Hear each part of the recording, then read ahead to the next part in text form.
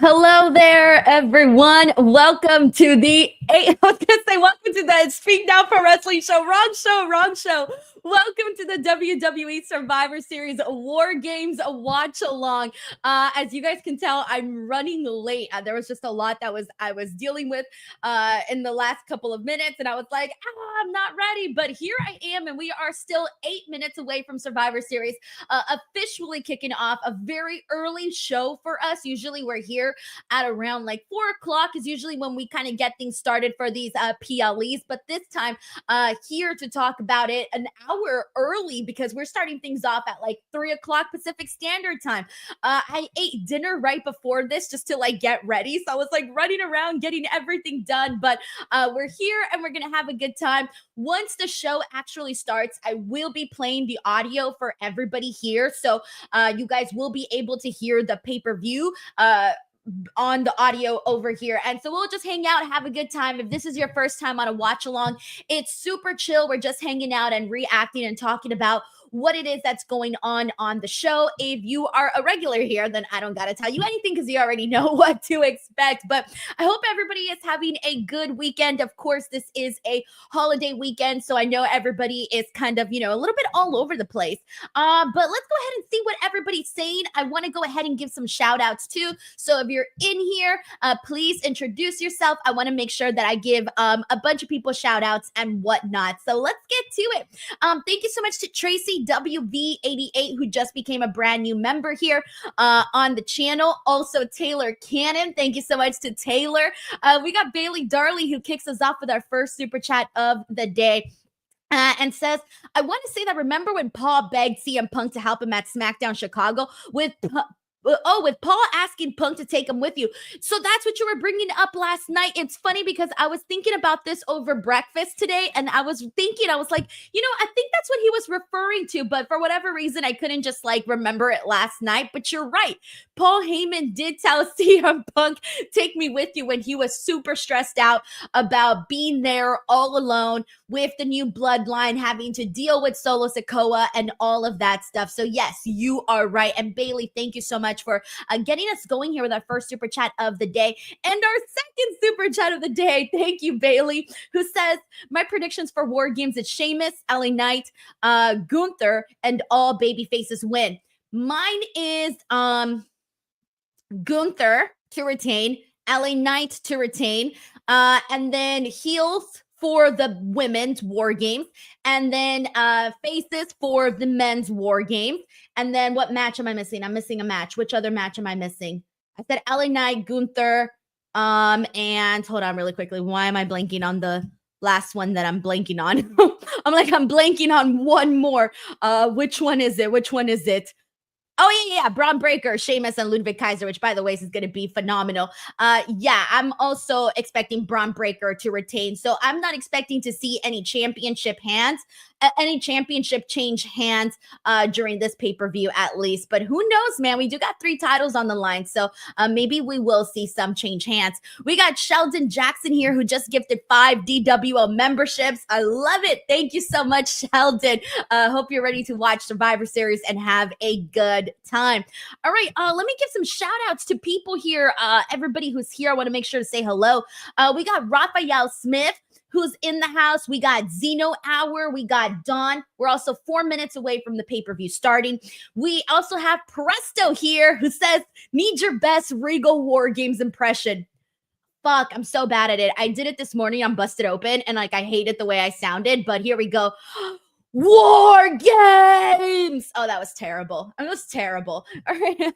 Jay Moscow is also in the building. What's up to David Spiteful, who's here? Daniel Mullenix. We got I Make Beats. We got Big Boy Snacks, Johnny TV, DJ Smith, Octopus with No Friends, Fernando Zayas, who's here. Dawn is here. Joker, J321. We got Solomon Wilson, Stephen Marchuli, another regular here in our chat. We got Fernando Zayas. We got George Ronald Monroe. We got Mike Kowinski here. Matt Presto, Crazy Cool D, JC Blue, Megan Jay Hudson, Joseph Ramos, Benoit Richter. Hold on, where'd you go? I just saw you. Oh, yeah, Benoit Richter is in here. Bill Ritchie, Todd Wesley, who's watching from Michigan. We also have William Fart for Love. That's a funny username. All right. Let's see who else we got in here. I Make Beats sends in who's a DWL member, says, great stream for Full Gear last week, Denise. Thank you. It's so crazy because Full Gear feels like it was 3 weeks ago and it was literally last week. Like these last 2 weeks of November have been very exciting for pro wrestling because we've had big shows. So it feels like there's a lot to talk about because like the beginning of November was so boring. Like there was nothing going on. Like there was nothing to talk about. But at least now we got, wrestling is picking up once again. And it'll probably slow down until we get into. Actually, no, we got a lot of shows coming up in December because we got Saturday night's main event. We got NXT Deadline.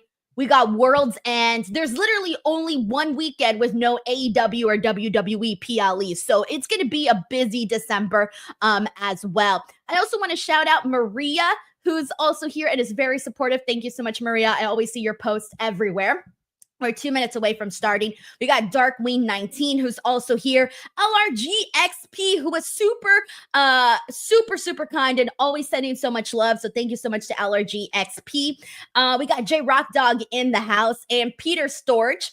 And then we got a Babyface Heel Turn. And let's see, Babyface Heel Turn is here. Race Cats. Thank you so much to Race Cats, who's checking out the stream for the very first time. And we also have John Ramus, Jordy Griffin, Walter Johnson, and we got Kevin Zwicker, who says, Denise, when are you not working? I know. So we're 2 minutes away from the show starting. This month is actually going to be incredibly busy, everybody. Here on the channel, starting tomorrow, you guys have sort of seen me promoted all over the place. But starting tomorrow is WrestleMiss. That's what I'm calling it here on the channel.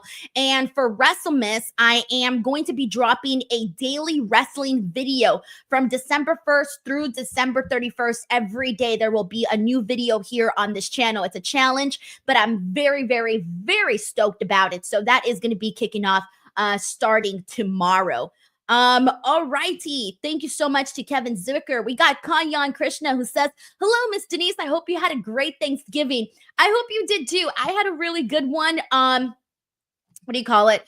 Spent it with my family, and then today I went to go buy my Christmas tree. So I feel like I'm very much so in the Christmas spirit right now, especially putting the tree up. That definitely got me in the Christmas spirit.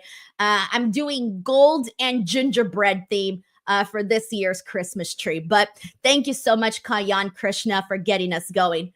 Alrighty, everyone, I'm gonna get the audio up, so you guys tell me what the audio sounds like for everybody. If this is too loud or too low, can you please let me know in the comments? You should be able to hear me and the stream perfectly fine. So just let me know how it sounds good here. And we got some new people. Bailey Darley says I'm terrible at interacting unless it's on YouTube. Thank you so much, man. All right, everyone's saying audio is good. Yes. All right. Glorious and free. Oh, Canada, we stand on guard for thee. Oh, Canada, she sings lovely. We stand on guard for thee. Oh, she was lovely. All right, I didn't want to talk all over the anthem. Once I realized it was playing, I was like, shut up, Denise, shut up. But anyways, all right, we are about to get this show started. It should be starting now. Yeah, here we go. All right, cool. And everybody's is working. Great. Solomon Wilson says, I wonder what matches first. I don't know if they said anything on the pre-show, excuse me. Sometimes they do announce this stuff on the pre-show, but I'm going to say it's probably going to be the women's War Games match. I have a feeling that will be what's kicking things off. And we just saw the women kind of like walking right now. So maybe they're already walking to the entrance of their matches. So we'll go ahead and see. But yeah, it looks like everyone's saying it's the women's match that it's kicking things off. Ooh, the women's War Games match is the one that I'm expecting to have like a lot of cool spots, like the most creativity is probably going to be in the women's War Games match. Oh, look, they look so cool. They are making their way. Oh, no, this was never mind. This was from the earlier shots. I was about to say, wait a minute. They're not in their gear. That was from earlier, but they look so freaking cool, though, all of them. Wait, Nia Jax is wearing a Chelsea green shirt?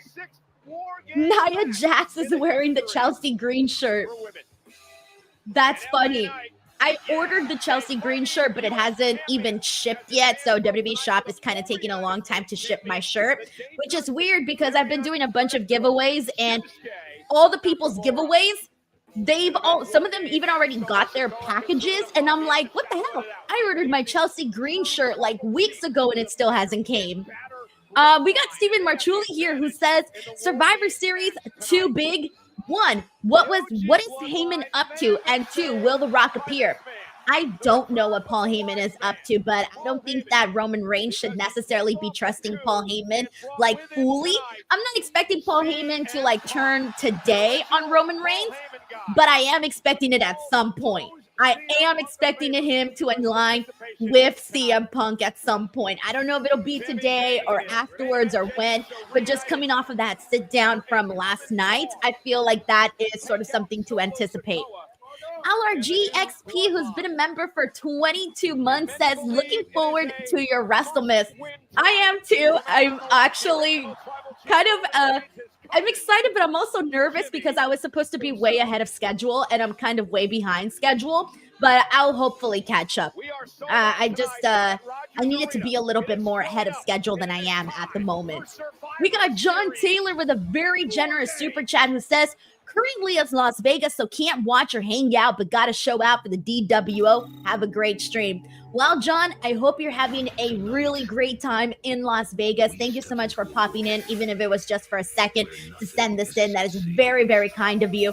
And I hope you have some good luck in Las Vegas if you're doing some gambling or something. But keep the seat warm in Las Vegas because we'll be there pretty soon for Las Vegas. For WrestleMania. So, John, thank you so much for the super chat, man.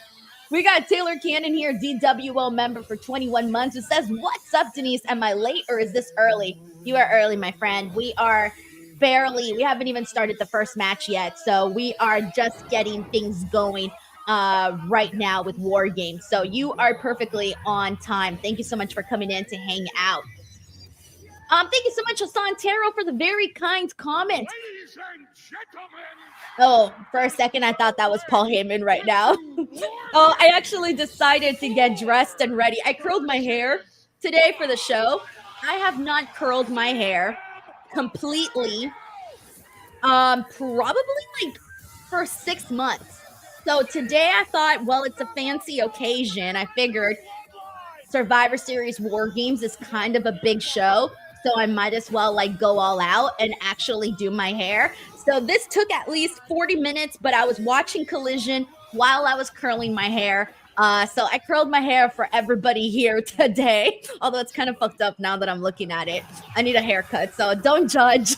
Don't judge if it looks fucked up a little bit. I need a haircut, okay? I've been saying I'm going to get a haircut for like the last 2 weeks. And I have yet to do so, but I will at some point. Just give me time. Give me time. We got Bailey Darley who says, when is WrestleMiss time? So it officially starts tomorrow, and the videos will be dropping like early in the morning at like 8 or 9, between 8 and 9 Pacific Standard Time. So think about like noon Eastern Time. That's when my videos will be dropping because I do everything on LA time, you know? West Coast, baby. West Coast. It feels weird for me to drop a video at like 6 a.m., you know, even though it'd be 9 o'clock East Coast. It's still weird. I'm like, who the fuck's watching YouTube at 9 a.m.? Which actually a lot of people do, but, you know, it just feels weird. Bailey Darley, thank you so much for asking. Thank you, Fernando, who says he's looking forward to it. I make beats, says Jacob Fatu moonsault off a cage tonight. Bro, please. I would love it if we saw that. Nami off the cage tonight from Bronson Reed. I would love it too. All right, here we go. I'm ready, guys. Let's do this. Survivor Series is going to be fun today, everybody. Vancouver is a perfect battlefield. One of my favorite nights of the Thank you so much for the kind comment, Dylan Johnson. Victorio says, no, I like your long hair. I'm just going to trim and get some layers because it's grown way too much. All right, we're getting our Survivor Series official rules. We got Dylan Johnson who says, looking forward to the babyface women internal conflict. Even though they milked it a lot more with the babyface women, like the heel women were also beefing not too long ago. Crown Jewel was Liv Morgan versus Nia Jax. Tiffany Stratton was about to cash in her Money in the Bank briefcase when Raquel and Liv ruined it for her. And they're on the same team. So I feel like it's on both sides of the equation, but they kind of played it up a little bit more for the baby faces than they did the heels, you know? But yeah, that's where we're at with all of this. This should be fun. It is an environment like no other. I've never seen a Wargames match live in person. Here we go, guys. Bianca Belair's coming out. I'm thinking they're all coming out together. No, no, they're not. They're gonna do the little I forgot. They do the little cage thing at the side where they don't walk all the way down unless you're like the first one in. We got Oliver Drake here, DWO member for 22 months, who says, hey, Denise, do you think Tiffany can cash in the Money in the Bank briefcase? So somebody brought that up today on Busted Open. As you guys know, I'm on Saturday mornings. Someone brought that up. I'm going to kind of stick to what I had said earlier about that, in that I kind of feel like at that point it would feel like a little bit too much. I feel like the War Games match is such a big spectacle, and that's the spectacle that you're here tuning in for, that I don't think we need the Tiffany Stratton cash in today. However, I am expecting Tiffany Stratton to have like a phenomenal performance where she's like the MVP of the night, or one of the MVPs, because at some point she is going to cash in the Money in the Bank briefcase. And I feel like if she does really well here tonight, like people are going to remember that and they're going to be excited when she does cash in the briefcase. But I don't feel like they have to do everything all at once. So for that reason, I'm going to say no, but who knows, it could happen. But my prediction as of right now is a no. Thank you so much, Oliver Drake, for hopping into the chat, by the way. We got Casual Wrestling Reactions who says, Denise, do you think we get any surprises tonight? I would like it if we saw The Rock make an appearance. I think that would be fun. I don't know what he's up to, but it would be fun if we did get The Rock or something. Is Naomi wearing a party hat? She's got like the little cone party birthday hat. Here's the most experienced woman in all of WWE. Ew, Sky. This is now her 6th War Games match. Her 6th War Games match. That is lovely. Good for her, man. Good for her. Someone says that they think Candice will be the one to take the pin today. I hope that Candice. I was reading the Brindle Boxer and Candice at the same time, and I made Candle. But no, I don't think Candice should be the one to take the pin. Well, first of all, I'm expecting the heels to win, so I don't know who's going to take the pin on the babyface side, but if the heels were to lose, I don't think it should be Candice getting pinned, only because the person that gets pinned, I think that the person being pinned and the person doing the pinning, it should be something to move a story forward, like a big story. It should feel huge. And unfortunately, Candice is not at that level where if she gets pinned, I don't think people are going to be like, oh, shit. For example, if Rhea Ripley were to get pinned, everybody would be like, oh shit, Rhea Ripley got pinned. Whereas you wouldn't have the same reaction with Candice LeRae. Oh shit, Rhea Ripley looks freaking cool. She looks so cool. Dude, I love this. Ah! Oh my god, look at Rhea's look. She's, oh my gosh, she looks so freaking cool. Dude, I'm freaking obsessed with this look. Oh my god, she looks freaking badass. The jacket is really great too, with the different material. I'm obsessed. I'm obsessed with this look, guys. Oh my god. All right, I gotta tweet about this really quick. Give me a minute. I'm gonna try to tweet today, guys. Usually I don't tweet during these watch-alongs, but today I'm gonna try. So if you guys don't see me tweet, please yell at me because I need to tweet. When it comes to the overall strategies for the team, Bayley realizes she's gonna have to go deep into the waters to survive this. The war cut into the hair of Bayley here tonight. And this match is brought to you by WWE Supercard Season 11. There's never been a better time to play the #1 WWE game on mobile. Explore the all-new Boom Mode and collect. All right. So I'm going to try to do at least 1 to 5. No, yeah. I would say like 1 tweet at least per match. So if you guys don't see me tweet at some point, please let me know in the comments because I've gotten lazy on my Twitter game. All right, we got Infamous Raider Loco who sends in a super chat. Thank you so much, Raider Loco, who says, War Games. Let's go, Team Rhea and Team OTC. My predictions for the women's is Team Liv to go over. My prediction for the men is Team OTC. Yeah, the original bloodline. Can we please, by the way, chat, can we take a second to put over Nia Jax's hair? Because her hair is screaming volume. And I love nothing more in this world than big voluminous hair. Oh, so nice. So nice. Mr. Abdu says, Denise, you look exactly like a cousin of mine, but your energy is different. She's demure and quiet. You exude more energy. I wish I could be demure and quiet. But every time I'm quiet, people think something's wrong with me because they're so used to me being loud and annoying that people are, every time I'm quiet, like at a family gathering or some sort of social event, people are like, is something wrong with you? Are you okay? Like, are you sad? And I'm like, no, I'm fine. I'm just not speaking. But that happens to me all the time. It drives me nuts. But Mr. Abdu, shout out to your cousin. We got Mictaro here who says, hope you're doing well. War Games! Mictaro, thank you so much for the super chat, man. I really thank you for that. Thank you. So the heels are all wearing black and white. Those are their colors, black and white. JC Blue says Tiffany looks so good. Love her gear. I do too. She always dresses really cute. Oh, Raquel.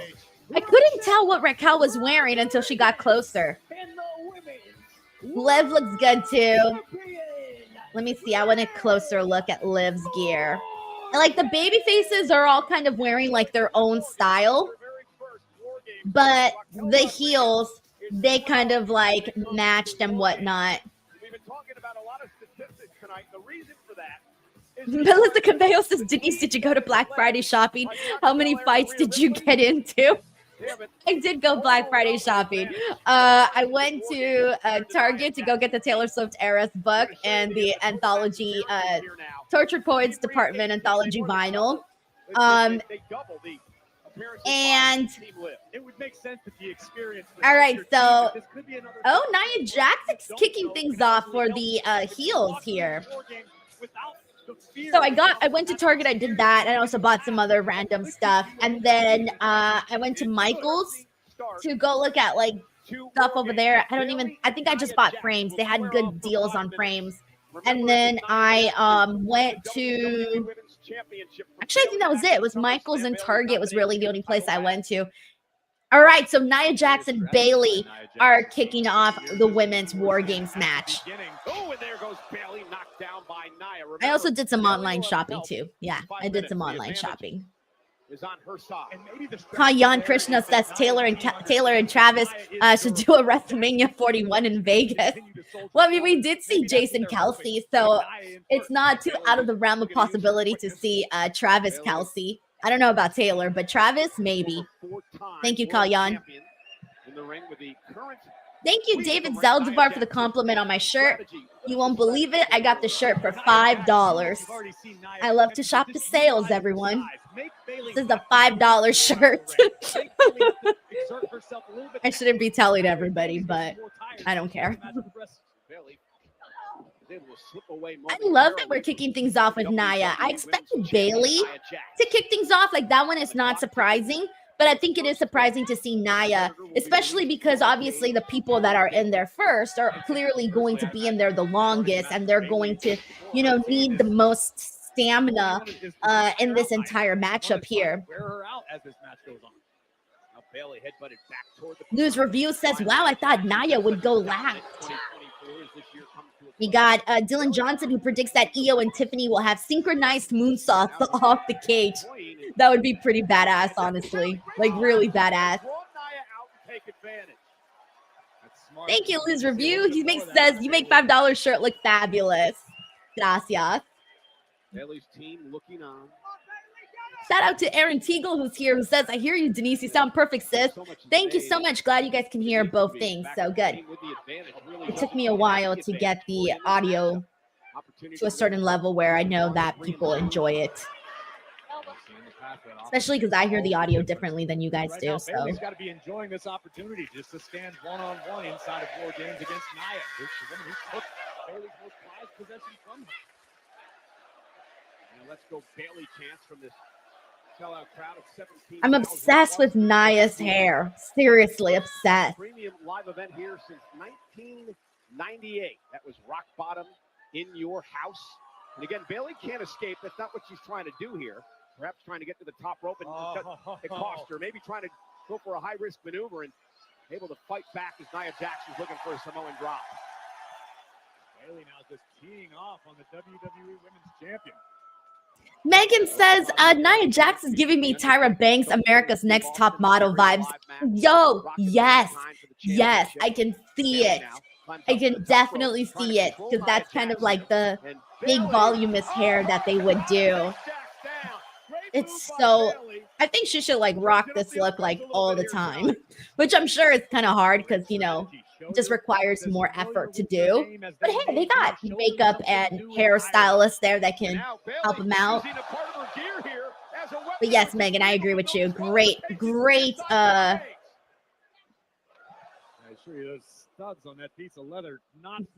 observation. Wow, I could not think of the word observation.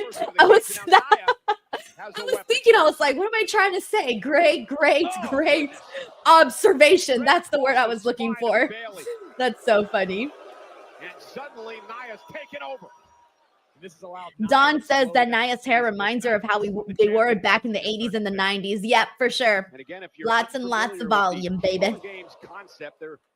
Nia Bayley not going for pinfalls here because the match doesn't officially start until all 10 women are in the ring. Oh, she's wiping her butt with that strap thing. And now Nia Jax. Oh, man. Bayley hit hard. Nia has honestly done very well since she returned to the WWE. She really has. I think she's like really turned her career around in this second return here. Nia just taking her time. Let's take another look at this. Nia Jax full speed ahead, hip first into Bayley, but now Bayley mounts. Oh shit. Sorry guys. So earlier I had said I had never seen a Wargames match live in person. However, I just got a text message that apparently I did. Apparently, I was at the 2018 NXT War Games. I was? I do not remember being there for that. But anyways, I just got a text reminding me that I was there. Who knew? I don't remember being there. That's terrible. How can I forget something like that? Nia's so funny. She's being so cocky right now. Someone's gonna have to try to come to Bayley's aid. Okay, Naomi's next, guys. All right, so Naomi's going in there with her party hat. Oh, because it's her birthday. That's right. I just remembered that it's Naomi's birthday. If it was today or I don't know when exactly, but just realized it. Duh. Is that a toilet seat? It does appear that oh, there is a toilet seat in Wargames. What? I like that she came ready. She came prepared, man, with that kendo stick. Yeah, I believe that's a toilet seat. Very unique. I'm not sure if we've seen that before. First time for everything. Thank you, Race Cats, who confirms that, yeah, today is Naomi's birthday. Okay, good to know. At first, I was like, why is she wearing a party hat? Then I realized it. That's actually cute now that I know it's her birthday. I'm slow, guys, in case you haven't realized it. I'm very slow today. I've been up since 4:30, so that's why I'm a little backed up. Big kick across the back of Jackson's neck. And now they've got Nia down. And you can see Naomi hesitated for a moment because she was instinctively about to execute a pinfall. This is very, very unfamiliar for superstars who are trained. Oh! Naomi always has some of the most creative things because she's just so agile and able to do certain things that not everybody can do. Like even something as simple as that. Like, I mean, not simple, but even just her doing like that splits. That's very difficult to do. Like you gotta have some you gotta be very, very well prepared to do something like that. Individuals in WWE today in Nia Jax, but Nia now with a kendo stick. This is not good news for Bayley and Naomi. Wayne says Denise gets the special feed. Am I ahead or behind, guys? I don't know. Usually I'm behind on DirecTV, but this time I'm on the Peacock. So I don't know if I'm ahead or behind. I don't know. Oh, no. She put her face in the toilet seat. No. No.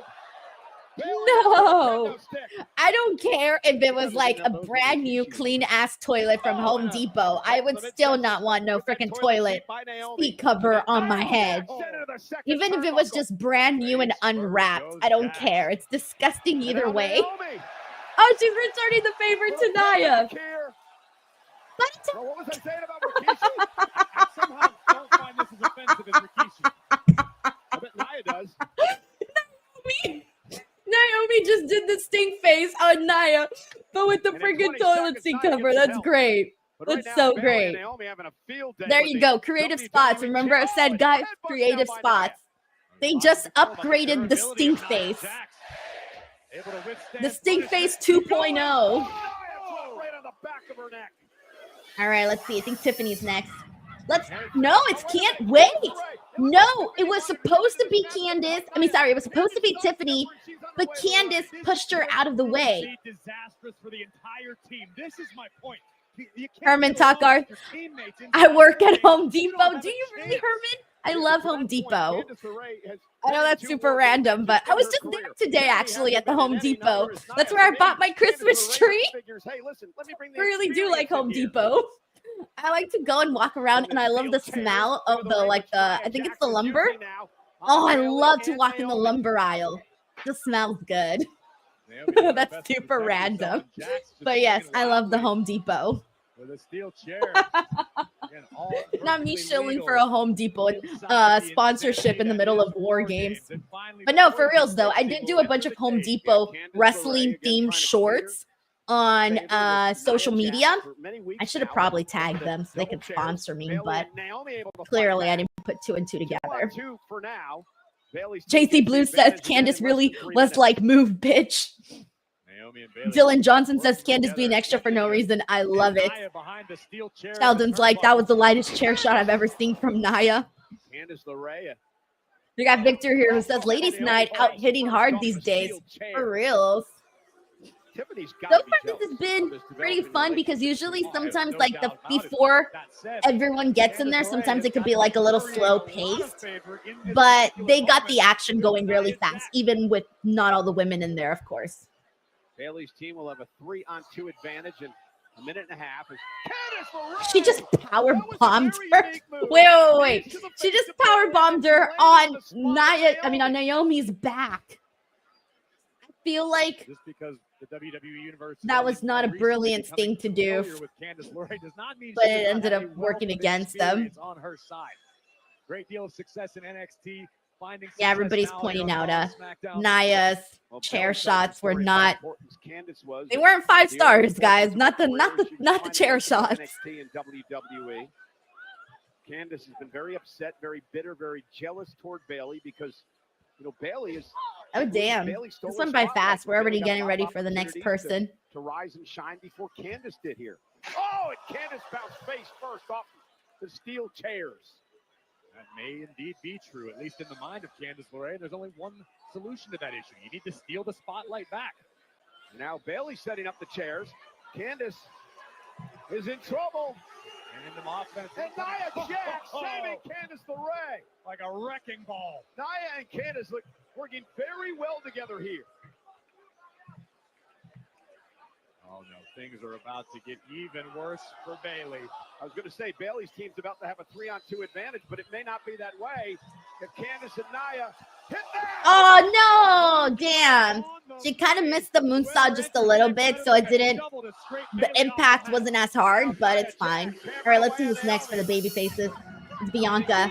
Let's go. Bianca's about to pick shit up. The action's about to pick up, guys. Bianca, that's my girl, guys. That's my fave. So we about to get the party started up in here.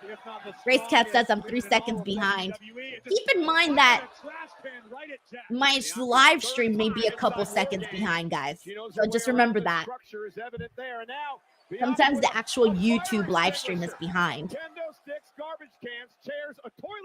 Oh, she's bringing in a fire extinguisher.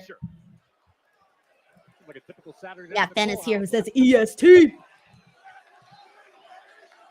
Dylan Johnson is proud they're doing well with guessing the orders. Paul says Rhea coming in last to protect her injury as much as possible. Yeah, I see that. That makes sense. Racecat says I can call them TC. I hope I remember that. I'll try to remember that. Thank you so much to Crystal Short for the nice compliment. $5. $5. I'm just telling everybody about my $5 t-shirts. I'm going to be like those Subway commercials. $5. $5 t-shirt. Instead of foot long. It's funny. Yeah, the table chants are starting here. Bianca's team with a 3-on-2 advantage right now. Really, it's just 2-on-2 because Bayley is still down and out. Bayley at this point. Thank you so much for the kind comment, Cholor. Andrew says I'm 30 seconds behind them. Oh, fudge! That was actually a pretty good little face plant there on the turnbuckle. Belair just too strong. Speaking of too strong.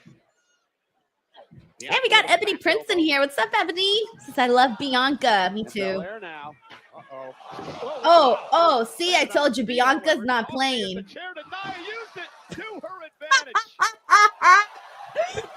Okay. Look at this in hold on, let's see if they play it on the replay. Look at Nia Jax when she gets the spot that she did right now with Bianca in the chair. The chair was supposed to like bounce on her face, right? But Nia Jax instead like she kind of realized that it didn't hit her face, so she moved the chair herself to hit her own face. So in slow motion, it looks very hilarious because it's Nia Jax essentially hitting her own face. But if you caught that, you caught it. If you didn't, you didn't. Attack on Jade Cargill.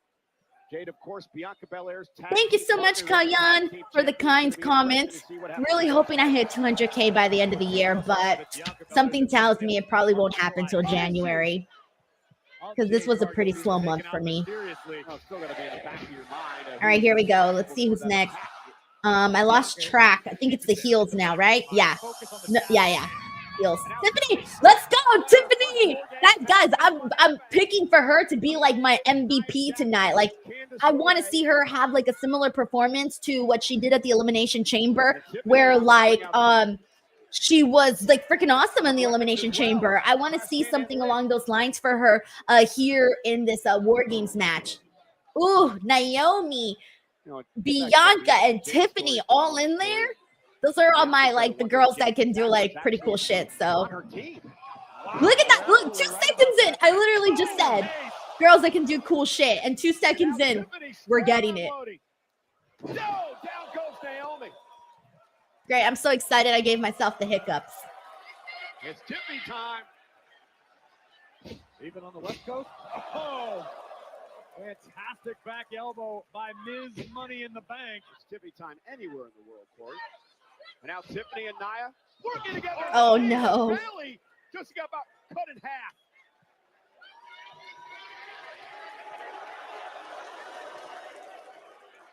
This is the pace that Nia Jax and her team love. Trevor L says she doesn't have her contract with her. Nope, she doesn't. It would kind of be a little silly, I think, for her to bring out her contract with her right now. Unless she used it as a weapon, right? Like, she could have actually used the briefcase as a weapon. I don't see why not. But, yeah, I kind of would have made a little... I would have been like, girl, why are you bringing out your contract with you? I'm not sure. That's funny. Plan, Corey. It may have been with a leg drop by Nia Jax. Sometimes in the heat of battle, you'll catch yourself executing a reversal that maybe isn't the best. TC says, or maybe it's under the ring. Who knows? Made that all a blockbuster by Tiffany. There's Nia and Tiffany sent Bianca crashing to the mat, and it has been all Nia Jax and company in this match. I love Tiffany's look today. I know you guys, some of you guys may notice this, some of you guys may not. Maybe it's just me, but her look is very, very Sabrina Carpenter too. Not to always associate her with Sabrina, which I do, but she's got the bows. Sabrina loves bows. She's got the lips. Sabrina, that's like her thing, is the little lip marks. And I'm pretty sure she knows that everyone says she kind of looks like her. So maybe just maybe. Bailey taken down as well. And Bailey, is that her ankles he was reaching for? I believe. A little tough to tell right now. Oh, all the carnage spilled throughout both rings. We're pretty soon going to get to this part of War Games where it's hard to keep up with some of the action. But you can kind of tell they're taking a second now until the next person gets in here. Let's see who's next. Fina says maybe EO next. Possibly. Let's see. Yes, it is time for EO to get in there. Oh, she's going for her trash bin. Is she? I think she is going for her trash. Although there's already a trash bin in there, so there's already one in there if she does her iconic trash bin spot. Look, there it is.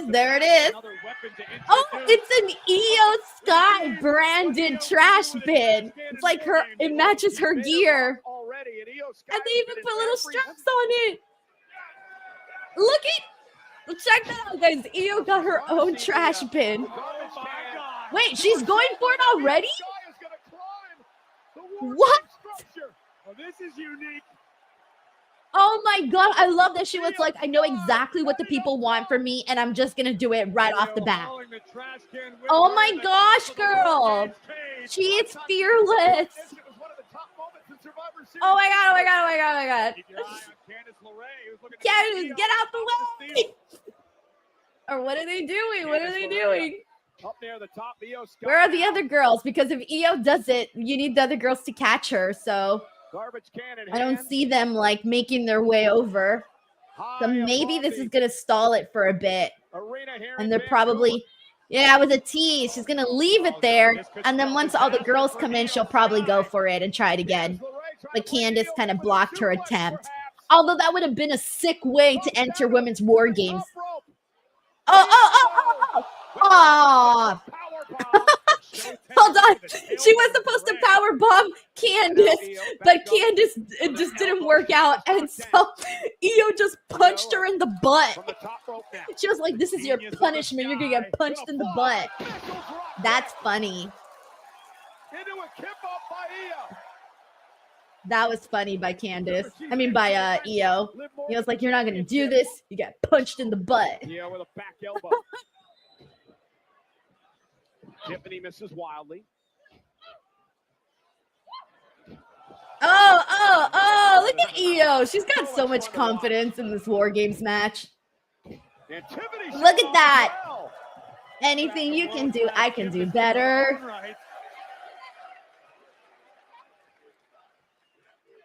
I just want to see Io and Tiffany continue going toe-to-toe.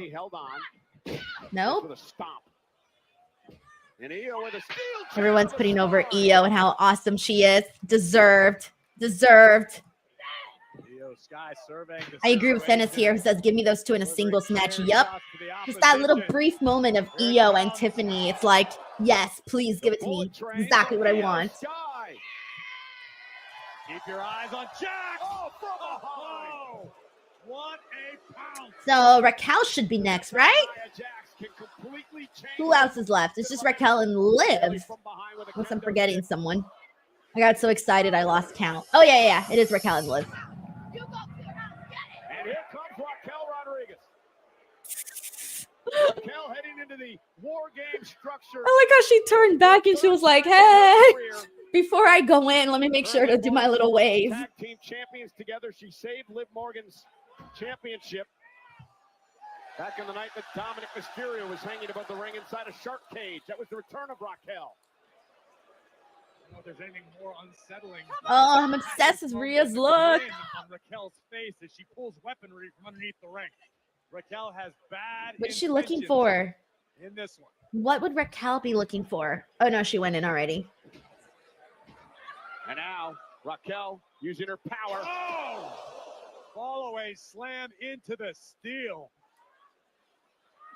We're talking about the power advantage that Nia so far, Io and Tiffany have had the most exciting entrances into War Games. Again rests on the side of Team Raquel. And now Bayley and Bianca Belair are going to double team Raquel Rodriguez. And Nia Jax again from behind. That random ass toilet seat cover still in there. I feel like it could be used a whole lot more. WWE current queen of the ring, WWE Women's Champion. And now, scary thought to have Raquel and Nia. Yes, boy says it's Rhea gonna wrestle like that. I mean, she does need those face masks unless she has like the regular version underneath. I don't know, because she has like the horns and stuff. But hey, I don't see why she wouldn't be able to wrestle with it, considering that there's weapons in the ring, and her mask would be a weapon within itself. They broke the orbital socket of Rhea Ripley. Weren't sure when she was going to be back. A quick recovery though for Rhea. Broke the orbital socket of Rhea Ripley. Then it says undashing Rhea Ripley. Let's not overlook that finer detail as a game changer. Look at this. Double power bombs incoming into the we want mommy chance. Using it for momentum. There you go. Version of AOP's super back to back. Ouch. Ouch. Oh man. Double stack destruction. I do like to see Raquel and Nia working together because they're both strong gals. I think Rhea is going to be facing. All right, they're down. Baby faces are down. To find herself in as we approach the 10-second mark. But here we go. It's time for Rhea. Oh my gosh, she looks so good though. That like top that she's wearing with the red detailing on the top is very, very cool. All right, let's see how she goes about this. Raquel Rodriguez stand ready to fight. Okay, looks like she's bringing in a table. Isn't afraid to stand there and throw hands, but she realizes this is an unwinnable situation. Venice is like, God damn, Rhea, this gear. JC Blue says, mommy is coming to play. One Bug says her ring gear is lit. It really is. Like, she made the mask like actually look cool instead of like ugly, you know? She made it look a million times better. Yeah, she's wrestling like that with the horns and everything. Dude, she looks badass. Not even gonna lie, she looks really badass. I feel like she should keep it until she doesn't have to wear the protective mask anymore. Like, Put that on Raw and stuff, you know? It's so much better than the all black one. It's even a million times better than that clear one. That one's hideous. And of course, Bayley, she's had an issue with Tiffany Stratton, who cost her the championship. Naomi now, a double rear view off the top rope, takes out both Nia and Raquel. Liv Morgan watching the clock. She'll be the final entrant. Once she gets in the ring, this match officially I've always begins. wondered, like, for wrestlers, like, what's going through their mind before a match like this, or, like, for example, like, before they go out to, like, the Royal Rumble, where it's like a countdown, and the countdown kind of gives it a more, like, exhilarating feeling. Because I'm looking at Liv Morgan right now, and I could see her just, like, breathing. So, like, I could see her chest going up and down, and I'm like, I wonder what's running through her mind right now. Because I imagine, like, they still get nervous, especially in match types like these that they don't do every day. Oh my gosh, they're all getting Raquel and Nia with just everything. Oh shit! Candice came in, she hit Io like a piñata. Belair now with a steel chair. Raquel Rodriguez about takes her head off. And now Naomi with a bulldog. Nia Jax flattens Naomi.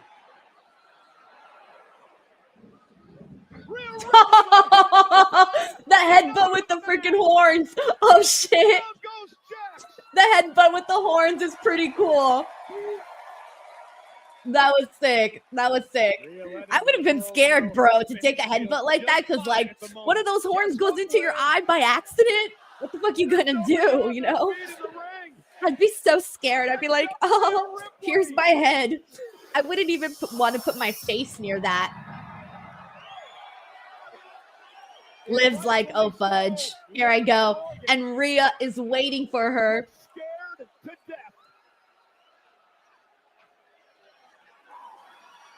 JC Blue says, come on, Liv. Wait, what is she doing? Is she leaving? What?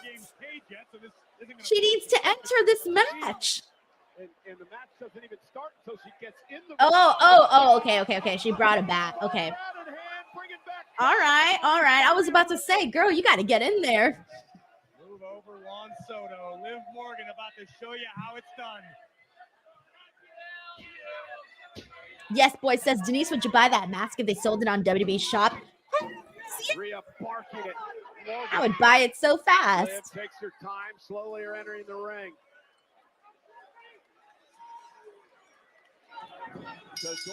Like, that look that Rhea is wearing today is gonna become iconic, guys. Like, legit. With the coat and everything that she had on earlier, like, this is going to be something that people remember in terms of what she's wearing. Everybody has those, like, iconic gears that you remember for many, many years. Oh, she took it off. Okay, she took it off. Oh, she took it off. Oh, basically insinuating she doesn't need it anymore. Okay. Ripley and Morgan. Rhea looking for Riptide. Nia Jax from behind, pretty much saving Liv. And now Tiffany involved. As good as it had to feel for Rhea Ripley to get her hands on Liv Morgan in that moment, Rhea took her eyes off of Oh no. Come on, guys, get up and help Rhea. Oh God.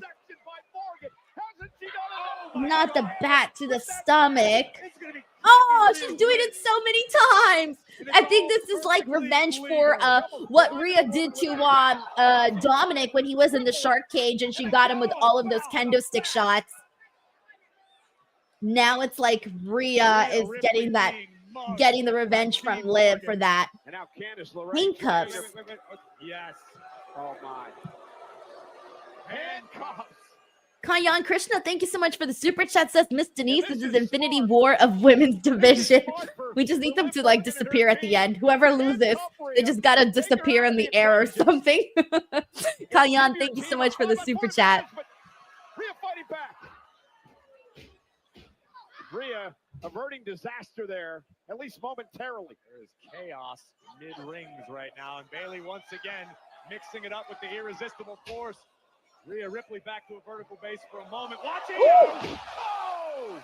Okay, Io. Io's like, I'm back, baby. Oh, man. Their bodies going everywhere. Knee by Rhea. Candice. Nice. Oh, what a DDT. Now they're all kind of getting their shit in right now, so that's cool. Into the cage. It's just like a carousel of different spots of everybody hitting something. Goes Bianca. Naomi. Face first. Raquel. Liv Morgan, the world champ from the second row. Oh, code breaker to Naomi. I love that. Everybody could have got their shit in right now. Like, literally everyone's hitting their one move. And then the other person comes out and hits a move on them, and then so on and so forth. Rest for the weary inside of Wargames.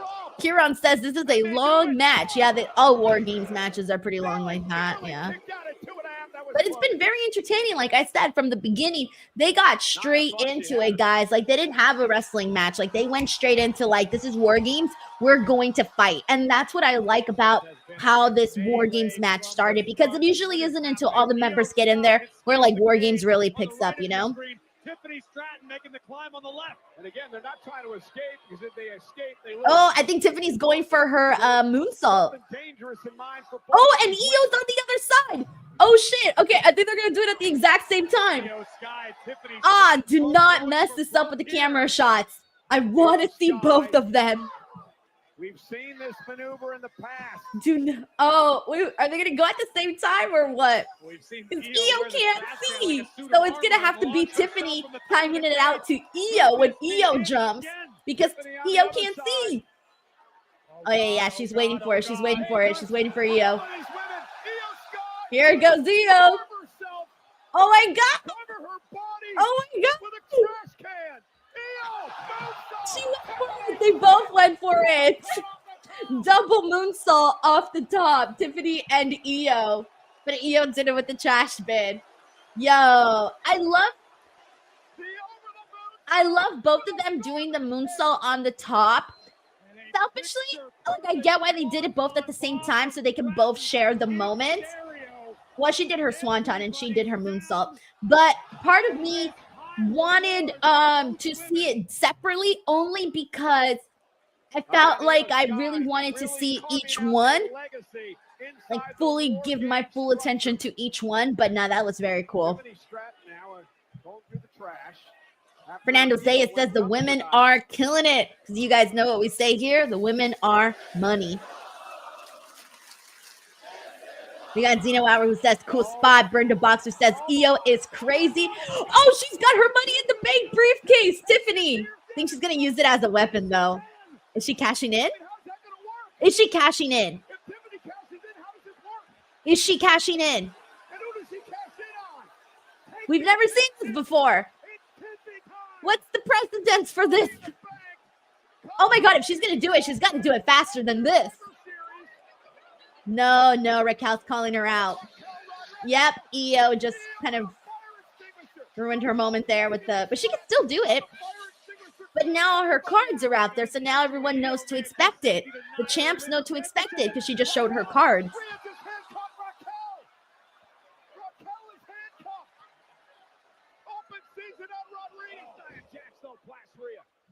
Bailey Darley says, this is awesome. Bailey, thank you so much for the super chat. Yes, I'm loving this war game so far.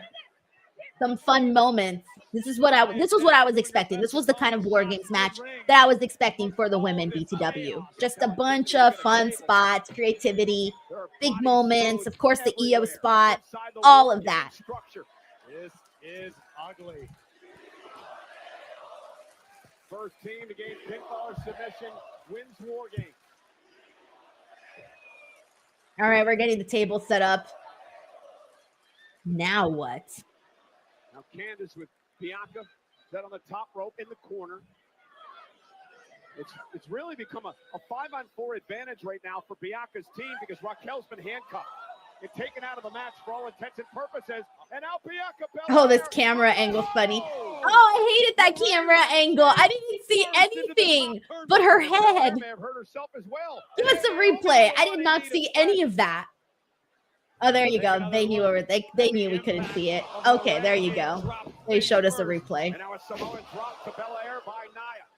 There's nothing cooler than being in the control room of a wrestling program, by the way. Control rooms are awesome. Because you literally got somebody, obviously, with all looking at all the camera angles. And especially for a match like this,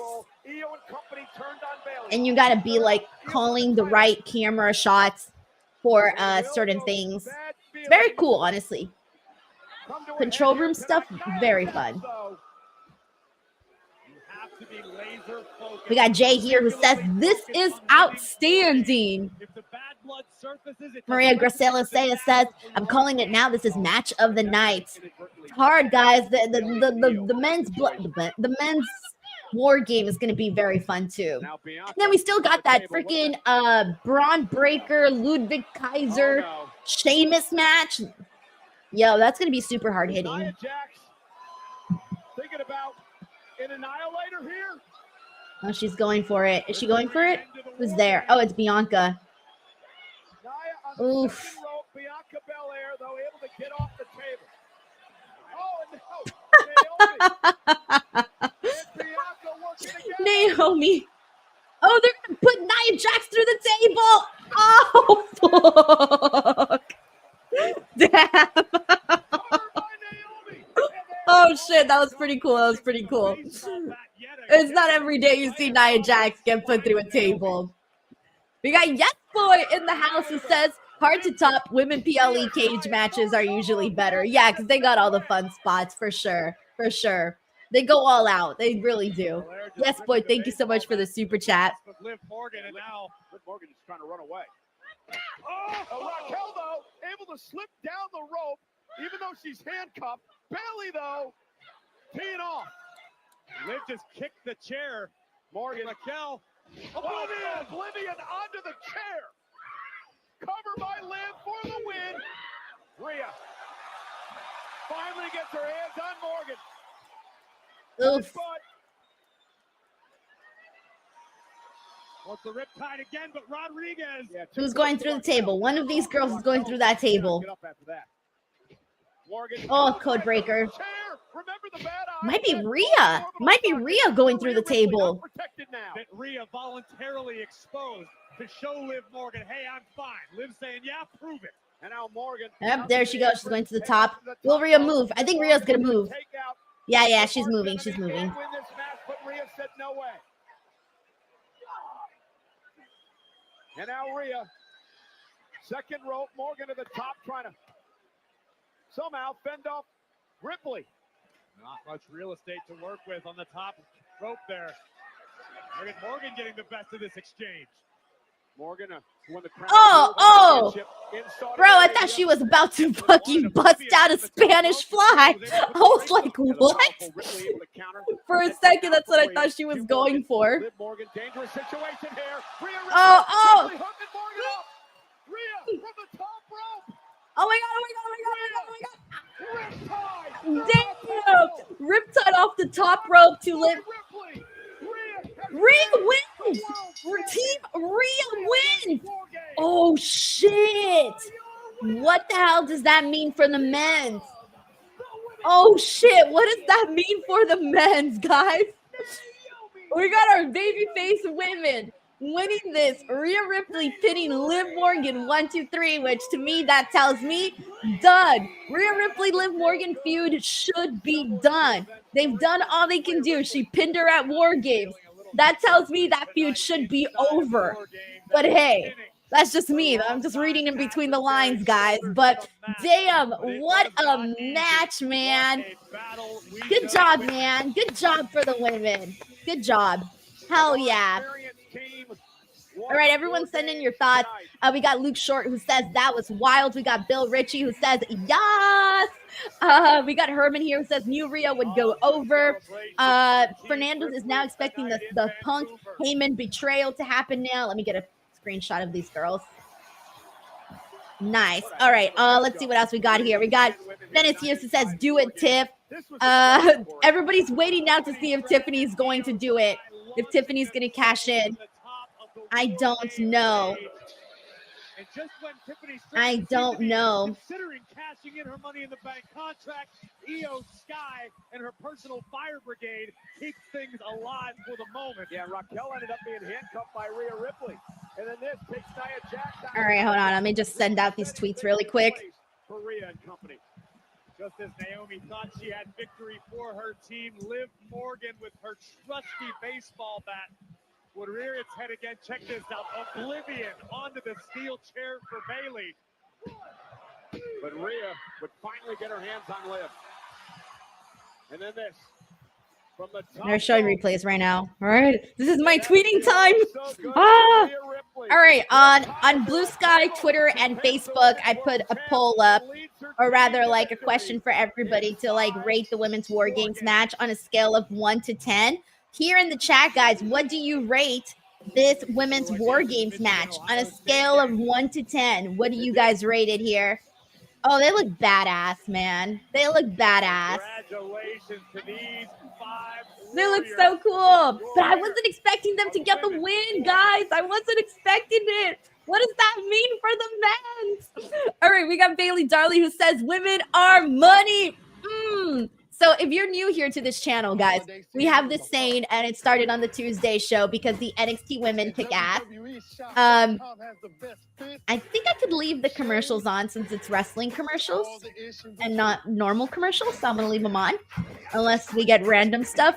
But anyways, so on the Tuesday show, we have, because the NXT women are killing it and people love the NXT women. So we got a new saying that is the women are money, with the little hand signal and everything. So that's kind of our thing. And I'm trying to get it over here so that everyone knows. And Bailey Darley's been listening because he sent it in. So thank you so much, Bailey. All right. Let me go ahead and get these ratings from you guys. See what everyone is saying. Let's see. We got Andrew G who gives it a 10. Joseph Rockford says 7.5. Fernando Zayas 10, Kieran 10, Zaladon 9. We got TC here who gives it a 10. Stephen Marchulian 8. Jamie says a 9. Thank you so much. I Make Beats for posting my stream on Blue Sky. I'm loving Blue Sky so far, by the way. We got Tone here who says 9.5. We got I Make Beats who says 6. Oh, okay. Nick Blue says 10. The Brenda Boxer 7. TC here says best match I have seen in a long time. We got Taylor Cannon who says crazy match, but I figured Rhea can live. Jay says 10, no question. Megan here says loving Io and Rhea. Maria says 10. Erman Takar says 8. Raphael says 10. Actually, Megan, you just actually inspired me to ask a question here on social media. Let me quote retweet. Hold on. Who was your pick for MVP? In Canada.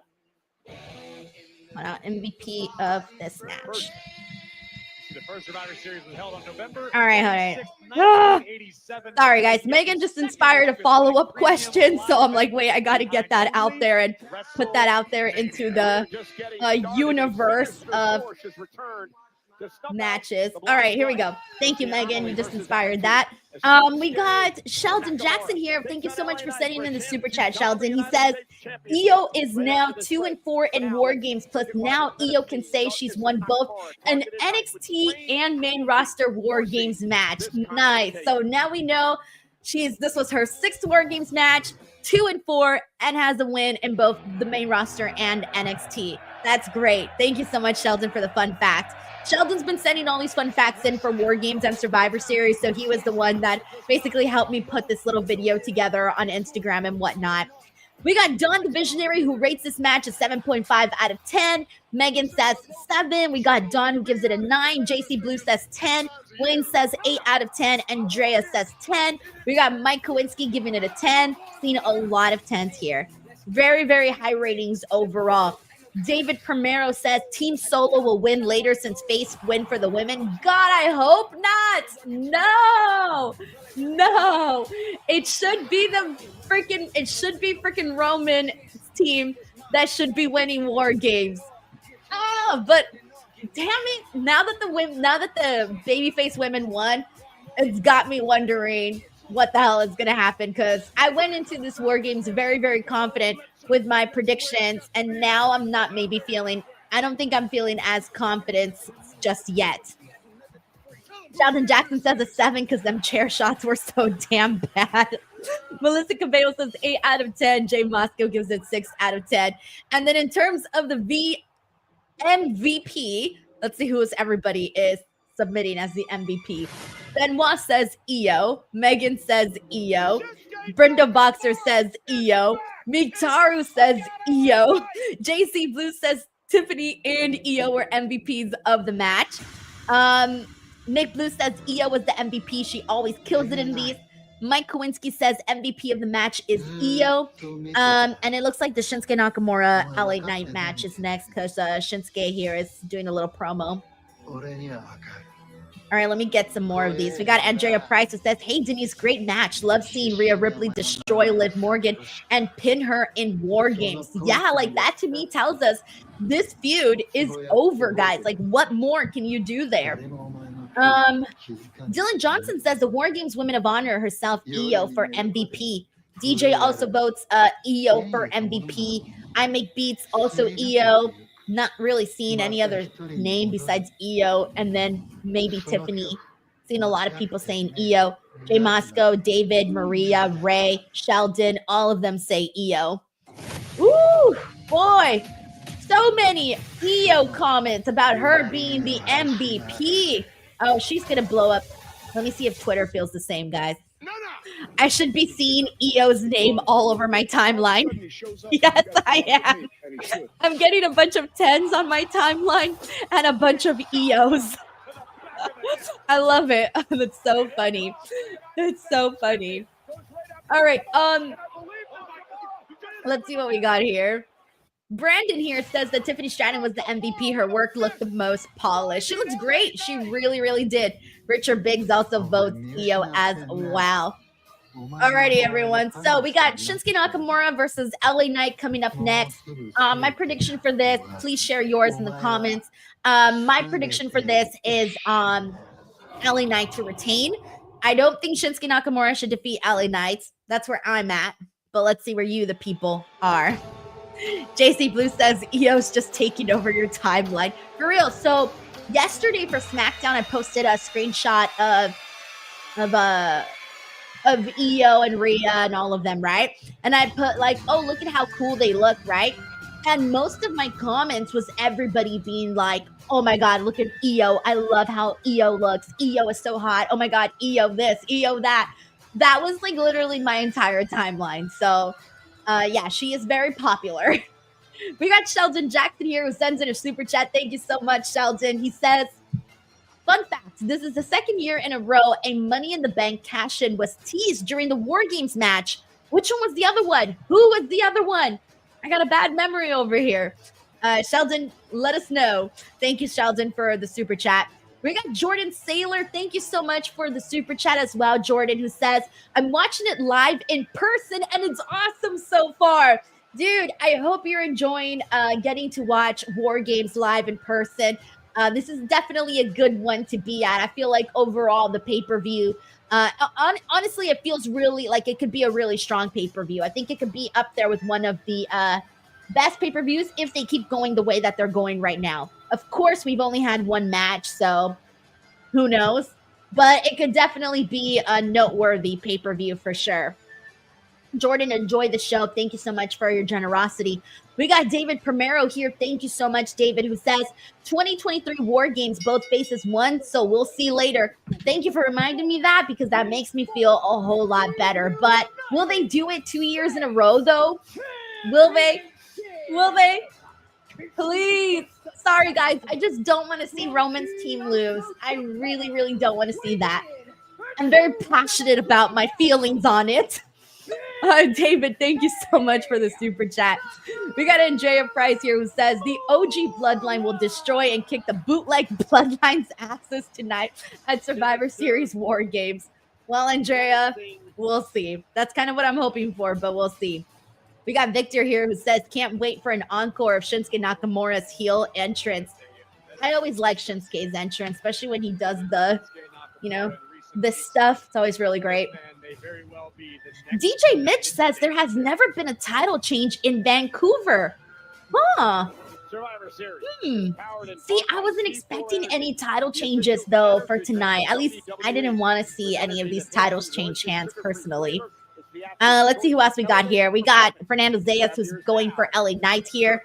We got Luke Short here, who says LA Knight keeps it as well.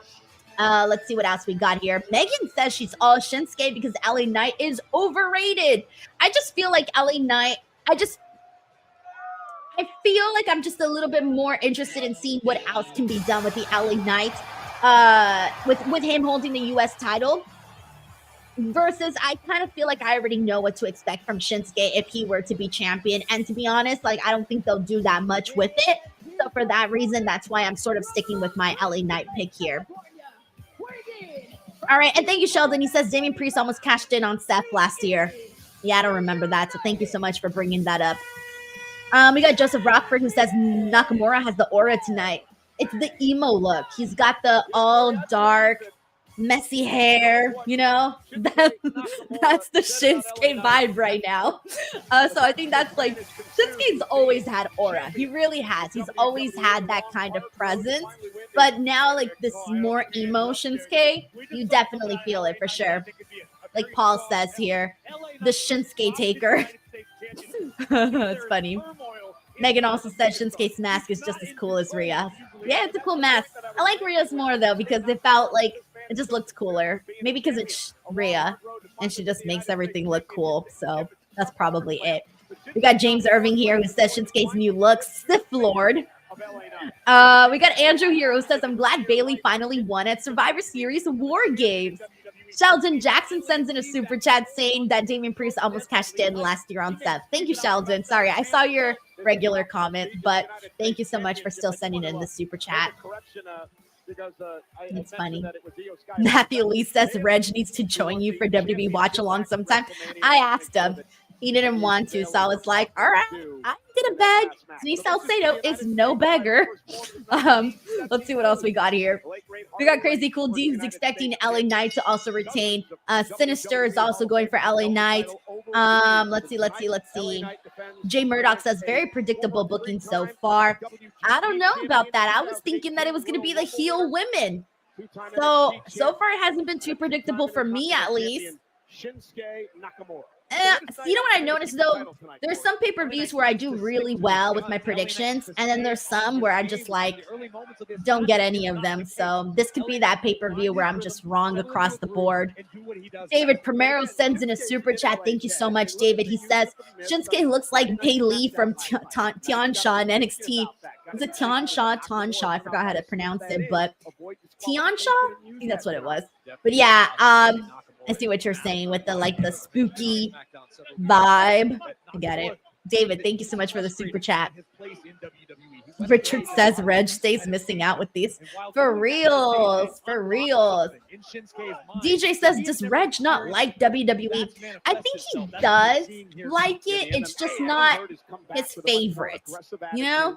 And this is a big night for Shinsuke Nakamura, Corey. So, what can you do? Everybody has their own favorite thing. I feel like everyone's allowed to like whatever they like and not like whatever they don't want to like. Thought he went for the cover, but he's just going to beat the hell out of Shin. I think this is what Knight needs right now. Let it all fly. Matthew Lee says, no Miss Wayne, no Reg. If Shayna Wayne was on this card, damn right he'd be in here rooting for Shayna Wayne. We got Dylan Johnson here who says, I only picked the heels because they both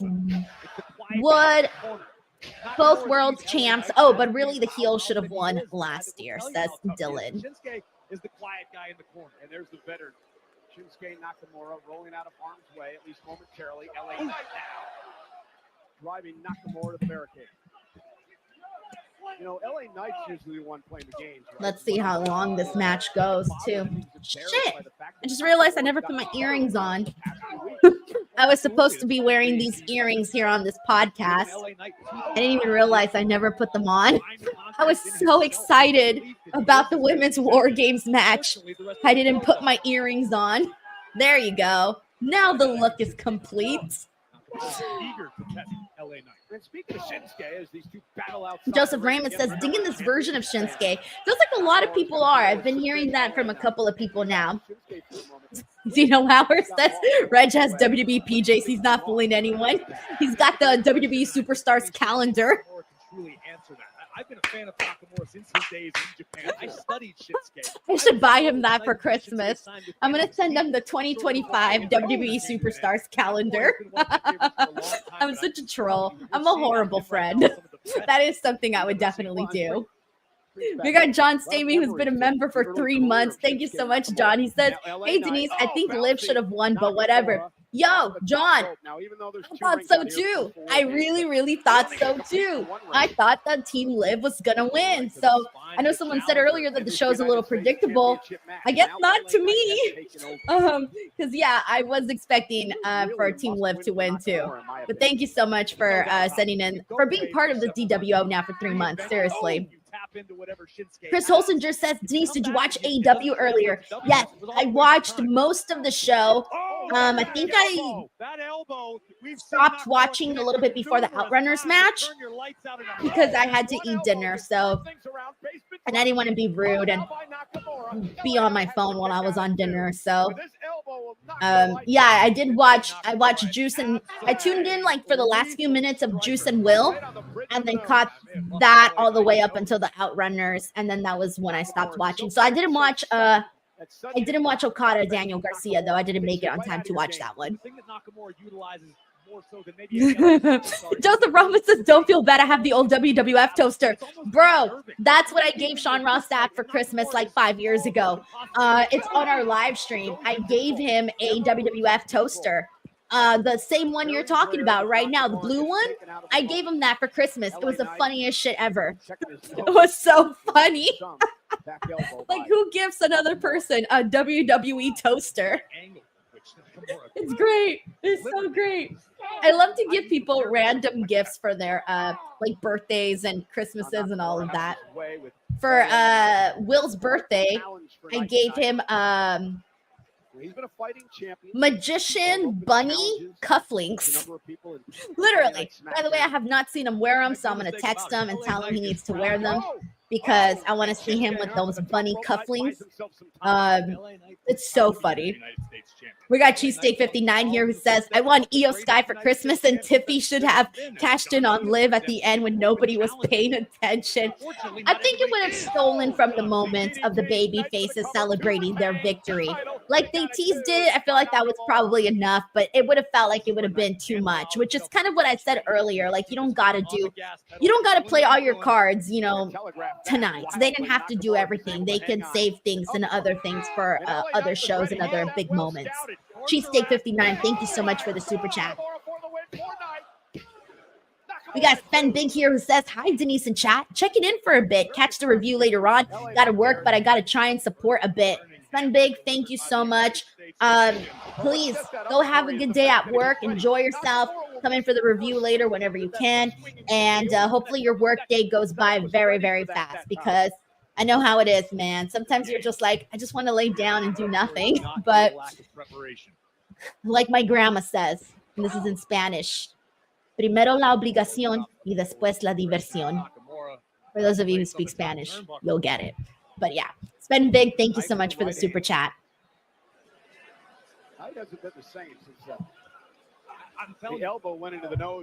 All right, guys, I'm just going to say it. This is not a Survivor Series match.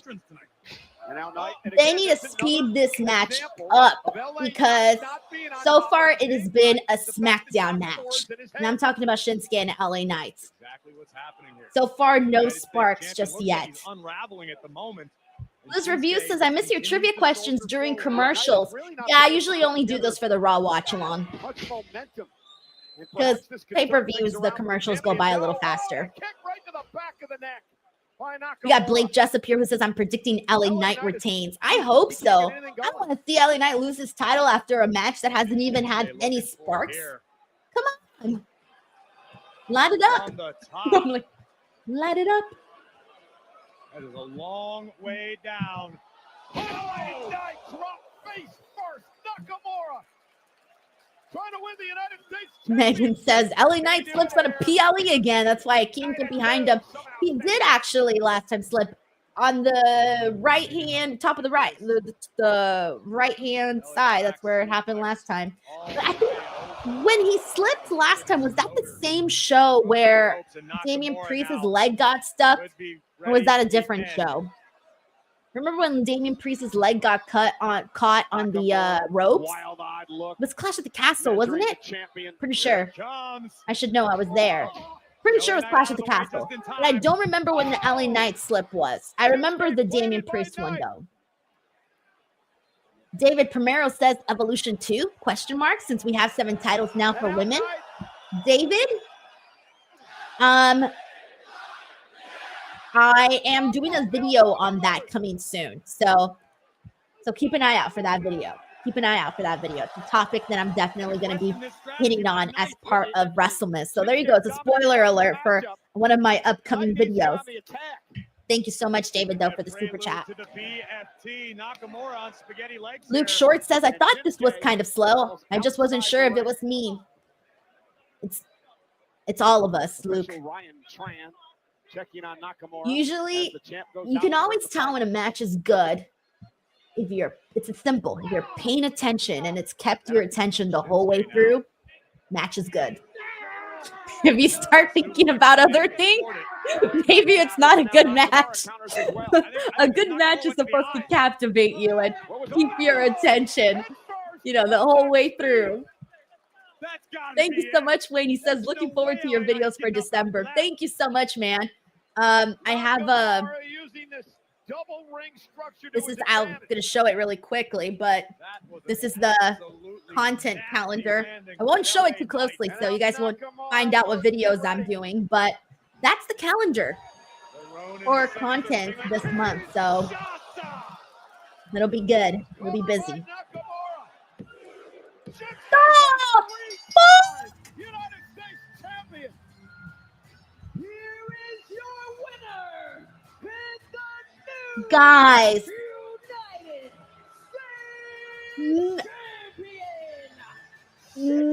that I'm sorry, but that match was so boring.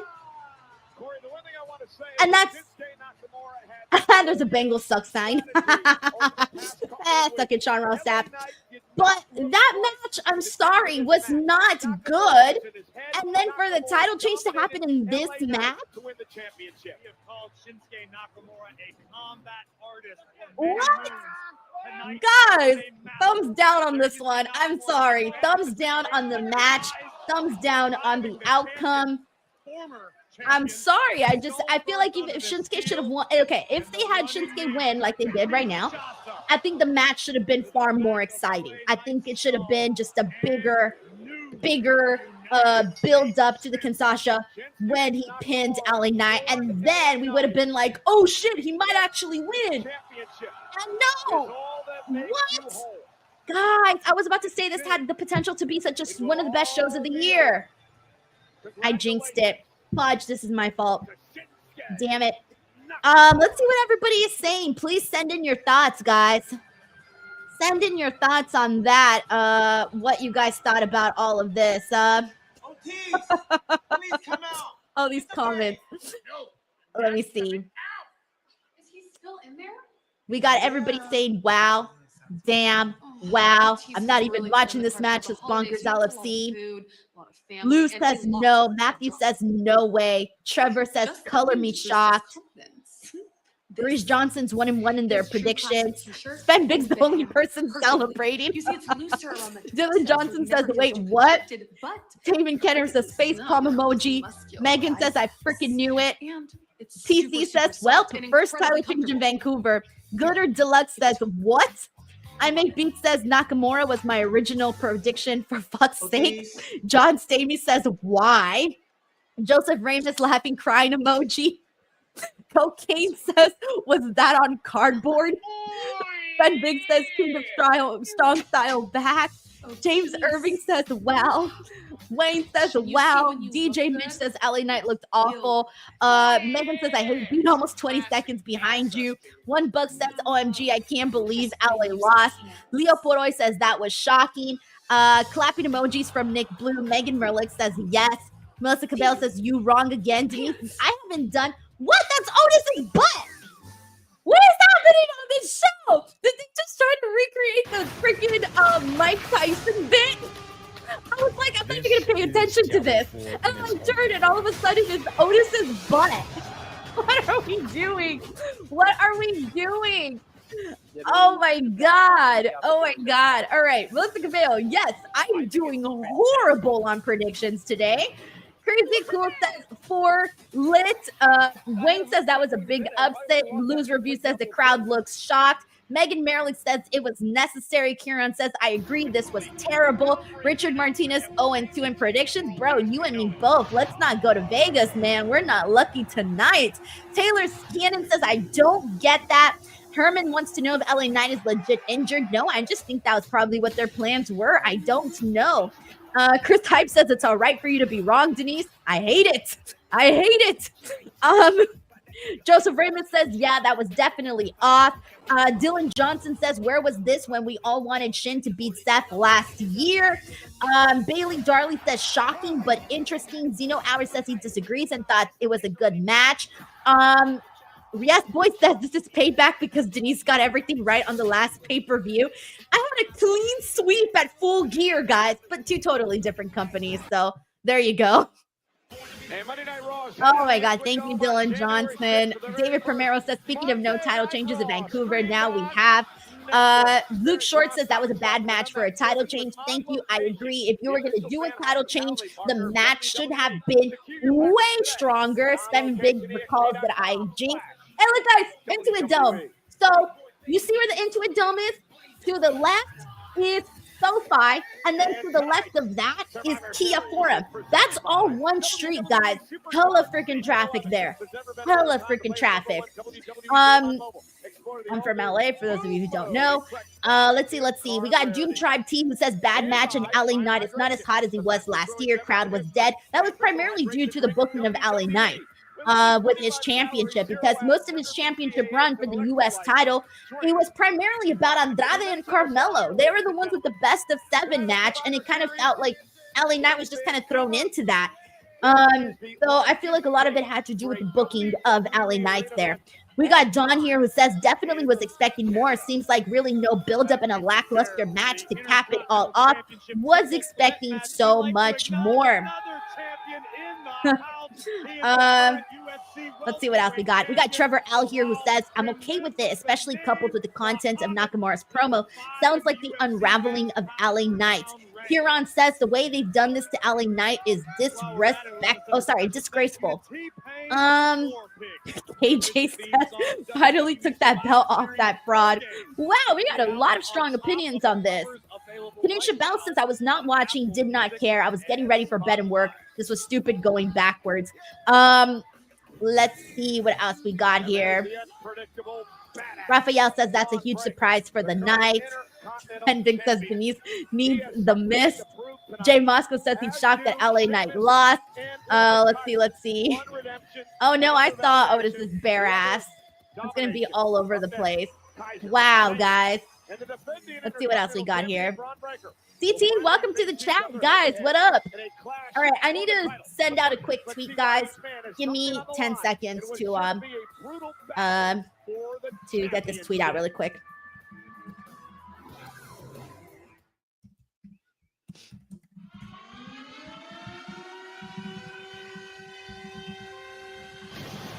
I'm here to take this place over. Whether you like it or not. All right, I'm tweeting, share your GIF reaction to LA Knight versus Shinsuke Nakamura. Let's see what the people are saying. You can tell a whole lot by a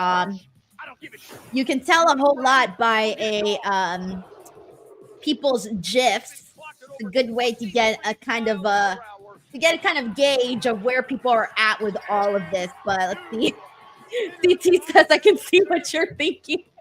I always the funniest part about like tweeting on the air is that I always get really serious, you know. I can't tweet without making this face. Like this is the tweet face, honestly. Hulk 076 says that ending was ugly. It was boring is what it was. All right, let's see what everyone's saying. This match should be good, though. This one should be hard-hitting. It should be aggressive. We're going to get the pay-per-view back in order here, all right? If this match disappoints, I'm going to be very sad. I have high hopes for this match, guys. This one should be a banger, like Sheamus says, a banger. Oh, man, guys. We got Braden Matthews, excuse me. It's a good name, though. Braden? I like that name. He says, bad show so far. That War Games was so bad, so cringe. No, I liked the women's War Games. I liked the women's War Games. I had fun with that one. I really did. This Shinsuke and LA Knight match, though, were very, very rough.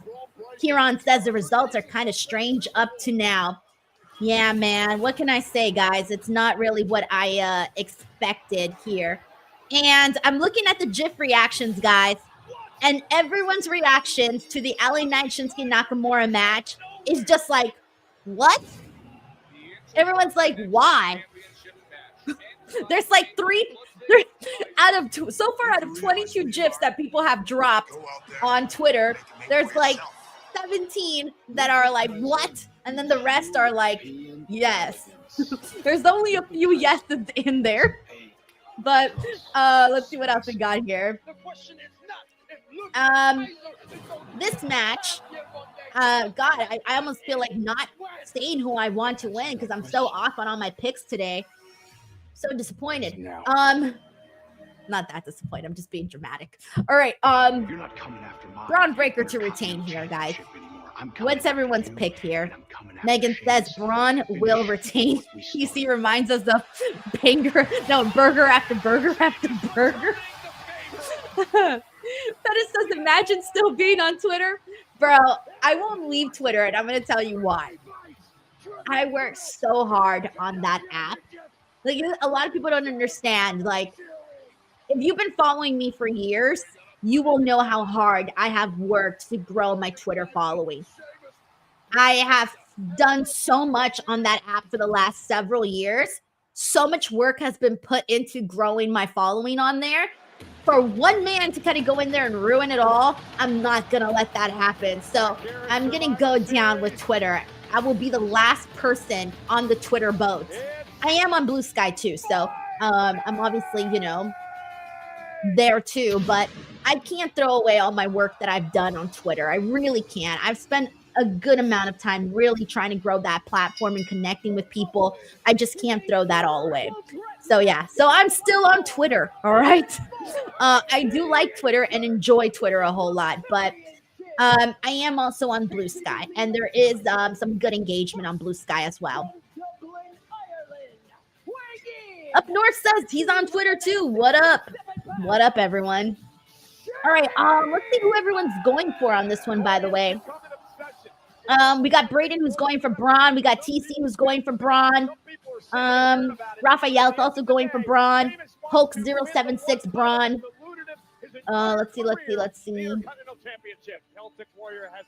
Jay Moscow also going for Braun. DT wants to know what Blue Sky is. It's a new, just search it up on the App Store. It's supposed to be like the new Twitter, and it's from like the original Twitter founder. So it's very similar to Twitter. It's actually pretty good. I'll show you guys. If you've never been on Blue Sky, this is what like the profile page looks like. You can tell. And then notifications tab, that's what that looks like. So yeah, it's pretty similar. Home tab, pretty similar to Twitter. It's probably the most similar one. I don't like Threads. I think Threads is kind of a mess. I almost feel like giving up on Threads. Like, I'll still randomly post, but it doesn't really feel like a priority just because it's like, eh. Stephen Marchuli sends in a super chat. Thank you so much, Stephen. He says, I'm thinking Rock is number 6. The 6th man to help Solo bloodline win. Oh God, I hope not. I don't want. No, I want to see The Rock, but I don't want to see him help the bloodline, the OG bloodline win. But at this point, my predictions have been so bad on this show. I give up. I give up, everybody. Stephen Marchuli, thank you so much for the super chat. All right, if Braun wins, if Braun retains, we're back on track, all right? I just need a little confidence boost right now. I'm not feeling so confident with these predictions so far. In my opinion, the dark horse to sneak out of Survivor Series with the Intercontinental title. Don says, hey, I saw the GIF I posted. And tonight, this match is brought to you by Sonic the That's Hedgehog funny. 3. At least now you know you pop up on the timeline, which you probably already did because I always drop people a bunch of likes and whatnot. I'm very, very active on social media, guys. Like I go back and even when after I'm done with the watch-alongs, I go back and I look at everyone's like posts that happened during the show and stuff like that. I'm a social media addict. I've always have been. Ever since my MySpace days. We got Blake Jessup who says, I'm going for Sheamus. Let me see what else we got here. Anybody else I saw somebody else also go for Sheamus. Who else had Sheamus? I saw somebody else saying they were rooting for Sheamus. We got Luke Short here who says Sheamus Breaker is going to do an insane spot. And I think it's cute the way you say banger. I don't know. I said Sheamus, but I might have to go with Kaiser. Like I said, these are all guys that are great. But the reason why I'm going with Braun Breaker is because I thought he lost it relatively quickly to Jey Uso. And then he got it back, right? But I'm like, you got to do something with it now. Like, you gave him back the title. Like, let's run with it. Let's have some fun. And this to me could be a fun match where he retains. I don't want to see him have another short Intercontinental Championship reign. Raphael Smith says he's on Twitter, Instagram, Blue Sky, and Threads. I feel you, man. I feel you. That's what I'm doing too. We got DJ in the house that says Ludwig is growing on me. He's with Tiffy. I love Ludwig from like the beginning. I always feel like he just had a very unique presence about him. And I was so excited when I saw that The Undertaker was like putting Ludwig Kaiser over a whole lot on his podcast. I like that because obviously, getting the rub from The Undertaker is going to go pretty far. So good for him. But I was just glad because I'm like, yeah, I've noticed that for a while that Ludwig Kaiser has a lot of potential. So here we go. This is going to be an exciting little test for him because this is a really big matchup for him here to be in there with Sheamus and Braun in this big pay-per-view. Oh shit, somebody has a WWE ID for the Bollywood Boys. But they were already with WWE though. That's funny. News Review says, I like that you could customize your page on MySpace. There are so many things I miss about MySpace. Yes, boy. Thank you so much for the super chat who says, this would be such a heel move, but I hope Rock makes himself Royal Rumble entry number 31 instead. Just when we think it's over, the board member enters. He probably could if he wanted to, honestly. He is the final boss, so I can see that. I can see them working that in, but everybody would be like, what the? We like to stick to the rules that we know. We like to stick to the traditions that we know. Here comes Breaker. Look at Breaker running those ropes so fast. Yes, boy, thank you so much for the super chat. Seriously, thank you so much. We talk about it so often because it's incredibly impressive. It's the God's honest truth. All right, come on. I'm expecting a banger here. Let's go. Breaker is. We're back to Sheamus for a moment. Listen, he's a first ballot Hall of Fame. He's a four-time world champion. We got A Shock here that says Braun is a future world heavyweight champion. Oh, for sure. King of the Ring, Money in the Bank winner, Royal Rumble winner. In fact, here at Survivor Series, he's had a tremendous career. 3 times he's been a sole survivor in a traditional Survivor Series match. Well, Sheamus may be Intercontinental Champion before long after the onslaught. BTW, do we have anyone here who is new to the channel for the very first time? If there are any new people here, please let me know in the comments. Here at Survivor Series. And I am telling you right now, Cole, if Breaker and Sheamus don't pay the proper respect. Like Jessup says, Denise, do you see The Rock appearing after the main event is over? When someone asked me earlier if I was expecting any surprises, that was the only one that I kind of felt safe predicting or saying rather. But I don't know, man. I really don't know. I mean, I wasn't expecting him at Bad Blood. All right, we got TC here, who's a brand new person here to the watch along and to the channel. Welcome, TC. William Horton is also brand new to the watch along. Welcome, William Horton. Sorry, I was looking at the comment above too. William Horton, thank you so much. Ryan Render is also new. Welcome, Ryan. Let's see. Do we got any other new people here? All right. A lot of regulars, which I love, by the way, because that just means that you guys liked what you saw, so you came back. So makes me very happy. And Big says I'm old to the channel. I ain't going nowhere. Thank you. Please stay here. Glitter Deluxe says, my first live watch along, but have been listening to your podcast for a while. Yes. Thank you so much, Glitter Deluxe. I hella love that. Hey, Shock says Nakamura winning was a surprise. Yeah, I feel you. I think so too. Oh my goodness. I hope we nailed this table down. Zito Lauer says, review the replies to your Nakamura LA Knight tweet. Wrestling Twitter has betrayed you. Oh, don't tell me people are now putting happy comments. No, I'm still seeing sad comments. Oh no, there is some more positive comments now. Y'all betrayed me. Y'all did me dirty. People are wilded. Oh, Brown Breaker!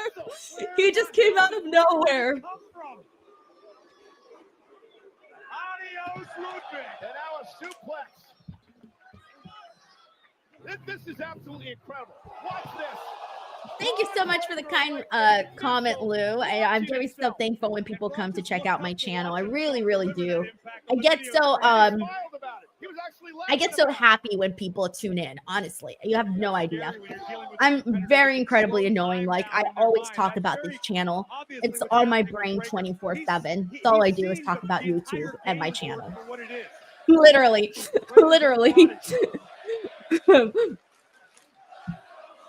Like with family members and stuff, you know, because I'm just always thinking about like things to do and trying to think of ideas and things like that. Hey, Chris says this is a regular since the X-Pac podcast. Let's go. Nice throwback there. I need to get Sean back on the show, by the way. I need to have him like as a guest or something, but I don't like to bug him, you know. I always like to wait for the perfect moment to like reach out to people to ask them for interviews because I don't want to be annoying. So I always wait for the opportunity. I get embarrassed to ask. Honestly, I really do. It's one of those things that I just kind of embarrassing sometimes when you're not dealing with publicists. Obviously, when you're dealing with publicists, it's so much easier because they handle all of that. But when you're dealing with the wrestler themselves, like you don't want to be annoying, right? So I always like just kind of wait for my opportunity and then I ask. I always wait for the right moment. Right to the midsection of Sheamus. Breaker likes to hurt people, likes to, excuse the pun, break them in half and a kick out by Sheamus. And now we do a push-up. Prawn with this push-ups. Hey, we got Sean Donashi here who says, hello, Denise. I'm a first-time viewer. I love your reporting on all things wrestling. Thank you so much, Sean. It's always very exciting to see people come in here and say that they like the podcast or the interviews or watch-alongs or whatever it is, you know? Thank you so much, Sean. Go out there and beat me tonight. Then maybe you'll earn it. Braden Matthew says X-Pac is underrated. Dude was doing stuff that was ahead of his time, man. Like his matches, when you go back and you watch some of his old matches, they keep up with the time because he was ahead of his time.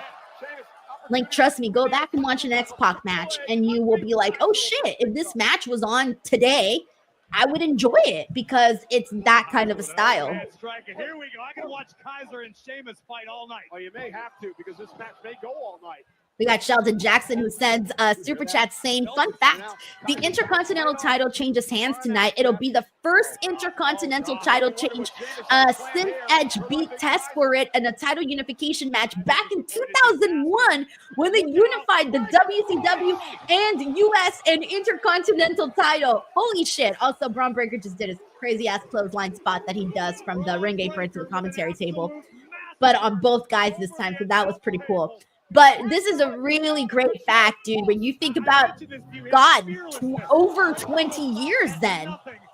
Over 20 years since we've seen an Intercontinental title change hands on a Survivor Series pay-per-view. Holy shit, that's kind of nuts. It's really kind of nuts, honestly.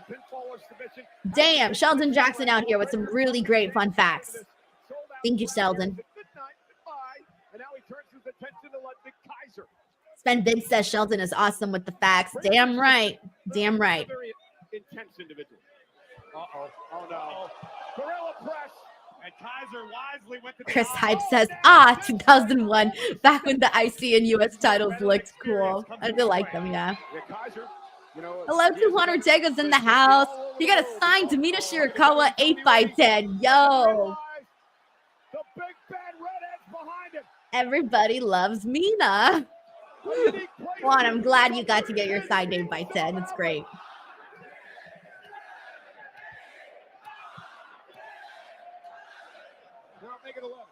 Breaker misses wildly. Oh, now Breaker's gonna get them.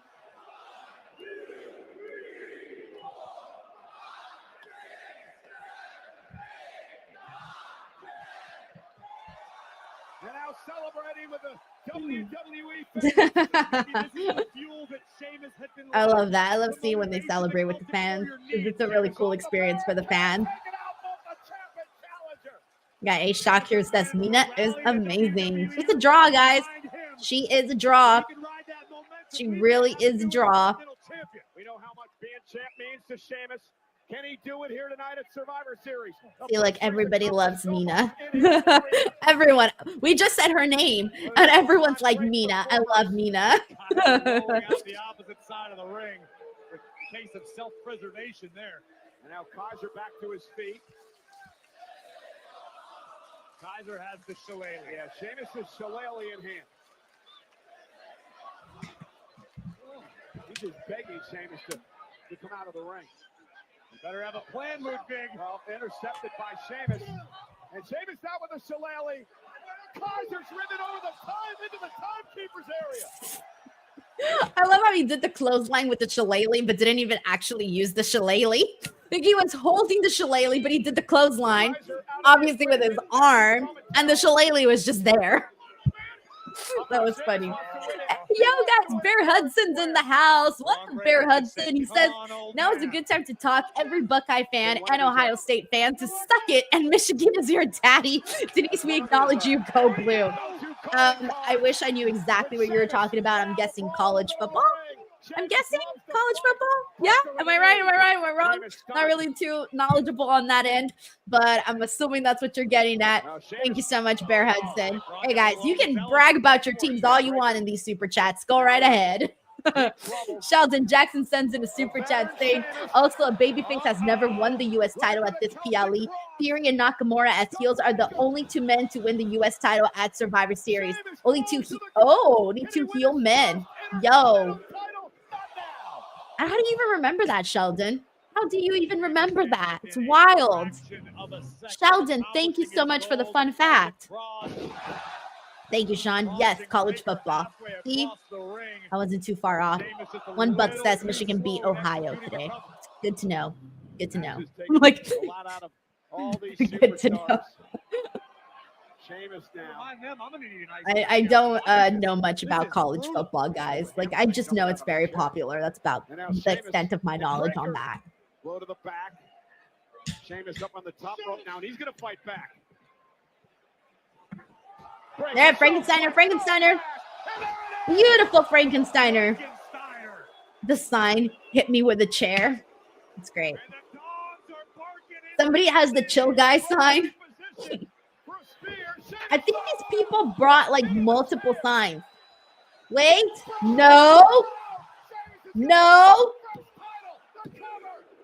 Oh, thank you, Ludwig. I was about to say, what is happening here? I thought for a second Sheamus was about to win this. But look at that.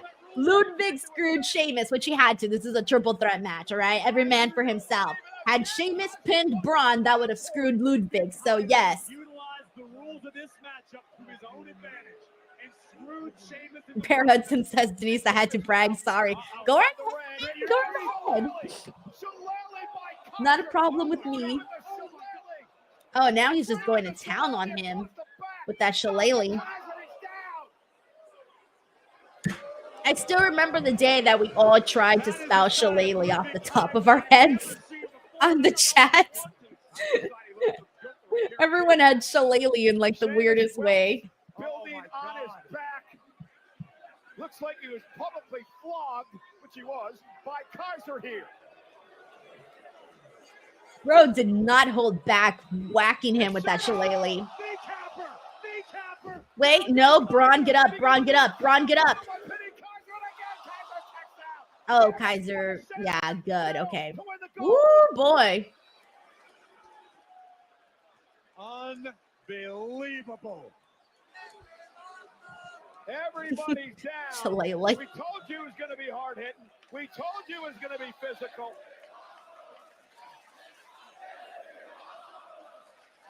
Good. I'm glad to hear this is awesome chance for this match. 828 here in Vancouver tonight for Survivor Series. I agree with them wholeheartedly. This is awesome. Sheamus back to his feet, measuring Kaiser. Look at that. Sheamus has been busted open by. Oh, hey, we got Taylor here. Taylor, what's up? Also, shout out to Jeremiah Vallo, who says Sheamus has this. Everyone's now trying to spell shillelagh. Always forget how to spell shillelagh. And Sheamus, though, turns it around. Kaiser on his shoulder. Oh, right back to the ribs. The shillelagh damaged ribs. Oh, it turns it around. Face first for Sheamus. No! Oh, I think Braun's going to win here. Let's see. Let's see. Come on, Braun. With a spear to Kaiser. And Sheamus, bad ribs and all. Better look out. Oh, I don't know. It's taking too long. Usually when it takes too long, it's a bad sign. I think Sheamus is going to counter. Oh, Sheamus is going to counter Braun. He's taking too long. Telling you, it never goes well when they take this long. Oh, he actually did get it. Okay, I was wrong. 1, 2. Oh, good. Finally, one of my predictions is right here on the show. It was the smart thing to do, is to keep Braun Breaker. Keep the title on Braun Breaker. Applause, guys. Applause. Definitely a strong match with a good ending. We needed that. We needed that coming off of that Shinsuke LA Knight craziness. Happy Braun won here. I finally got one prediction right. Finally, one right. I'm now 1 and 2 here tonight. 1 and 2. See what everyone's saying. Jamie Barraza gives it an 8. I Make Beats says banger. You know, Hours giving it a tons of flames. Megan says she's 3 for 3. Let's see. Dylan Johnson's like, finally got one right. Let's go to Kavisha Ramzundar. Welcome back to the channel, Kavisha. Let's see what else we got here. Doom Tribe T says, okay, best wrestling match on the show so far.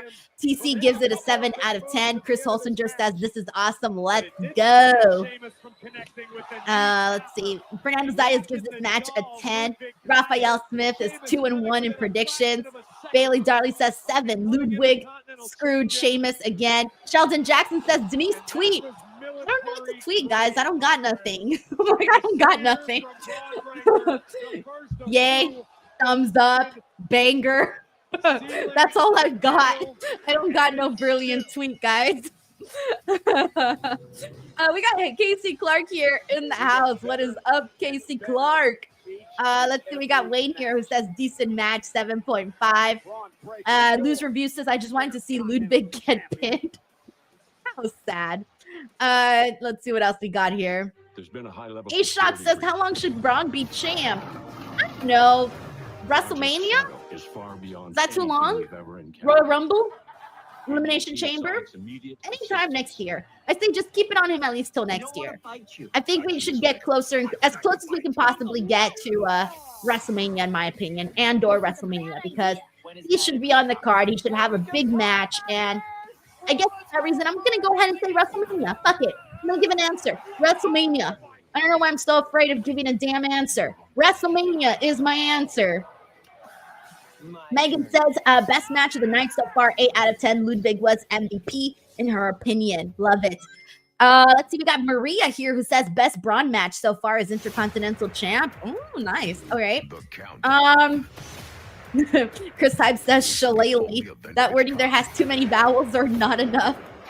Casey, thank you so much. I'm having a fun day. Saturdays are always very busy, especially when there's a PLE or any sort of pay-per-view, because it's literally back-to-back streams. I wake up every Saturday at 4:30 to eat breakfast, get ready, go through the rundown for Busted Open, do Busted Open for 3 hours, and then I continue on with the day, you know? But I went to go buy my Christmas tree today. That was fun. Saturday, February 1st. I decorated my Christmas tree. Let's see, what else did I do? That was kind of it. And then I ate, and then I curled my hair, which took like a whole hour to do. So yeah, I definitely did quite a bit today. And I'm already wrapped my presents. Like, I'm ahead of schedule with holiday stuff. But I did all of that because I have my WrestleMiss coming up, and I got a lot of videos that I freaking need to do. So there's a lot happening on this side of the world for me. We got Blake Jessup who says, Denise, I'm predicting Damian Priest winning over Gunther. I'm sticking with Gunther, guys, but honestly, that one's a toss-up. It could happen. Like, you might not be wrong, honestly. Maria says, are you making traditional tamales for Christmas this year?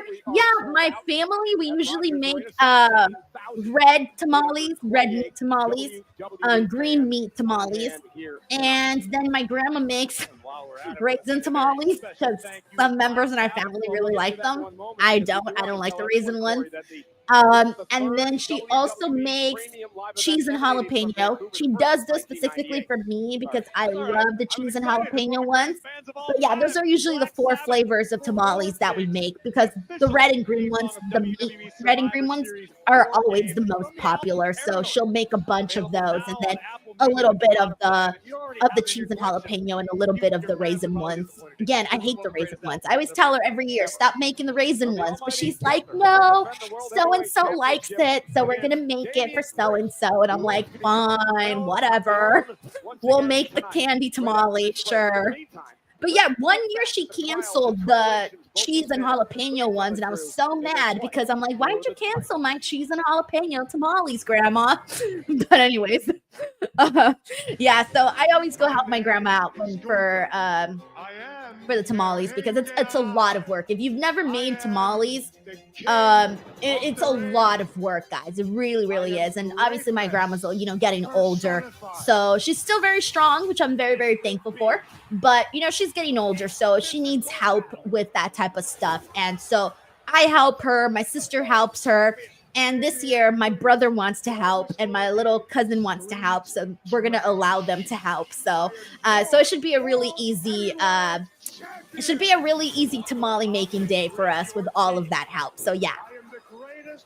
Let's see what else we got here. Someone said, what are tamales? So tamales are, let me Google you a picture. It's essentially, it's like, I don't know, it's masa, so it's like a flour, I guess that's the English version. I'm not really sure. But inside, they put like different ingredients and stuff. And then they're wrapped with like a corn, let me just show you a damn picture, because I'm doing a really shitty job of describing a tamale. But this is what they are like. Let me just Google whatever first comes up. But they have like something on the inside, and the ones that we do are usually red meat, green meat, and then also, meat, with green salsa, not green meat. And then the cheese and jalapeno ones that I was talking about, and the candy ones too. So that is a tamale. And you can do, there's all sorts of flavors that you can do. If you've never been to a tamale festival, I also recommend going to a tamale festival. I've been to one. Look at me. I'm licking my lips now thinking about it. I'm like, the tamale festival. I love going to the tamale festival because you get to discover like new flavors that you might not have tried before. So if you ever have one, go to it. And yeah, you'll have a good time. And they also taste really good like the next day as well. You put them on the stove and get them really hard and crispy. Ooh, good stuff. Juan Ortega says, Denise said, abuelita, ¿por qué quiero tamales? For reals, guys. But yeah, DJ says tamales is the Christmas tradition. Let's see who else here has a lot of people here love tamales. It's a big thing. Bailey Darley says, I'm excited for Sonic 3, and what are you expecting for the New Day split? Man, I don't know. I'm always very shocked when everyone keeps saying that it's Kofi who's going to turn on Xavier Woods. I've heard a couple of people say that. My co-host Robin also thinks that. So it really, oh, speaking of Robin, he'll be here for the post show, guys. I got to remember to send him the link too before I forget. But yeah, so that's something that he thinks too. I'm still sticking with Xavier Woods, but there could be a situation where Kofi does get fed up with Xavier Woods because Xavier Woods has been pretty whiny in this situation. And I hope Big E's there. I really do hope he's there. I think it's just going to hit a lot harder if he does show up at some point. So I don't know if that's really what I'm expecting, but that's just kind of what I have in mind. But I really did think that Kofi and Xavier Woods really did a good job this past week on Raw with just really that backstage promo where they were just both talking shit to each other. It was really great. It got very personal, and I really enjoyed that. I really did. All right, guys, it's time for Gunther versus Damian Priest. Entrances are beginning now, and then we'll get into men's War Games match, which will be fun as hell. All right, let's see what else we got here. Oh, DJ Mitch says they made their first Christmas cake this year. Nice. Braden Matthews is like, Xavier Woods is so annoying. No, he's doing a really good job of just like being super whiny. He really is. Alrighty, let's see what else we got here. Oh, Terrence Johnson, thank you so much for the super chat. Terrence says, people have looked at me crazy when I said I'll have Taco Bell over Chipotle.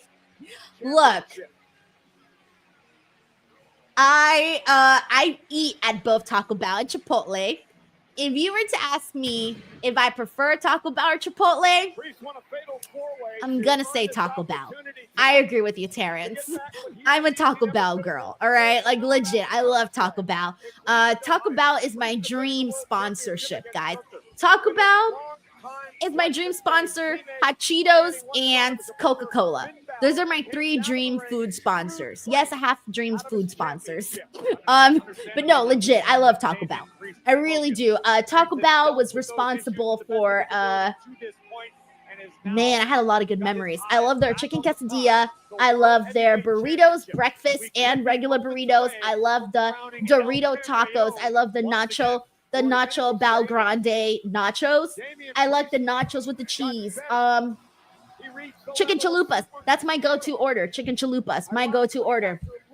Now, Chipotle, the thing I don't like about Chipotle is how lemony their rice is. And that kind of, that's not the kind of rice that I like. So the burritos always get docked down a couple of points for me just because I don't like the rice. But I'll still order the rice because I need rice in my burrito. But I don't love the rice. I love their tortilla chips. Their tortilla chips are good. Their quesadillas are really good too, but sometimes they're a little too much. They have a lot of cheese and a lot of chicken. I order mine with chicken. Sometimes they're just a little too thick for me. So I do tend to like the Taco Bell more over Chipotle, but yeah, so I actually agree with you, Terrence. I agree with you on that. I'm a Taco Bell fan. Thank you, Terrence.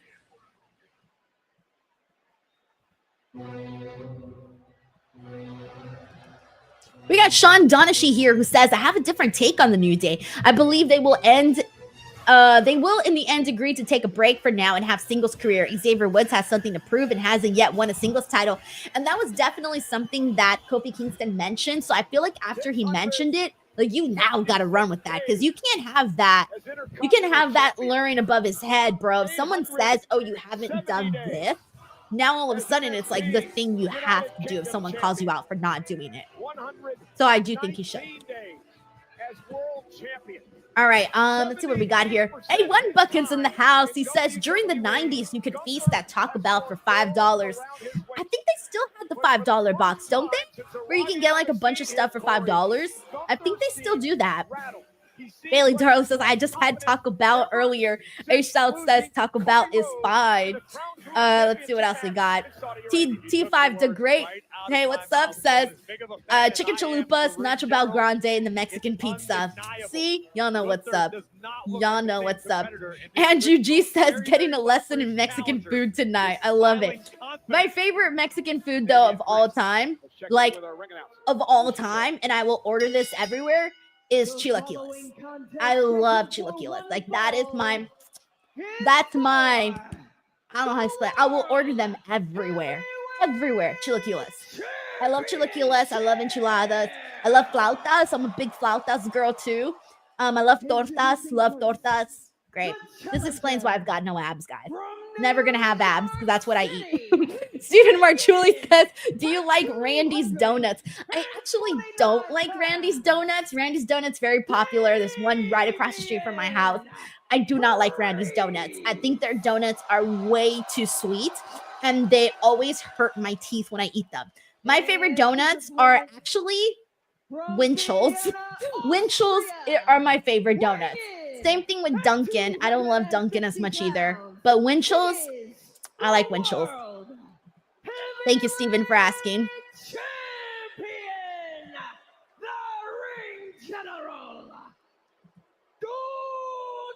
I love how everybody's sending in food questions while we wait for this match to start. Chris Olsinger says, question, do you like homemade tacos or Taco Bell better? Oh, homemade tacos. I had that for dinner today, homemade tacos. I had 4 little tacos with chicken, some pico, and then just some salsa. Very simple. I love homemade tacos. I love homemade food. Like, homemade food is always going to be delicious. Darkwing 19 says Voodoo Donuts is where it's at. There's not a Voodoo Donuts here in my area, so I only got to try it one time, but I'm not going to count it because I was at an event and they bought Voodoo Donuts for everybody, but I was one of the last people to get it, so I got like a little piece of a like donut that had been sitting there for hours and had kind of hardened already. So I ate it and I was like, oh, this is kind of nasty. And I didn't finish it because it had been sitting there for such a long time. But I really wanted to try Voodoo Donuts, but I'm going to have to try them again properly sometime. And if you're Damian Priest, in my opinion, you want to make this. I make beats says I'm just trying to think of more puns like Taco Bell and LaSalle. Taco Bell and LaSalle. That's funny. But there is no one better than Gunther. David Primero says there's a Voodoo Donuts at Universal Hollywood. There is? At the City Walk? Is it in City Walk? Or is it Voodoo Donuts? Because they have the Simpsons. They have the big Simpsons donut. And then, unless it's at City Walk, I'm not sure where it's at. Joseph Raymond says, do you like chicharrone? I actually don't like chicharrone. I like chicharrones, but I don't like it when it's like cooked in a meal. That I don't like. But I do like them like just out of the bag. David Primero says, yes, City Walk. I'm going to have to go. I like City Walk. City Walk is fun. All right, Gunther, Damian Priest.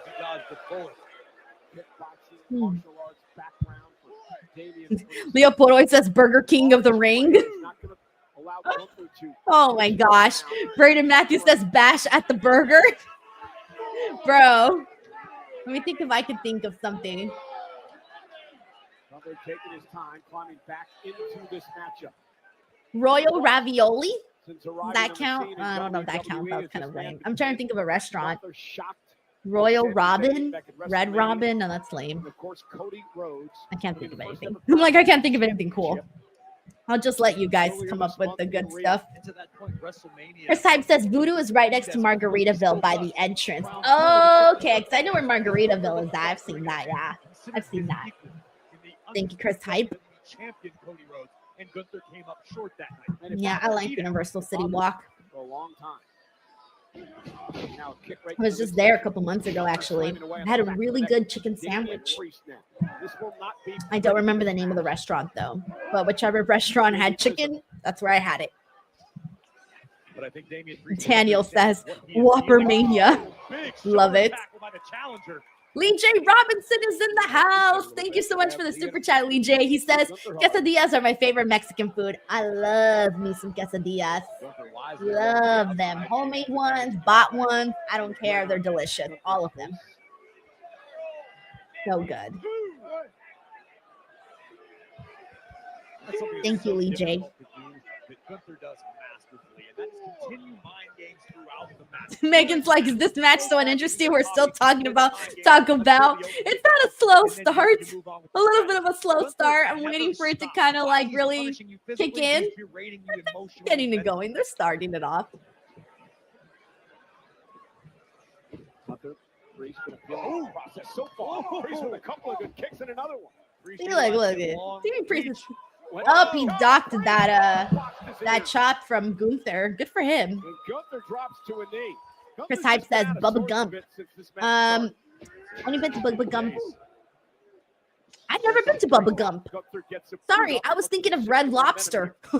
When you said Bubba Gump, I was like, oh yeah, I've been there. No, I've been to Red Lobster 2 times, but I've never been to Bubba Gump, which I should at some point. They have a few locations here, so I should go at some point. Corey, you, of course, being an athlete, being a former wrestler, sometimes when you tweak something early, it just gets worse as we go along. Bear Hudson made flan says, did I use the proper ingredients for my flan?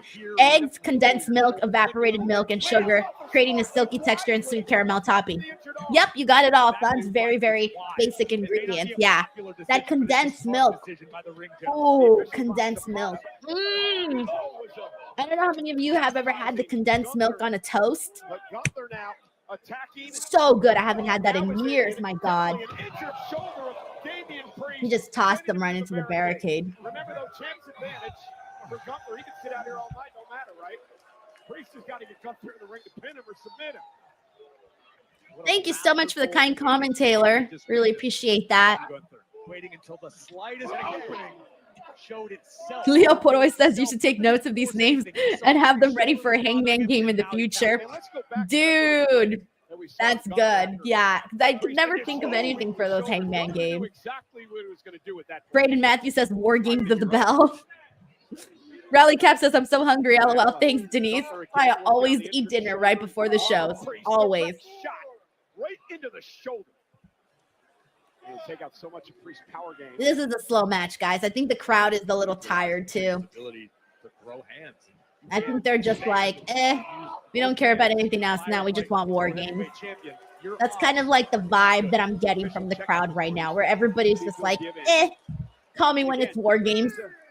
Plus, this is obviously a match we've seen before, guys. Like, this is not a new match, so it's not necessarily a fresh smell.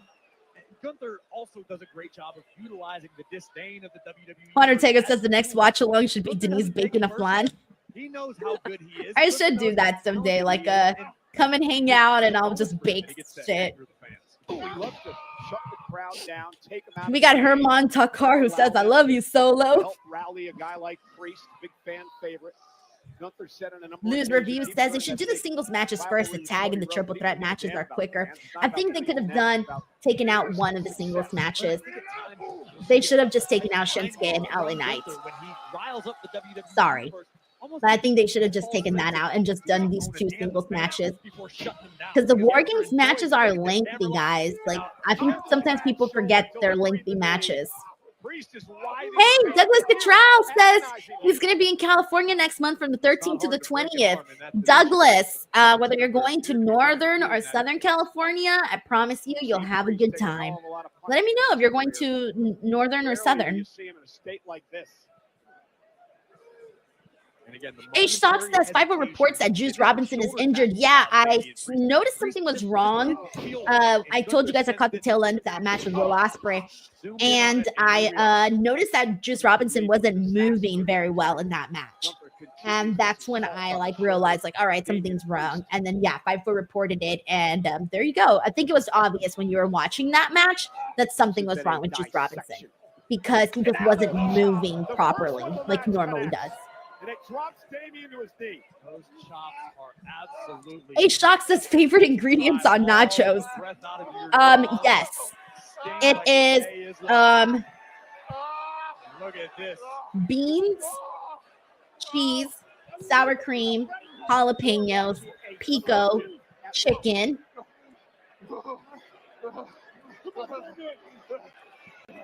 I said cheese.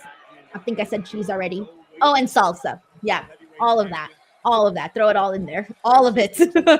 Hey, Shock, thank you so much for asking. Douglas Gatrell says he's going to be at the Rock in San Francisco. Nice. San Francisco is great. What's my favorite thing to do? I love to go to Fisherman's Wharf in San Francisco. That's usually my favorite thing to do there, is to just go and walk Fisherman's Wharf. I always have a good time going there.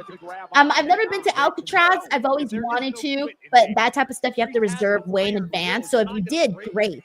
But I always miss it because I never get to do it. Take a boat ride. A boat ride on Fisherman's Wharf is always really fun. And I forget which pier it is, but there's a pier with like a bunch of seals. That's always very fun. And we just had a good little strike exchange there with Gunther and Priest, by the way.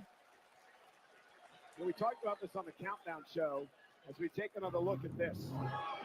Venice says, the indie style has spoiled you people. Nobody hates wrestling more than wrestling fans. I swear to God.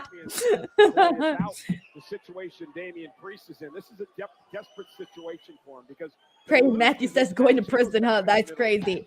He's no longer the number one. It looks pretty cool from far away. I've never seen it up close though. Ever. For Priest to stay in this match. You're absolutely right, Ed. Priest has at least done a great job of keeping himself. Dan Lewis 84 says, I'm a big comedy fan, and LA has great shows every night of the week. They do. The Laugh Factory is always very fun. There's always a bunch of improv comedy shows as well. Always have like improv shows, comedy shows. Like, ooh, Damian's just going at Gunther right now with those strikes. Yeah, they do have a lot of great shows just like throughout everywhere. I have a good time. I've gone to the Laugh Factory shows a couple of times. Good right now. Priest into the corner, that jumping elbow. And face first, Gunther using his good arm that time, but still felt it on the left. Here's the cover. Gunther kicks. You said good arm, but notice that's something a lot of people don't think about is your ability to execute a Thank you so much, Derek Lambus, for watching the YouTube videos. Hell yeah. Thank you so much. And then Priest hooks with his right arm, hooks the leg, but he can't pin Gunther's Eight Shots says, who should replace Juice in the Continental Classic? I don't know who they're going to replace him with. In a way, it's also kind of good that it happened like right in the first match. If it had to happen, unfortunately, obviously you never want no one to get injured, but at least it was the first match and not like so deep into the Continental Classic. But I don't know who's replacing them. Quite able to get it on now, looking for his patented power bomb. That's taken out so many men. Priest lands on his feet. Kick to the midsection for Damian. Like, this match isn't bad. It's just that I think the interest is relatively low. Juan Ortega says, independent wrestling spoils me with endless Canadian destroyers. Bro, I'm guilty. I love me a Canadian destroyer. Are you kidding me? Great strategy. Use the good legs of Priest to try to put Gunther out. David Primero says, I'm craving nachos with birria right now. I'm actually not a fan of birria, believe it or not. It's not really my thing. I never got into it. And now Priest hooking Gunther once again. Can he get anything out of the left shoulder? Does he have anything left? Priest has got Gunther up top. It's always impressive, even the, like, never mind. I was about to say, it's always impressive when someone lifts Gunther up, even though, like, but Damian Priest is also really big, but Gunther's a big guy too, so it's still impressive. Gunther realized that and just called an audible. Now looking for a power bomb. Nice. I love that power bomb again because Damian Priest is a big guy. So certain moves, whenever you see, even if it's another big guy doing it on another big guy, it still looks impressive though, because they are big guys. Take another look at this. Damian Priest. We got Henry Kiernan who says, make hard shell tacos with Parmesan cheese on the shell. Okay. I like that. Fortunately for the challenger, it wasn't Bailey Darley says, no bias, but what's your favorite place in America? here tonight, World Heavyweight California. Championship, Survivor Series. Not to be biased or anything, but it's California. I love California. But if it, other places that I do like, though, are New York. I have a good time when I've gone there. I like Portland, Oregon, from what I've seen. I haven't seen all of it, but I've seen some parts of it. I liked that. Chicago is nice, too. I like Chicago.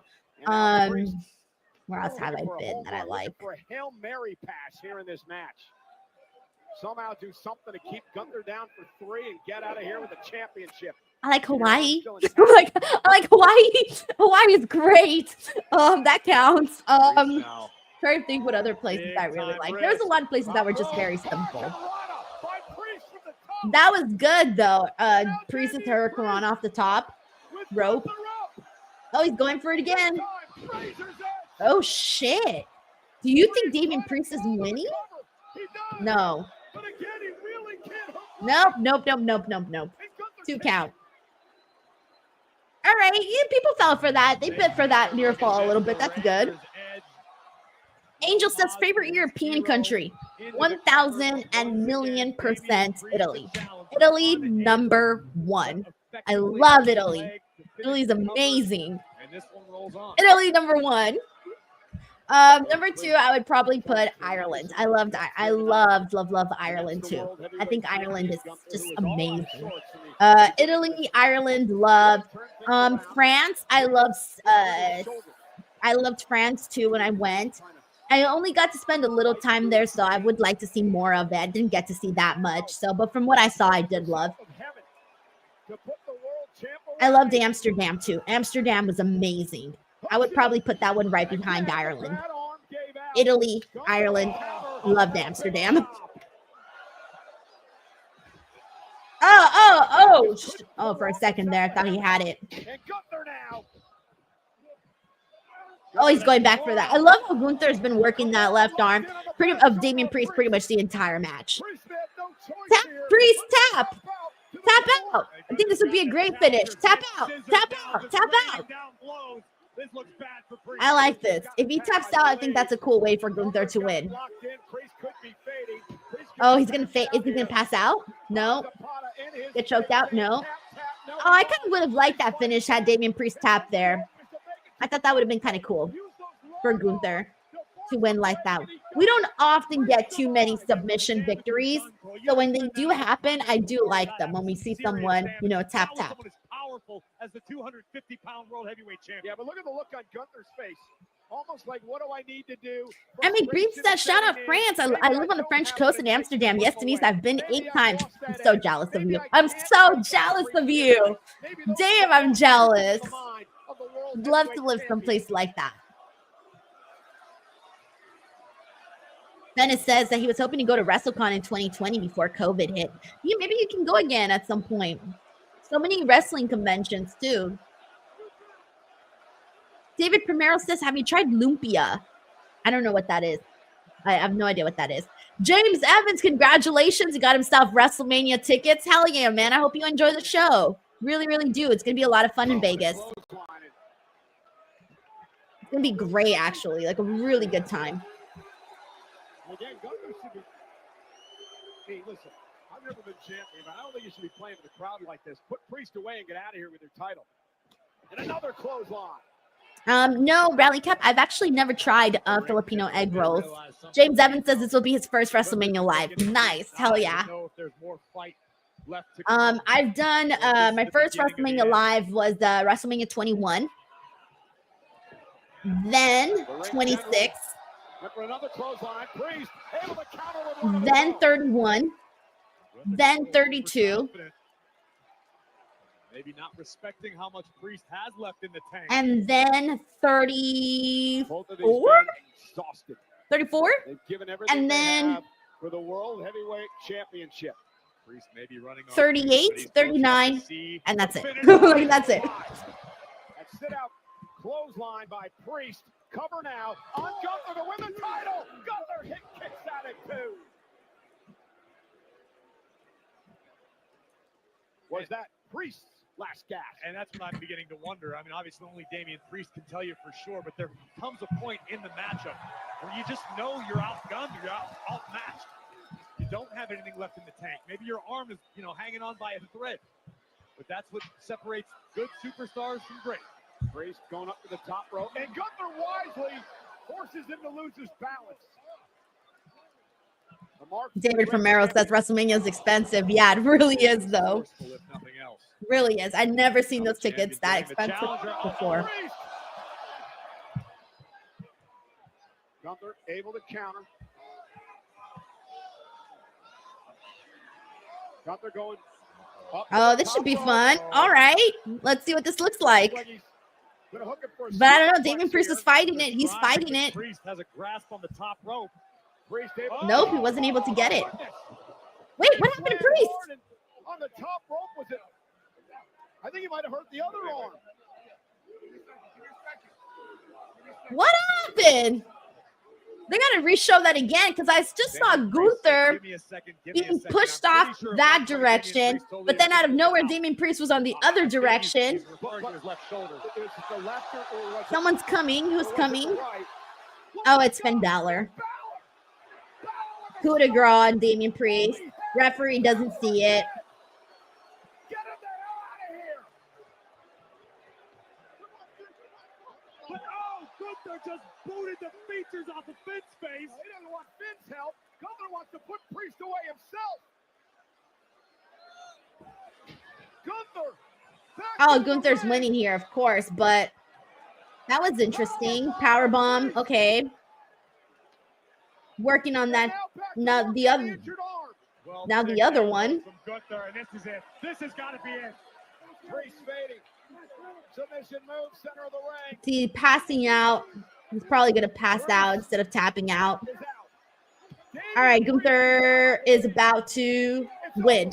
All right, Gunther retains, everybody. It was a little weird. I didn't mind the finish. It was just a little weird how they got there from the top rope spot. It almost looked like if Damian Priest threw himself backwards. So that was a little weird because I only saw, and maybe it was just not me seeing properly, but I wish they would have shown a replay of that because even the crowd was chanting, "You fucked up," which it just looked weird. It just looked like Gunther was thrown one direction, which was fine, but I just don't understand how Damian Priest just got from the top rope to the bottom. It almost looked like he threw himself, or maybe it was supposed to be like the momentum of shoving Gunther, shoved himself back. I'm not really sure how that sort of went down. I would like to see a replay of that just so I can get a better look, but it looked a little funky. So let me see if they show it, this replay right now, because that's the part where I was a little confused about.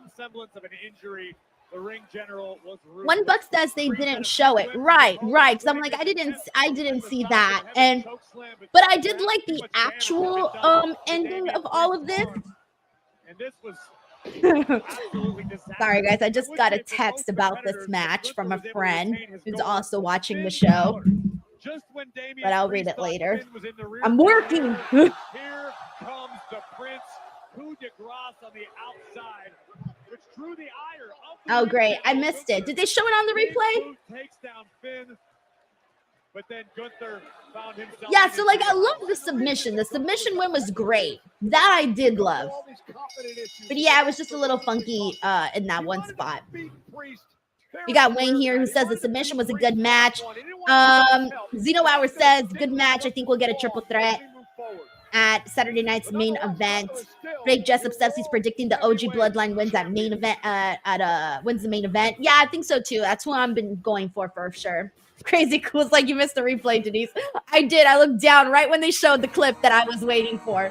Literally, the clip that I was waiting for. I looked down. Oh man, guys. Oh man. Oh, it's wild. All right, so let's see what we got here. We are getting into Wargames, guys. I got to go ahead and play an ad really quickly, so don't mind me. Check out Blue Chew. Get promo code Denise. Are you jobbing out in bed? Do you have dreams of main eventing in the sack? Well, have no fear. Blue Chew is here to help you become the champ. Soon you'll make your babyface comeback and Get the finish. Blue Chew is the place to go for chewable versions of sildenafil, tadalafil, vardenafil. These ingredients help men achieve stronger, harder, and longer lasting erections for sexual activity. Woo! The chewable tablets help fight off all forms of ED, which can include performance anxiety and maintaining an erection long enough for sex. A Blue Chew subscription includes a free online consultation, 24/7 medical support, a prescription for chewable sildenafil, tadalafil, vardenafil, if approved, and discreet delivery straight to your door every month, all from the comfort of your own home at affordable prices. No more in-person doctor visits, no more waiting for appointments, and best of all, no more awkwardness. So what are you waiting for? Head on over to the description box of this video and click on the link and make sure to use the promo code Denise. Alrighty, everyone, we're back here on the watch along, and let's see what we got coming up. Of course, we have Saturday night's main event, which I've spoken about. I will be here to do a watch along for that too. I will also be here to do a watch along for NXT Deadline. So Deadline will be the next watch along that I do. And then Saturday night's main event will be right after that. And I'll be here to do a watch along for that. Reg and I will be here to do a watch along for AEW World's End. So we'll be doing that. So there's a lot of stuff coming up. And of course, all of the post shows that I have incoming as well. And then, of course, also, as I mentioned, WrestleMiss is also taking place. For those of you guys who missed it, WrestleMiss is going to be me dropping a video each and every single day for the month of December, all wrestling themed videos, of course. And then also this Monday, December 2nd, we finally begin the Raw post shows with myself and Santi Zap. That is going to be happening every single Monday here on the channel. So I cannot wait to get that going. So again, a lot of stuff that is incoming for the month of December. All right, let's see what we got here. Woo! Oh, they got some good people for the press conference today. All the champions, the girls. Yeah, it'll be a good presser. But I never watch the pressers unless I'm there. If I'm not there, I'm not going to watch them.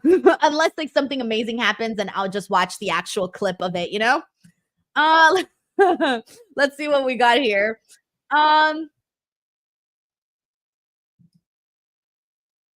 Richard Martinez says Denise might be a better promoter than Paul Heyman. Guys, I gotta get people. It's so funny because I forgot where I heard this, but someone said that whenever you're promoting something, you should always promote it or say it twice because people never listen to it the first time. I forgot where I heard this. So I always make sure to promote everything because sometimes people will just miss something, you know? And it's fine, but you want to make sure that people don't forget, obviously. So yeah.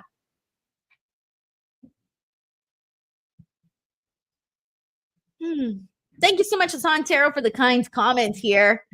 Oh man, let's get to it, guys. I'm ready for War Games. Come on, I'm ready. Let's see what else we got here. But everyone is saying. All right. Oh, I didn't see this. I saw this on social media, but I didn't actually click on it to watch the video. We got Blake Jessup also says the picking OG bloodline. Same, so am I. Hey, Shock says, who would be your ideal sponsor to do ad reads for? Taco Bell. Taco Bell. Taco Bell. I said, yeah, Taco Bell, Hot Cheetos, Coca-Cola. Non-food items, though. I don't know. There's a lot of stuff that I like. I feel like you should like what you're promoting. But obviously, a lot of the products that I use are female products, and female brands don't want to really sponsor the stuff on my channel because I have a more of a male demo. And so that obviously wouldn't necessarily work. So it's kind of like trying to find a fine balance between like getting male products on to promote on here on the channel or things that are like gender neutral. Because if not, then they're like, oh, you have 90% demo for men and you want to sponsor, you want, you know, some random female brand to sponsor you, right? So like I can't like do sponsorships for like dresses or things like that. I gotta look for like more you know, male driven type of stuff. So I try. Sometimes it gets complicated because all the male brands want males to promote their stuff. But I'm like, I'm a girl with a male audience. So hey, you know, and that can kind of get a little complicated. But hey, I try. I reach out to people and try to get some sponsorships. It's very difficult, but I'm hoping to get a lot more sponsors, hopefully for 2025, because I'm like, the audience is there. Like, there's people to promote to. Just give me a chance. I always write to. It's so funny whenever they ask, like, because when you go to these websites, they put creator briefs out, and these creator briefs tell you exactly what they're looking for. So they'll say specifically, we're looking for a female. We're looking for a female between this age, preferably, you know, this ethnicity or whatever, with this type of content. So they're very, very specific on the type of creators that they're looking for. And there's times where I'm like, oh, I totally fit this brief, but this is not my audience. Or I don't fit this brief, but this is totally my audience. Anyway, I'm not going to get into all the logistics, but there you go.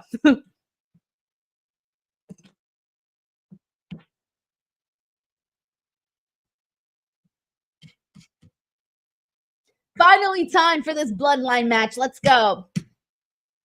I'm going for the original bloodline. That's where I'm at with all of this. I just feel like you can't have this star-studded team with Roman and Punk and Jay and Sami and Jimmy and have them lose. I'm sorry. I cannot accept that. Like, that's just too star-studded, man. Too star-studded.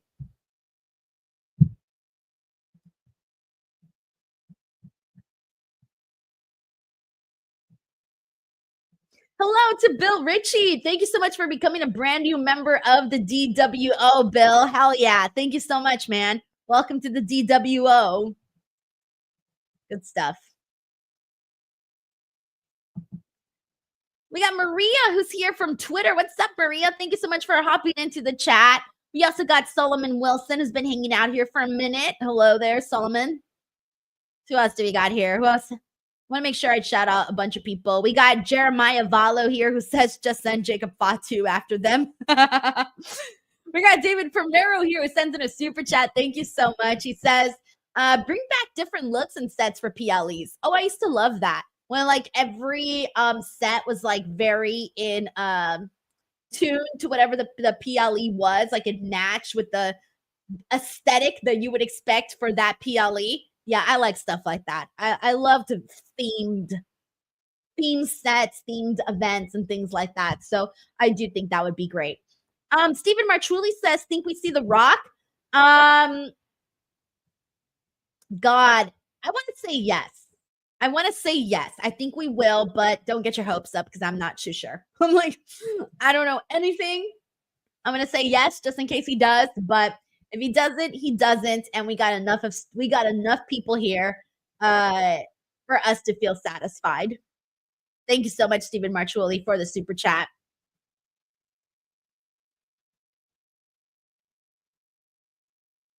Yeah, Rally Cap says like the backlash swinging hooks or the chair for King of the Ring. The swinging hooks were cool. Those ones were cool. I did like that a whole lot. Yeah, I like that one. Darkwing 19 says, I love the old sets and pyro. I miss the pyro. Dude, I love me pyro.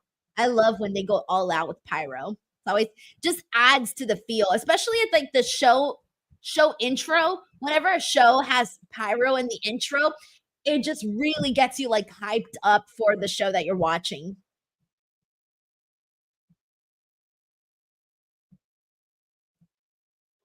James Evans says, do you think Drew or Seth shows up?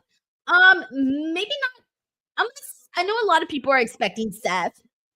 I don't think Seth should show up, but I know a lot of people are expecting him. As for Drew, not a lot of people have mentioned Drew, so I'm going to say no to Drew. But I don't know when Drew's coming back. Drew's been a little bit MIA.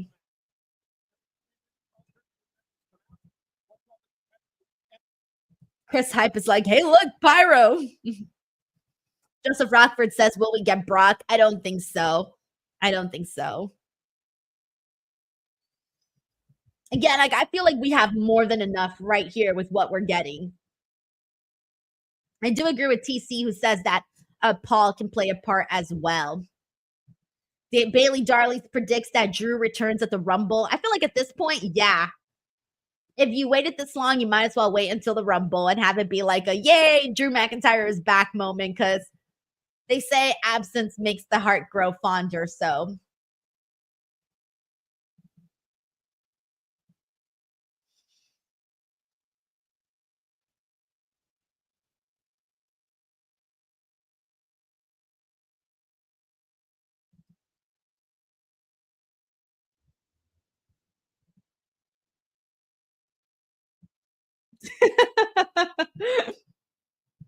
bloodline.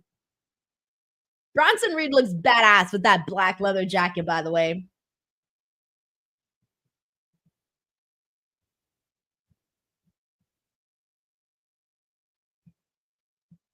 Megan says, I've been missing Drew. I hope we see him at the Rumble. Yeah. Chris Hype says, feels weird. So many reminders of CM Punk coming back last year to not have a return this year. Cough, rock, cough. Yeah, but that one was so, God, it was so newsworthy, so grand, because it's like, damn, no one was expecting CM Punk to come back to WWE. You know, it's just crazy times. And now 1 year later, here we are, and he's in a War Games match. Kind of cool. Braden Matthews predicts Braun flying from the top of the cage. James Evans also predicts a super tsunami. I hope so too. I really, really hope so too. I'm here for that. Come on. The women had some fun spots. Let's get some good ones in here too. But yeah, this one's definitely going to be a lot more story driven, I think.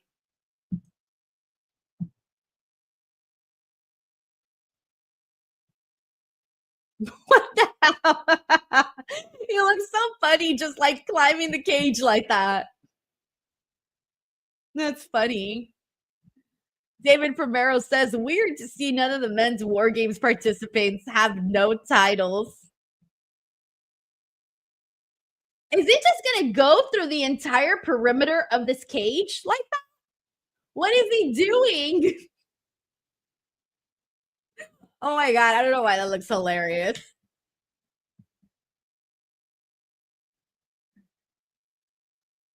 Oh shit, why didn't anyone tell me? Wait, no one told me this was muted. Thank you, Mike Kowinski. Sorry guys, I didn't realize that the sound was muted this whole time. Since when did I mute it? Oh, so you guys probably didn't have audio for like the last 5 minutes or so? Sorry about that. I thought it was on. I didn't realize that I had muted. I muted it during the commercials, and then I just forgot to turn it back on. Whoops. Sorry, everyone. Sorry.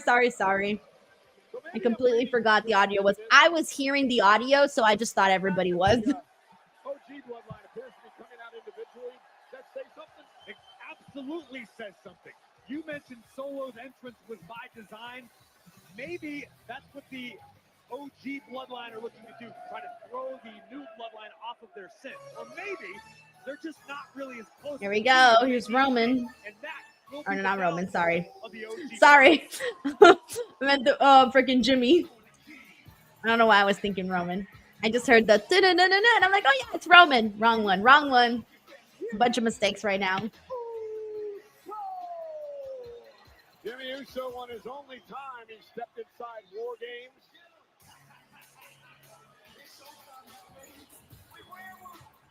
Oh, yes, Juan Ortega, the Blue Chew ad. Denise muted us. Yes, you're right. I muted the thank you. I couldn't remember why I muted you guys, why I muted the audio. I muted the audio to play the Blue Chew ad. That's what it was. Yes, that's exactly what it was. I'm not sure if weasel would be the word I'd use, but here we go. CM Punk.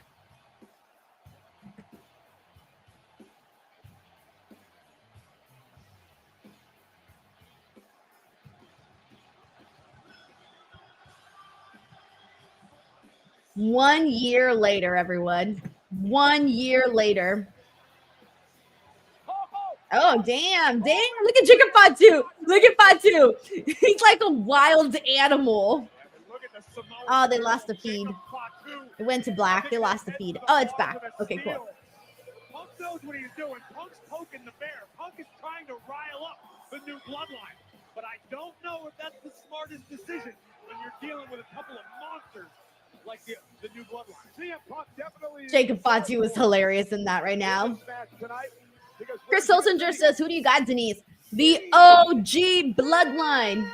And I will take no other options. I think Punk is a wild card for different reasons because CM Punk will only always do what CM Punk wants to do. If Punk really I can see Bronson Reed talking his shit. He's talking his shit. Things go up in smoke. Undertaker. That's funny. All right, now we got Roman Reigns. Throw them ones up. At least he doesn't have to do a super long entrance today because he just has to go to there, so it's not too far off. We got Ari Barbalot here who says, what are your thoughts on Candice LeRae and how she's been being booked? Do you feel she's being underutilized? How would you fantasy book her between now and WrestleMania 41? I think they've definitely been using her a lot better. She has not really been used for a very long time. So I feel like now that she's actually, she was part of Wargames, that was huge. They hadn't had her do anything on Raw. And it's very hard because the stuff that we did see her do was not like necessarily that great from some of the Raw matches that she did have. They weren't that great. So I feel like right now things have definitely improved for her, though. They definitely have. And people are getting behind her. So we'll see how that continues to go. Thank you so much for asking, Ari. Chris Hype says 365 days and one bracelet later. One whole ass bracelet. And instead, Roman has been met with resistance. He's been usurped by Solo Sikoa in the new bloodline. And if Roman falls tonight, so does the OG bloodline. Yeah, Megan points out something great. Jay is coming out last. We've seen it a few times where Jay comes out after Roman. We saw it at when they teamed up together last time.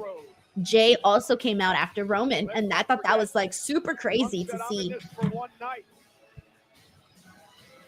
But when it's over, Paul Heyman owes me a favor. Thank you so much, Kalyan. He says, guys, let's make sure Miss Denise hits her well-deserved 200K mark before the year ends. Hashtag WrestleMiss. Guys, please make sure to tune in for that. Seriously. If you haven't subscribed and you're here right now and you haven't clicked that subscribe button, just do so. Just click the subscribe. And you never know. I may or may not hit the 200K at the end of this year. So we'll see. And if it doesn't happen this year, it'll happen for sure by January. But it'd be kind of cool to end the year hitting that 200K goal. That was my goal. I kind of dropped the ball in November, but December, we're picking it right back up. We're picking it right back up. Thank you so much, Kalyan.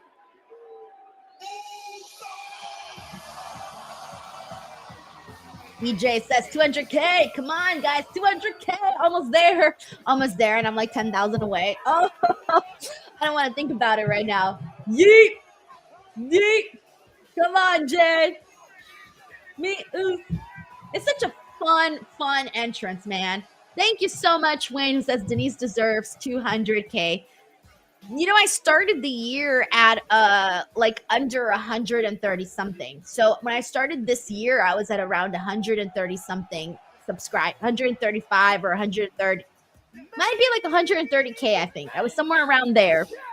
I can't see. I have it written down, but I can't see that far. So this was definitely a huge growth year because now like 180 something. So 189 right now. But yeah. Huge growth this year in subscribers. So thank you so much to everybody. Seriously. Man. We got everyone here yeeting. Oh, yeah. Mike Kowinski says, where's the yeet hat? Hold on. Oh, shit. Look in the eyes of the Samoan werewolf. You just saw Jacob Fatu, the man who defeated main event Jey Uso. The earbud. My earring came off with the earbud. Damn, hold on. There we go. We got the yeet hand. The yeet hand is in this building. It's here. We're good. We're yeeting. I'm multitasking at the moment, putting my earring back on, and also eating. Yeah, this is not working out. I can't do nothing with my left hand. Oh, this is, yeah, second career War Games. All right, this is going to have to. Sorry, Yeet Hand. What the hell is happening here? Hold on. Technical difficulties. Besides, I could only ever yeet like 3 times and then it's done. All right, here we go. We got the Yeet Hand. We're good. 17,828 on their feet, yeeting along with I don't know how people do it the whole song, though. It's too much work. My arm's already tired. But there you go. We do got the Yeet Hand up in here. These are always fun. I love these. These are cool.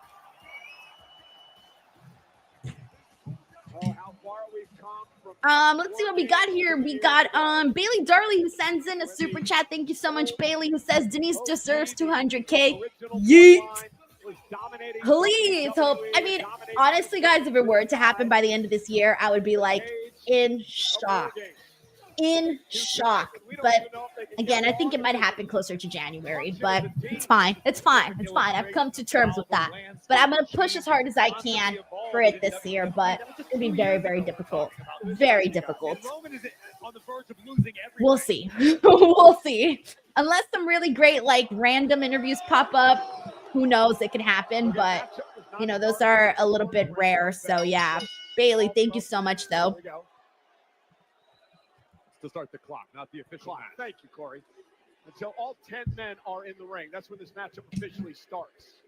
Now it's all about gaining advantage. Great, I'm out of water. No. I'm out of water. James Evans says, I recently followed you on Blue Sky. Thank you so much, James. Up north, 3 eats and she's out. 3 eats and that's it, bro. That's my max. 1, 2, 3, done. Dude, it's a workout. It's a workout. All right, we're starting this off. Let's go. Tonga is an incredibly cerebral competitor. BTW, before I forget, after Survivor Series, I will still be here live. I'm going to be joined by my co-host, Robin Lundberg, and we're going to be doing a post show here in regards to Survivor Series. So if you guys want to listen to a post show, you can stick around, and it'll be a good time. Robin is my SmackDown co-host. So, what do you call it? So, yeah, you guys can get a preview of what the SmackDown post shows are like. Tiger Claw Gaming says, oh, no, I didn't even know you were doing a watch-along, Denise. What? I promoted it, Tiger Claw. Just kidding. It's okay. It happens sometimes. What happens to Roman Reigns? Who knows? I mean, they never see him again, right? This creepy crawler stuff he's been doing since the beginning is throwing me for a loop. To start this out, Jey Uso and Tonga exchanging blows.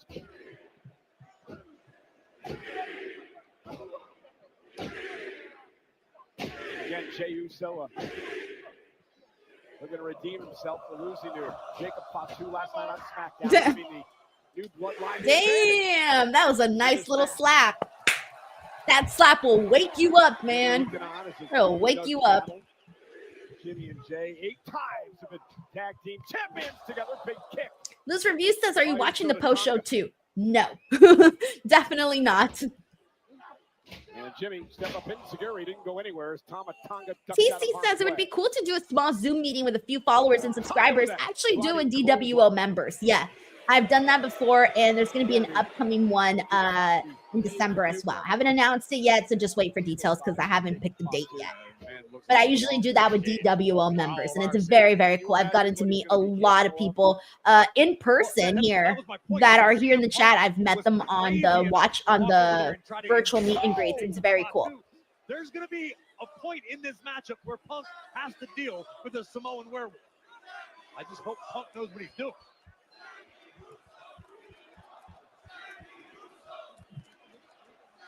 Tonga, kick it away at Jey Uso. A couple of minutes from now, Jey will have an opportunity. James Evans says, do you think Kevin will win the title at Saturday night's main event?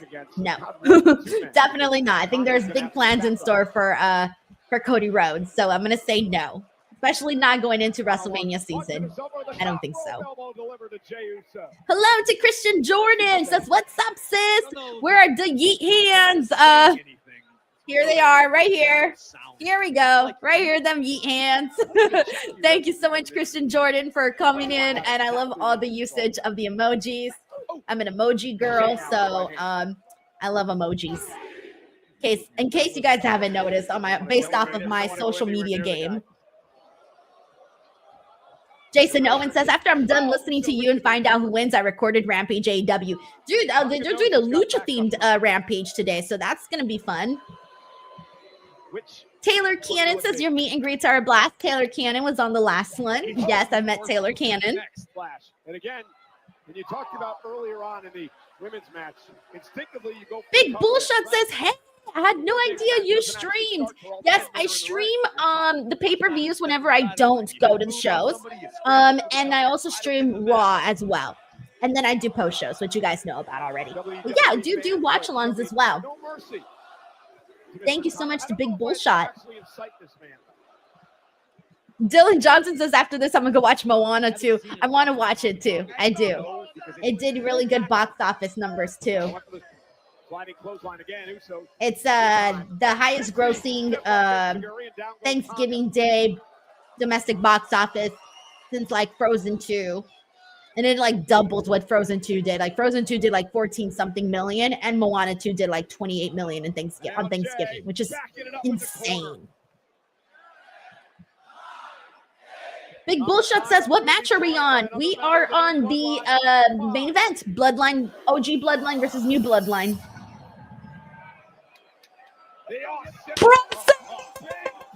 Bronson is in. Let's go.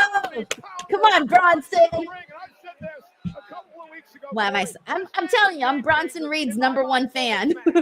Wholeheartedly agree with you. This man is the heavy artillery, the hired gun of the new. I'm going to make a sign. Bronson Reed's fan club leader. Already looking bleak for Jey Uso. Like Reed even needs chairs as weapons. The man has been destroying everyone on Monday Night Raw. That's Seth Rollins all about Bronson Reed. Reed, an absolute force of nature. Damn, he just tossed him a freaking chair in his face. 2 chairs in his face. Just the Reading Bird says, meat. And you know what happens when the meat is good? The meat is good. Got to use his quickness here against Reed. Reed beat Rollins on Monday night thanks to the help of Solo Sikoa, solidifying their relationship. Yo, he just got him with his belly up. Giants of yesteryear. Reed is a meat athlete. He's got speed. He's got Hunter Tega says, meat on the screen. Where are they, Denise? I know. I don't feel like posting the meat graphic today. It'll just take up too much of my screen. Save that for the Raw post shows. I mean, for the Raw watch-alongs, excuse me. One Buck says, yeet versus meat. That's good. Are you more yeet or are you more meat? Yep, Payan says, Miss Denise says, big, beefy men. If not longer. Already getting CM Punk chants. Remember when we used to be during those times where we would get CM Punk chants when CM Punk was gone from WWE? That feels like 40 years ago at this point. Feels like such a long time ago when we used to hear that. But how much of Jey Uso will be left?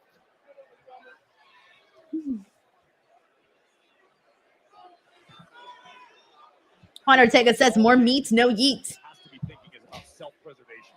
How do I survive the next several minutes? Well, the problem is there's nowhere to go. You can't take a break. In a normal match, you can roll outside the ring, take some time outside. You can't do that here. If you leave the cage, Megan says, I'm having a hard time not cheering for for Bronson. He's my guy. Right? How do you not cheer for Bronson? I know, but he's on the team that you don't want to win. I'm cheering for you to have a fun time, Bronson. Have a good time. I want Bronson Reed to have fun.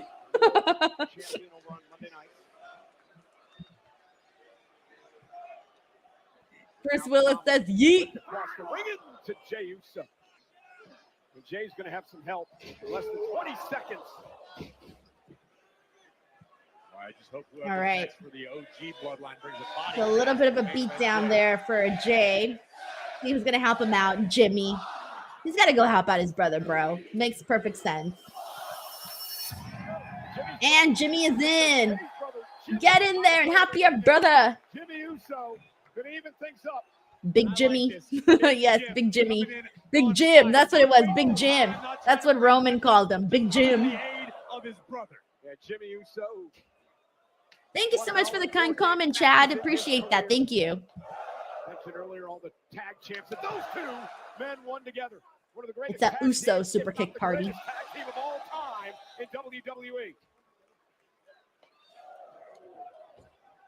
Tonga back to a vertical base. Well, Jay just hasn't been the same since that double team beatdown.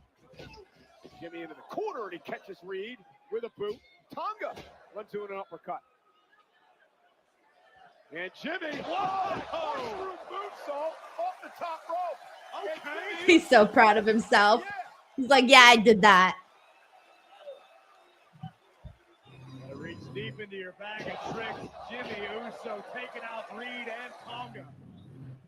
And now helping his brother, or at least attempting to help his brother back to his feet. World is talking about a Survivor Series War Games on X tonight. Oh! Something special about watching the Usos work together They're again. automatic. And I mean that in the best way possible. It's like Jimmy and Jay don't even have to think of what they're doing next. They're just on the same page. And another example there. That's day one-ish. All right. Minute and a half.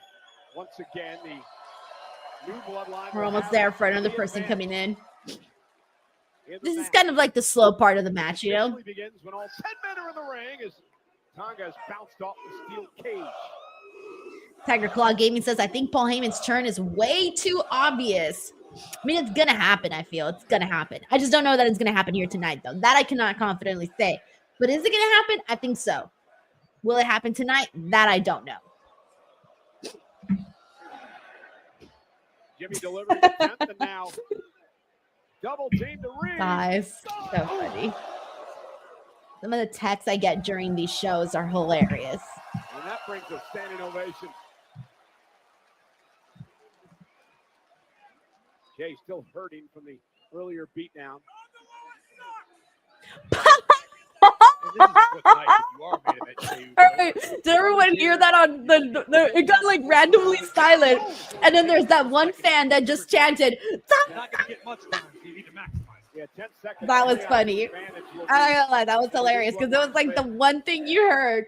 The one thing you heard.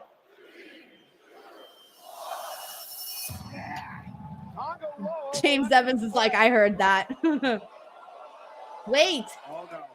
Oh, let's go. We're getting the party started with Fatu. Let's go. I'm going to make a, next time I'm going to make a, oh, never mind, because I don't do SmackDown watch-alongs. If I did, I should make one, like a little overlay where it's just all the praying hand emojis every time Fatu comes out. Chaotic. God knows what this man is. Bennett says the werewolf will be unleashed. James Evans says Jacob Fatu is an animal. I loved how he was looking at Punk when he was in the cage. He was like, bro, like, scary animal. That was great. Up North says, I love you, Solo. Bradley Kemp says he loves Solo. Jeremiah says, yes, Fatu time. That's a praying hand emoji. Oh, God. If that doesn't make you want to lay down your weapons, nothing will. Boom! And then that spinning elbow by Fatu, who's taken over. And let's give credit where it's due. A brilliant call by Solo Sikoa. By Tiger Claw. Wild. Don says you can make an overlay and put it up when you talk about him on the post show. Yes, that is good. I need to do that. It's special Jacob Fatu overlay. I'm going to work on that. Victorious Warriors win first, then go to war. Defeated Warriors go to war first. Fuck you, Solo chance. And the thing about Solo is, look how much he's Hey, we got Jen in the house. Jen, thank you so much for popping up on the stream. as he's led this group. It's almost like there's only one person that Solo has left to control. James Evans That says is the it's a full moon in Canada and the werewolf is Obviously, you've got hungry. Jacob Fatu. Blind loyalty. Megan says, you think they want Jacob a little tired when Roman gets in to give an excuse for Jacob not taking out Roman? I don't think so. I can't imagine Jacob Fatu tired. He's just like All too the crazy, gifts too an wild. athlete could hope for with none of the morals. That's Jacob Fatu. And you know, we talked about this, Corey. on Friday Night SmackDown last night, and I believe it's true, is that it's that loyalty to Solo Sikoa from Jacob Fatu, because Solo really saved, in many ways, Jacob's life. He saved Yeah, his LeRae Johnson career. here says, I hope Jacob Fatu will become a world champion. Now the- I'm on board with that, bro. I'm on board. Team. Well, I've never seen anything like that before. His But again, praying Fatu, hands. That's funny. coming to WWE his whole life as you take another look. His trials and tribulations, well documented. Oh, my God.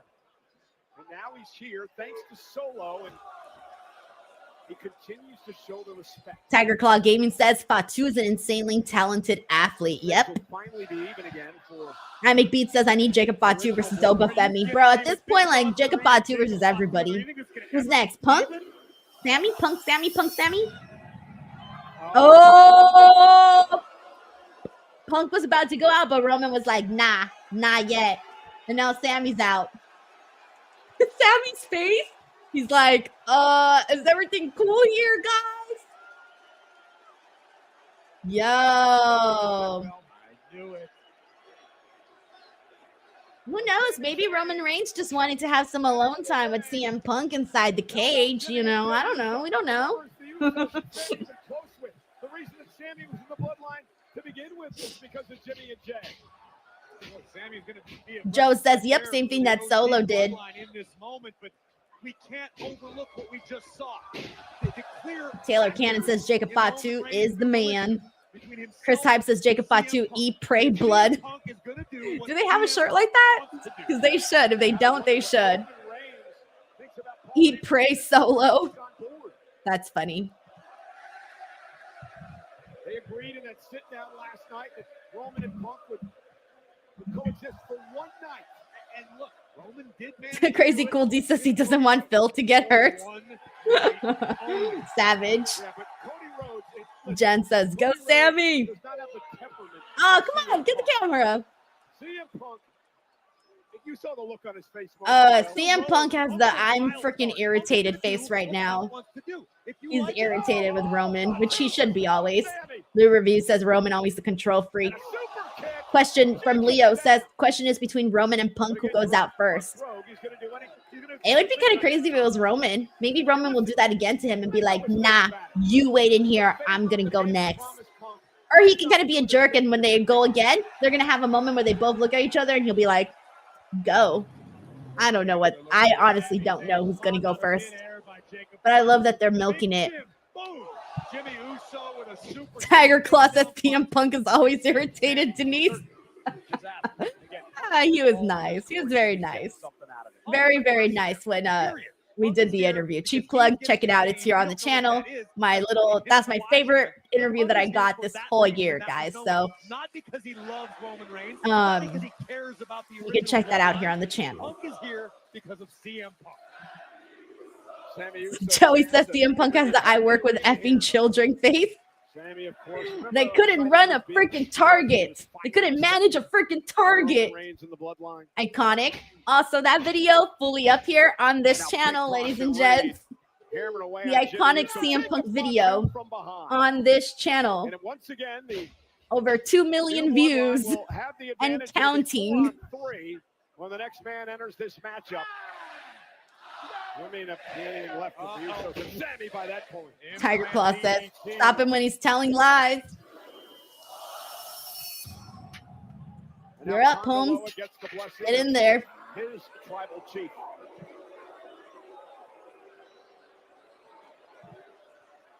Thank you so much, Chris. It's very kind of you. Haley Darley says, I would think it would be your favorite interview of all time. It really was, because I never thought I would get to interview CM Punk, guys. I thought I would have to have like 1 million subscribers to interview CM Punk. So the fact that I got a lovely little 10 minutes was great. It was super great.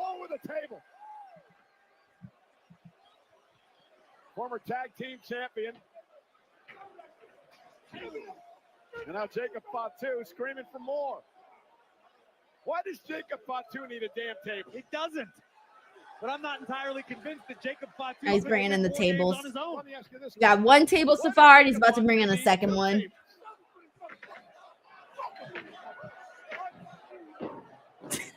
Joey, time for the botches to start.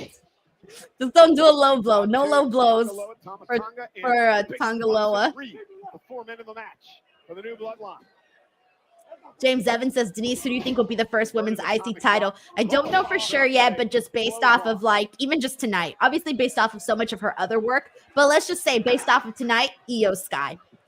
And that's obviously including her past work as well, too. Yeah, that's the scariest thing is, yeah, their origins, oh my goodness. Savage, Short King the Goat. Everyone's just ready for Punk to get in there. Jacob Fatu looks like a savage. He competes like a savage. Tiger Claw Gaming says Punk pisses people off by merely existing. That's why I love him. And they all believe in Solo Sikoa. Oh, I'm telling you right now, if the new bloodline wins in this matchup, I'm going to drink the Kool-Aid too. I'm going to be throwing my ones up for my new tribal chief, Solo Sikoa. I don't know how you would. I mean, Sami Zayn, look at the state he finds himself in. Tongaloa just crushing Zayn against the cage. What are they saying?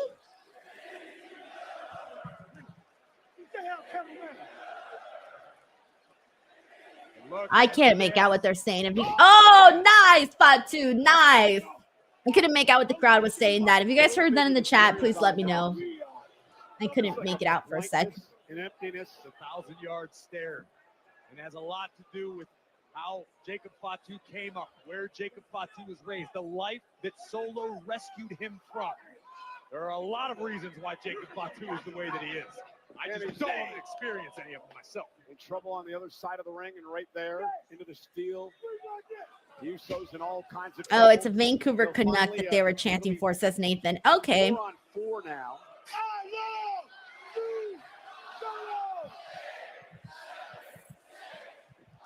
Oh, here we go. Let's see who's gonna be it. Punk or Roman? I think it's gonna be Roman. It's gonna be Roman. It's gonna be Roman. It's gonna be Punk. It's gonna be Punk. It's gonna be Roman. It's gonna be Roman.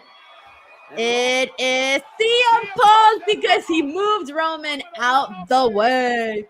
Are you kidding me? Move. Get out the way. Roman just got disrespected like that, bro. But an eye for an eye because he also disrespected CM Punk. So, oh my God, look at that shot of Jacob Fatu. That view that CM Punk has with Jacob Fatu looking like he's about to eat him for dinner. I hope Punk's got his silver bullets ready. Bro, that's what you have awaiting you, Punk. The man who looks like he wants to bite your head off. All right, I think he's going to get a weapon. He's making it seem like he's hesitant. That's because he's thinking. He can't go in there with 3 men and no weapon. So do you remember what happened the last time CM Punk had a toolbox from under the ring? Yeah, we haven't seen his opponent McIntyre since. And here we go. And there you go. It's whacked all 3 of them with the toolbox. One of the shrewdest men of the history of the business. Hey, you're going in there with 3, like with all those guys staring at you. You gotta come prepared. Kind of says construction man Punk. Joey says muffins in the toolbox. Wearing out that toolbox all over Tonga. He's got muffins and donuts. What other sweets has he brought? To ice cream. Yeah, Punk has a sweet tooth. Actually, I remember Triple H making a joke about that, about Punk having a sweet tooth. That'll give the new bloodline their last advantage of the matchup at 5-on-4 for 3 minutes before Roman joins the fray. Big upper, that big knee from CM Punk. Ooh, nasty. Oh, he fucking no-sold that. He's doing it. Fucking Fatu is fucking great. Fatu is fucking great. I loved Fatu no-selling that and then just being like, let's fucking go. I don't even know what that was, bro. He almost removed. That was great. I love Fatu. Jacob Fatu is fucking great, man. I swear, this guy. That was awesome. That's my favorite part so far. James Evans and Fatu is a goat in trading. Chris Time says that was glorious. Into his bloodline. Tiger Claw Gaming says he's a Samoan. You never hit a Samoan in the head, for real. No, I'm not. Crazy Cool D's like Fatu dance. Bro, for real. That should be like one of those new viral dances on like TikTok or something. Captivated and terrified the WWE Universe, quite like Jacob Fatu had. So now the new bloodline gets a 5-on-4 advantage. Sammy Beat says Jacob saved this pay-per-view. Jeremiah's acknowledging. All right, there you go. Solo Sikoa making his way in. He was a self-proclaimed tribal chief. I think all that went away back at Riyadh, Saudi Arabia earlier this month when he pinned that man, Roman Reigns.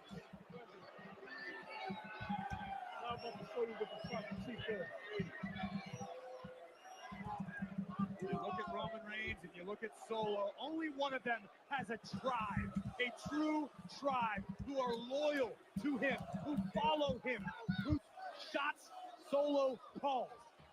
I mean, the rest of the original bloodline won't even refer to Roman Reigns as their leader. And that's the difference. That's the difference. How many great armies have won wars without a great general, right? Exactly. I mean, you don't go into it without a leader. And now Solo, bang, using the cage to his advantage. All right. I sent out a tweet. I hadn't tweeted in a second, so I had to get that going. He's the only member of his team who's ever been in War Games. Fooled me. Look at this. Spinning. Solo. Sami Zayn. I mean, Sami hasn't been able to do anything in this match yet. I mean, this new bloodline are eliminating everybody. All right, here we go. We're 2 minutes away from Roman.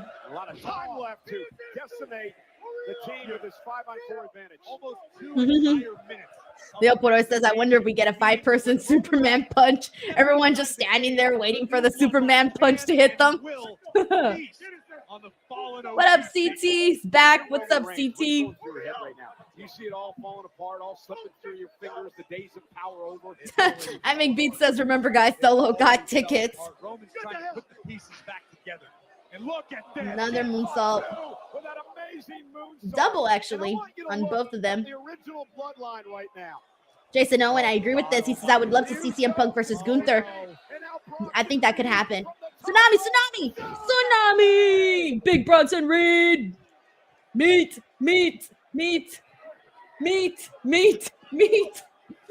Shout out to, we got to bring up the meat graphic for that tsunami, by the way. So, respect to the tsunami. Of Jacob Fatu, mind-blowing agility for a man of his size, followed up by a tsunami, a true force of nature. Big Bronson Reed. McTaros is like, yes, the meat. Had to pay some respect after that tsunami. Yeah, respect, Punk. You just pick one and start swinging, but this was always going to end this way. I agree with James Evans. Says Bronson is a beast as well. Rally Cap says meat. Roman Reigns will be entered into this match. The War Games match will officially begin in a matter of moments. And Solo Sikoa, wait a minute, it'll officially begin, but oh, he's trying to keep Roman out. Sikoa is locking the door with his own lock and chain, so Roman Reigns can. Bro, Roman can just climb over. The OTC just got outsmarted by the man. Yeah, right. Exactly. TC's like the cage is open. Literally, Roman can just climb up, or maybe he can get something to like, you know, break up the chain. Thank you so much for the kind comment, Henry. Really appreciate that.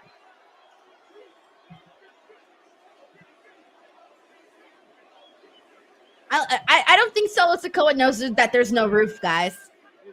I think he sees a roof. Like, how you gonna keep Roman Reigns out when there's no roof?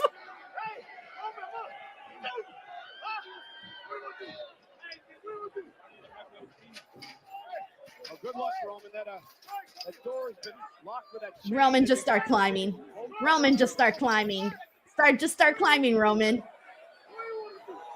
At this point, Roman's just delaying the. Roman, just climb. There is no conceivable way for Reigns to get back into this. Why are they acting like there's no way to get in? And at some point, if you're Roman, you got to start asking yourself, is it worth Corey? There may be one way to get in. Thank you. Why is commentary like Commentary took way too long to mention that there's one way to get in. Reigns is scaling the cage. Jesus. Men at the top. Look how quick Tama.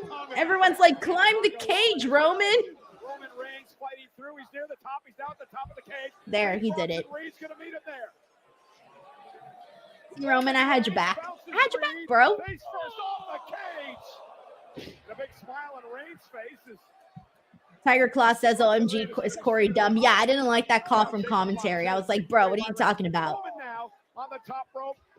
New tribal chief, original tribal chief, facing off now. Solo Sikoa bounced off. I mean, beats us climb, avalanche, Superman, punch off the top, pin, job done.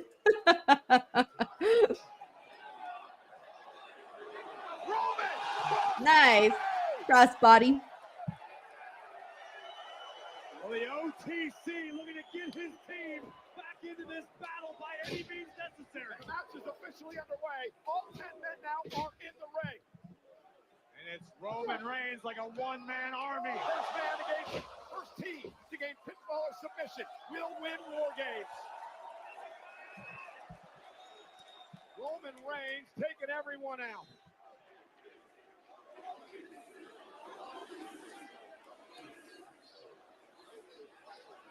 Roman now looking to regroup the original bloodline, helping his cousins to their feet. Oh, now they're going to do that.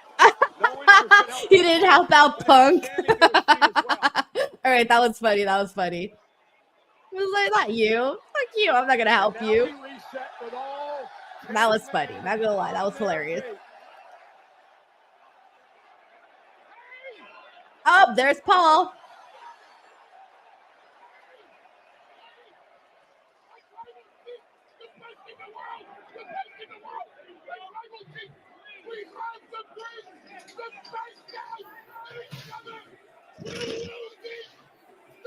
Paul. I can't make out what he's saying, but it's hilarious that he's like, unified together. War games is all I heard. All right, here comes the West Side story spot where they all like look at each other and collide. This is a given. We all know they always do this spot every year. Best out of each other. This is War Games. So again, match is underway. Pinfall submission wins it. Power struggle, which has been going on for years, continues tonight in War Games, and here we go. The OG bloodline, the new bloodline. Battling close Tiger Claw Gaming says, why the bolt cutters now? 10 men trapped I don't know. between two rings, teeing off now, getting a little separation to go to work.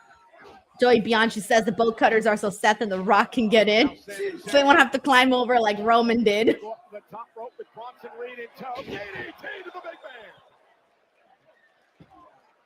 Tonga Loa stops Sami Zayn dead in his tracks. And now the brothers working together.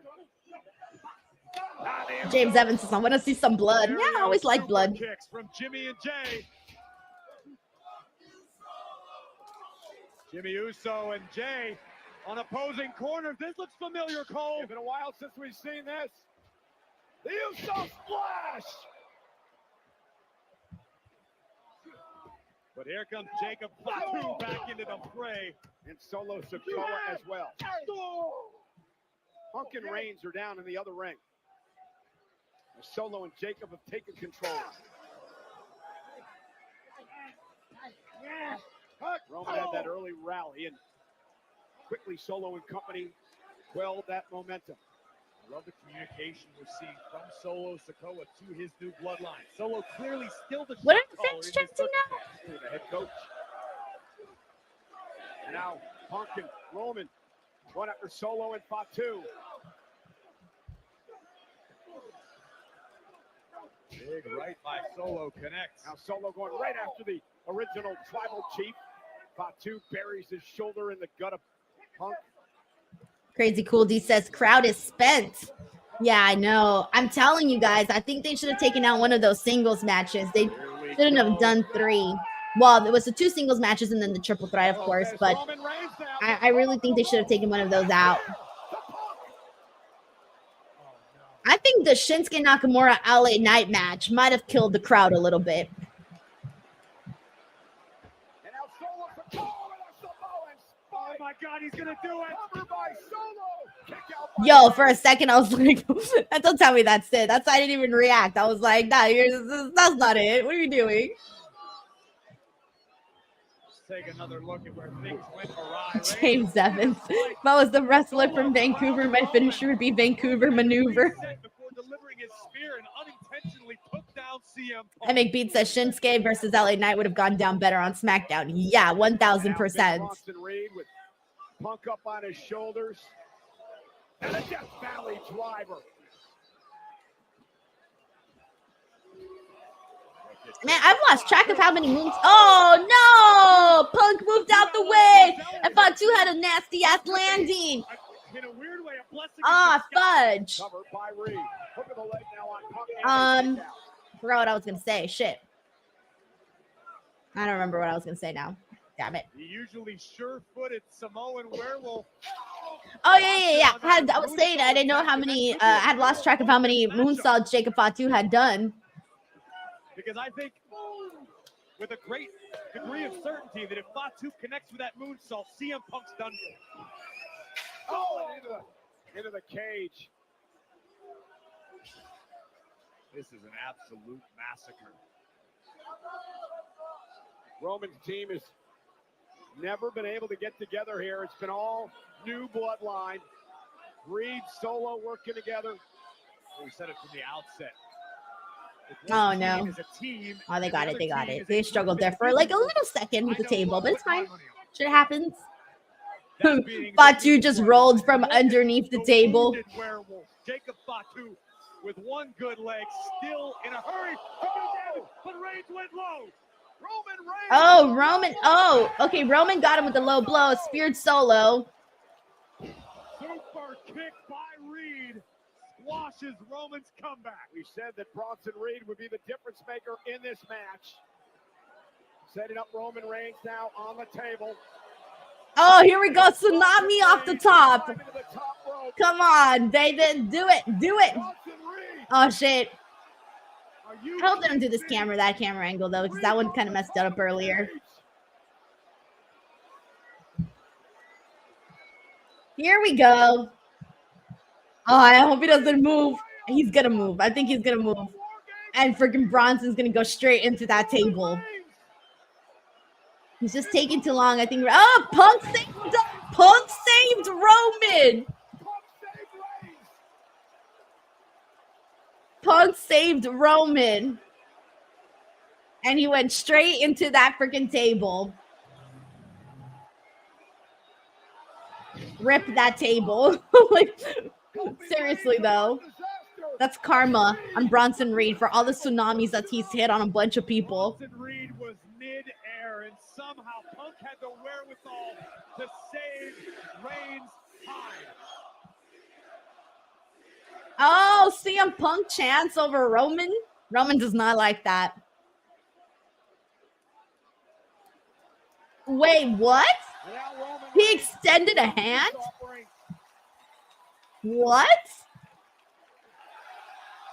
Look at Paul Heyman. Paul Heyman right now probably has like sparkles coming out of his eyes, seeing his two boys out there shaking hands and helping each other. It's like watching your kids not fight for a day.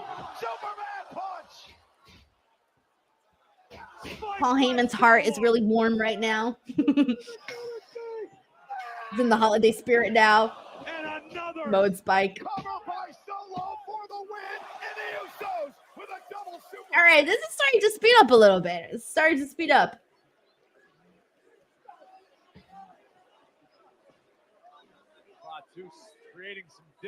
Chris Symes says Punk and Reigns, ride or die. And the rest of the new bloodline. Oh, shit. No! My peacock's glitching! I don't know. Okay, it's back, but I don't know what happened there for a bit. Doesn't seem like I missed much. I guess I just missed a super kick. Do not glitch! Okay, we're good. We're good. We're good. We're good. I was like, what the fuck?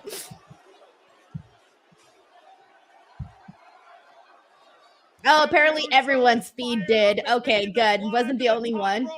I was like, not right now. Don't do this to me right now, Peacock. You could have done this to me during the LA Knight Shinsuke match, but not this one. What are you doing? All right, so everyone got the glitch. Okay, cool. Jacob on the table. TC's like, this ain't Netflix.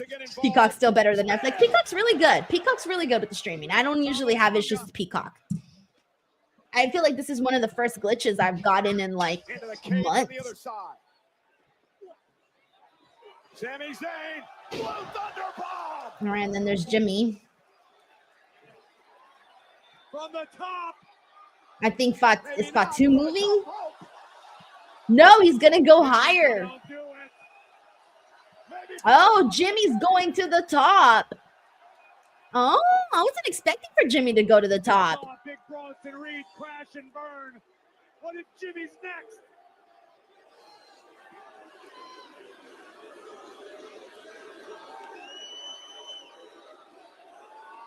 Oh man, that's high up. Ah, he did it. Nice, nice. And he landed on a very nice, fluffy Jacob Fatu. I love it. You love to see it. That was good. Good execution. Good stuff on that. Paul Heyman with a big old smile on his face. Sami Zayn trying to Yeah, so it looks like they've wiped out Fatu. It looks like they've wiped out Bronson for sure. The other one still can come up. Dragging Jimmy back to his feet as well. The two longtime friends. It was Jimmy in the beginning that brought Sami on board. And, of course, Jay later on would become close with Sami Zayn. Those three back to their feet. James Evans says, two meaty guys down. Who once upheld Roman Reigns as the head of the table, the men who protected Roman's empire. Now Sami coming to the aid of CM Punk. And the Usos to the aid of Roman Reigns. Let's finish this shit. The original bloodline, you heard Jimmy say, and well, other words than this, but let's finish this. Oh, no, Solo. You're done, bro. Solo to his feet, and he is surrounded. Unless someone turns, Solo's done. And the new bloodline, Judas, is about His to face. get his. I swear. At the hands of Roman Reigns and company. This is making me nervous. I don't know. I have like a not so good feeling. Let's get it over and done with. Wipe him out. Get it over and done with. Wipe him out. Okay, super kick. Super kick. Double super kick.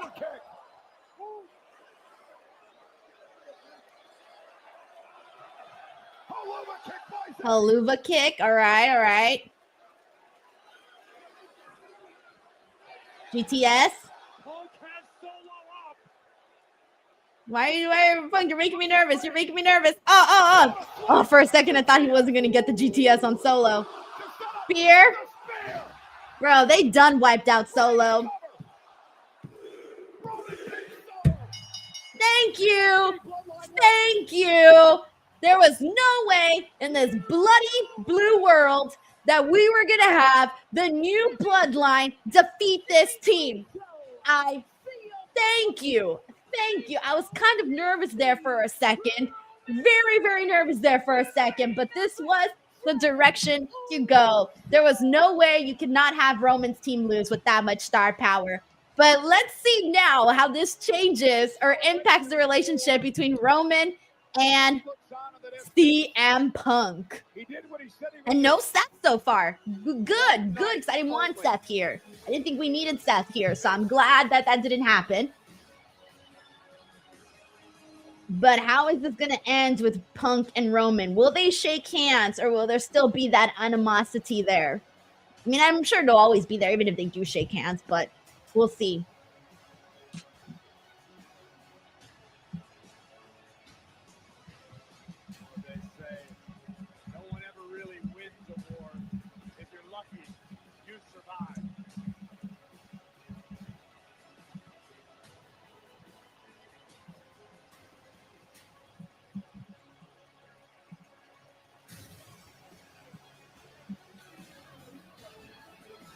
What will happen? What will happen? Let's take a look at some of this insane action. First, Roman goes low on Jacob Fatu and follows it with a We got Sheldon Jackson who says Sami and Jade 3-0 in main roster war games. Thank you so much for the fun fact, Sheldon.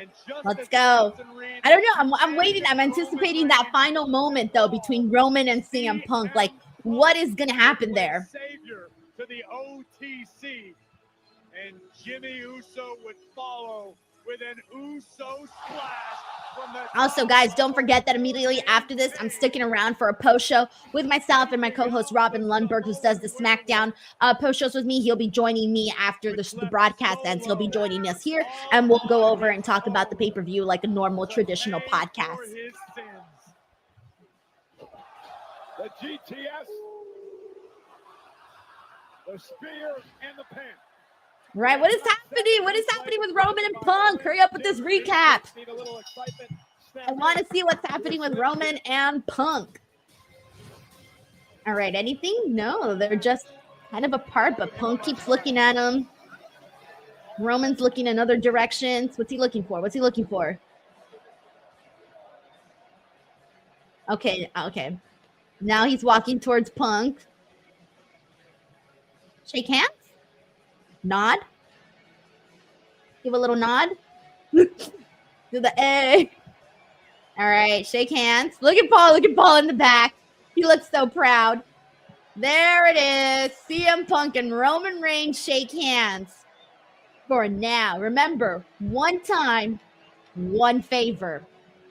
One time, one favor. Let's not forget that. The favor is done, which means that now Paul Heyman owes CM Punk a favor.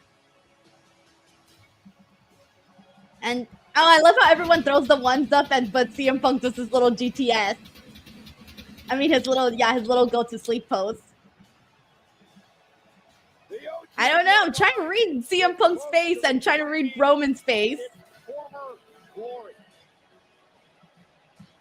But Solo Sikoa still wears the Ulafala and is still the tribal chief. But as the pendulum of momentum shifted back to Roman Reigns. All right, I'm posting a poll up. I just posted it up right now on Twitter. I asked people which one was better, the men's or the women's war games. If you guys want to vote on that, you can vote on that over on over on my Twitter page. I don't know how to do a poll on Facebook. Can you do a poll on Facebook? How do you do a poll on Facebook? I don't think I could do a poll on Facebook. Doesn't seem to give me the option. Either that or I'm stupid. One of the two. All right, I'm just going to ask people without the poll.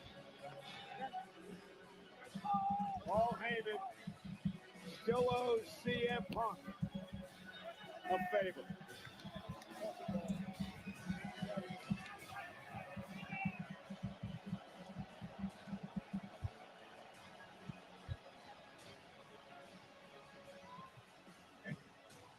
All right, what's going to happen now with these two?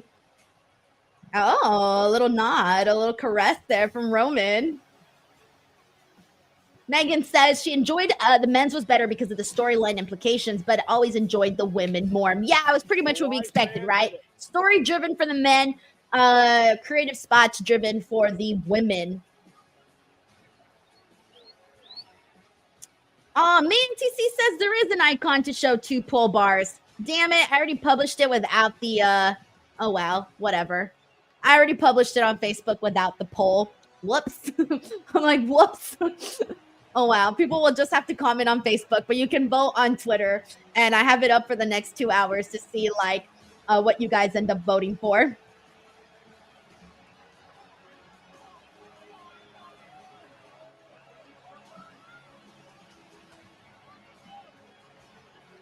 Alrighty, well, in the meantime, unless something happens in the next couple of minutes, that pretty much looks like our show, everyone.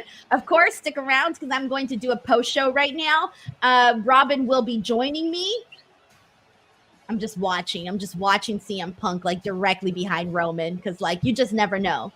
He didn't throw the one up, of course not, because he's not. Oh wait. Oh yeah, okay. He got forward for a second. I'm like, wait, what's he gonna do? But he did the little sleepy, little GTS sleepy. That's funny. One of these things is not like the other. All right, guys, that looks like that is it. I mean, I don't think anything else is happening out after this. I'll keep it here until they start the pro show press conference just in case. But from the looks of it, that is pretty much a wrap for today. Heads up to everybody, of course, before I continue on with the review, just a friendly reminder that tomorrow, December 1st, I'm going to start putting up videos every single day here on the month of December, all wrestling themed videos. I have a lot of cool collaborations and unique ideas and stuff like that. So if you guys want to come in every single day for the YouTube channel, there will be a treat for you here. And then starting December 2nd, which is this Monday, the Raw post show with Santi Zap will be beginning. So if you guys want to come check out and talk Raw with the both of us, it's going to be really fun. I cannot wait. So if you guys want to come in and start joining us for those post shows, that'll be happening on Mondays moving forward. And let me make sure that I gave, I don't see Robin, so let me make sure I gave him the right link. I might have given him the wrong link, so give me a second here to email Robin one more time because I don't know if I sent him the right link or not. Oops, I hope I didn't. Oh, no, I didn't. All right, so I can end recording here. So I always have two streams going on at the exact same time. Sorry, I'm keeping it on just in case because you just never know. So I'm waiting right now to see. Once they actually start this post show, then we can go ahead and continue on with our things. But there's definitely a lot to get into right now. So just give me a minute to get all of this settled really quickly. You guys are seeing the behind the scenes before a post show begins. So just switching gears here, but 1 second. All right. I'm waiting for Robin. Where is Robin? Robin, where are you? All right. Hold on. Unless he's still waiting too and making sure that nothing happens like after they're done showing the recap. I think after like The Rock coming out at Bad Blood, like I don't know when he came out during the show. I don't know if he had already done, if they had, because I wasn't watching the TV broadcast because I was there. I don't know if they already had like the, the replay done already. I don't think so. I think they did it very fast. It was like the second that Cody and Roman won, like they had already gotten into like The Rock and stuff. So that's probably happened like a lot sooner. All right. Still waiting for Robin. Rally Cap's like, watch Robin forgot. Imagine he like forgot he's on the post show. That would be kind of hilarious, actually. It would be very funny. But no, I don't think he did. He's not the kind of person that would forget. He's probably just connecting all of his gear and stuff. So we'll go ahead and give him a second. But in the meantime, I'll go ahead and like read some comments and see what everyone's saying before we get into our actual podcast here. All right, we got Larice Johnson who says, I don't know. I was hoping that the final boss would show up. Nah, like again, guys, like again, I know that was one of the things like, you know, just in case it did happen. That could have been very, very cool. But again, I don't know if it was necessarily needed at the moment just because of all of the big moments that went down here with with Roman and with CM Punk. So, all right, guys, War Games is officially over. Let me exit the actual War Games stream. All right, let's see. Let's see what else we got here. What is everyone saying? I don't know what happened to Robin, guys. I don't know where he's at. All right, I'm going to see what everyone's saying in the meantime. Let's see. Oh, there's Robin. All right, he's coming in. Robin, I was like, what happened to Robin? I thought you forgot. No. Didn't it just end? It ended like 2 minutes ago for me. Yeah. Oh, okay. I guess because I was here, so it's like, I don't know, it's like faster. But let's go ahead and get right into this post show then. Let's do this, guys. Here we go. It is post show time. We got to give myself a countdown, guys. Actually, hold on 1 second.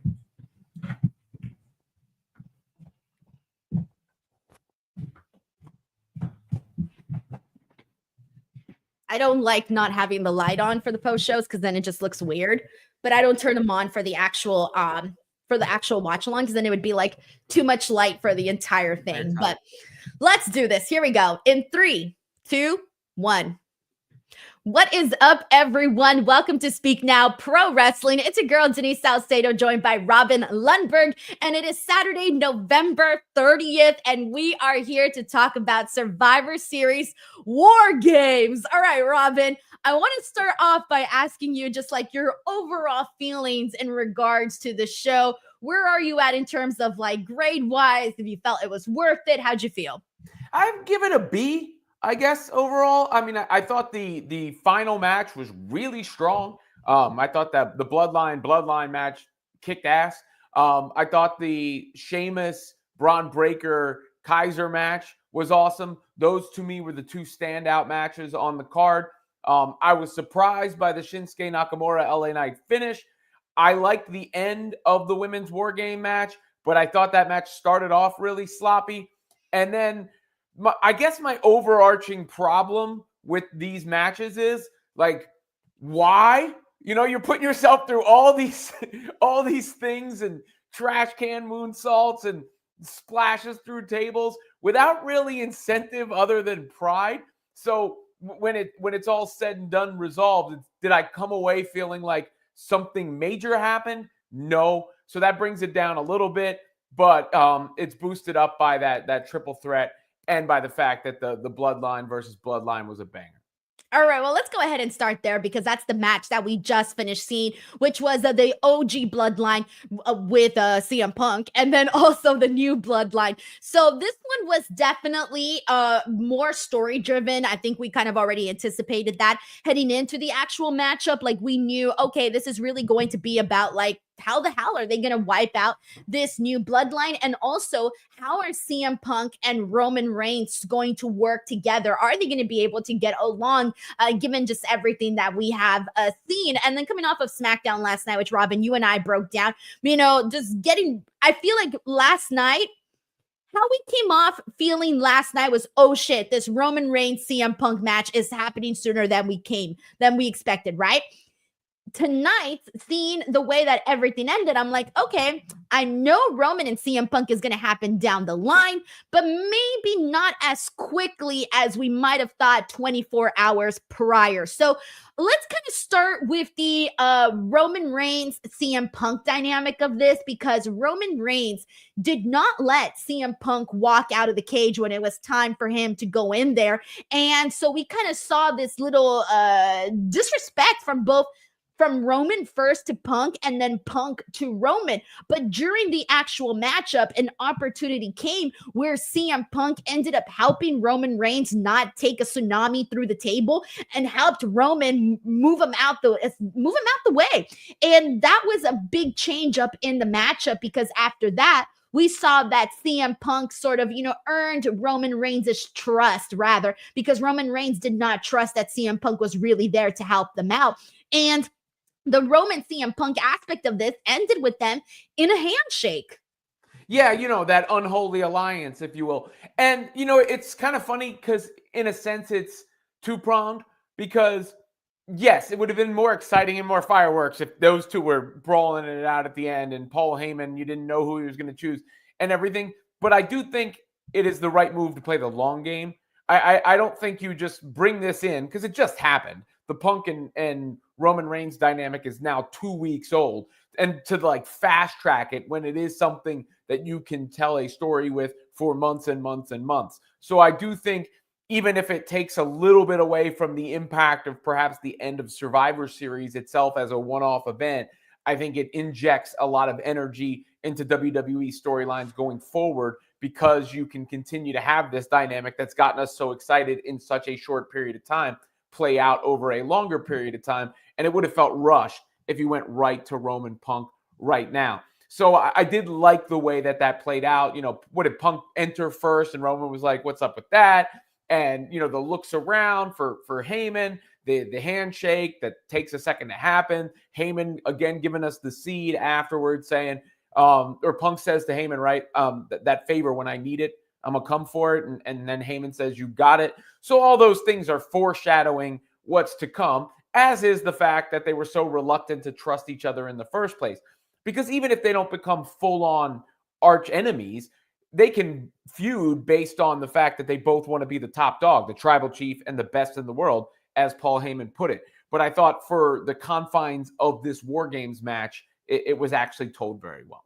Yeah, that portion of it, I feel like, okay, now that, like I said, now we know it's not happening so soon, right? Like now we can hold off until SummerSlam, right? Because last night I'm thinking, shit, maybe this is going to happen at WrestleMania, right? Just because of how quickly we were getting there. Now with the way that we ended to hear things tonight, I'm like, all right, we can stall for a little bit. We can wait until we get there because as of right now, Roman Reigns and CM Punk, they're not best friends, right? Like they're not going to go out and have lunch or anything like that. But hey, at least they're seeing eye to eye and there's this respect there at least for what they went through tonight with War Games.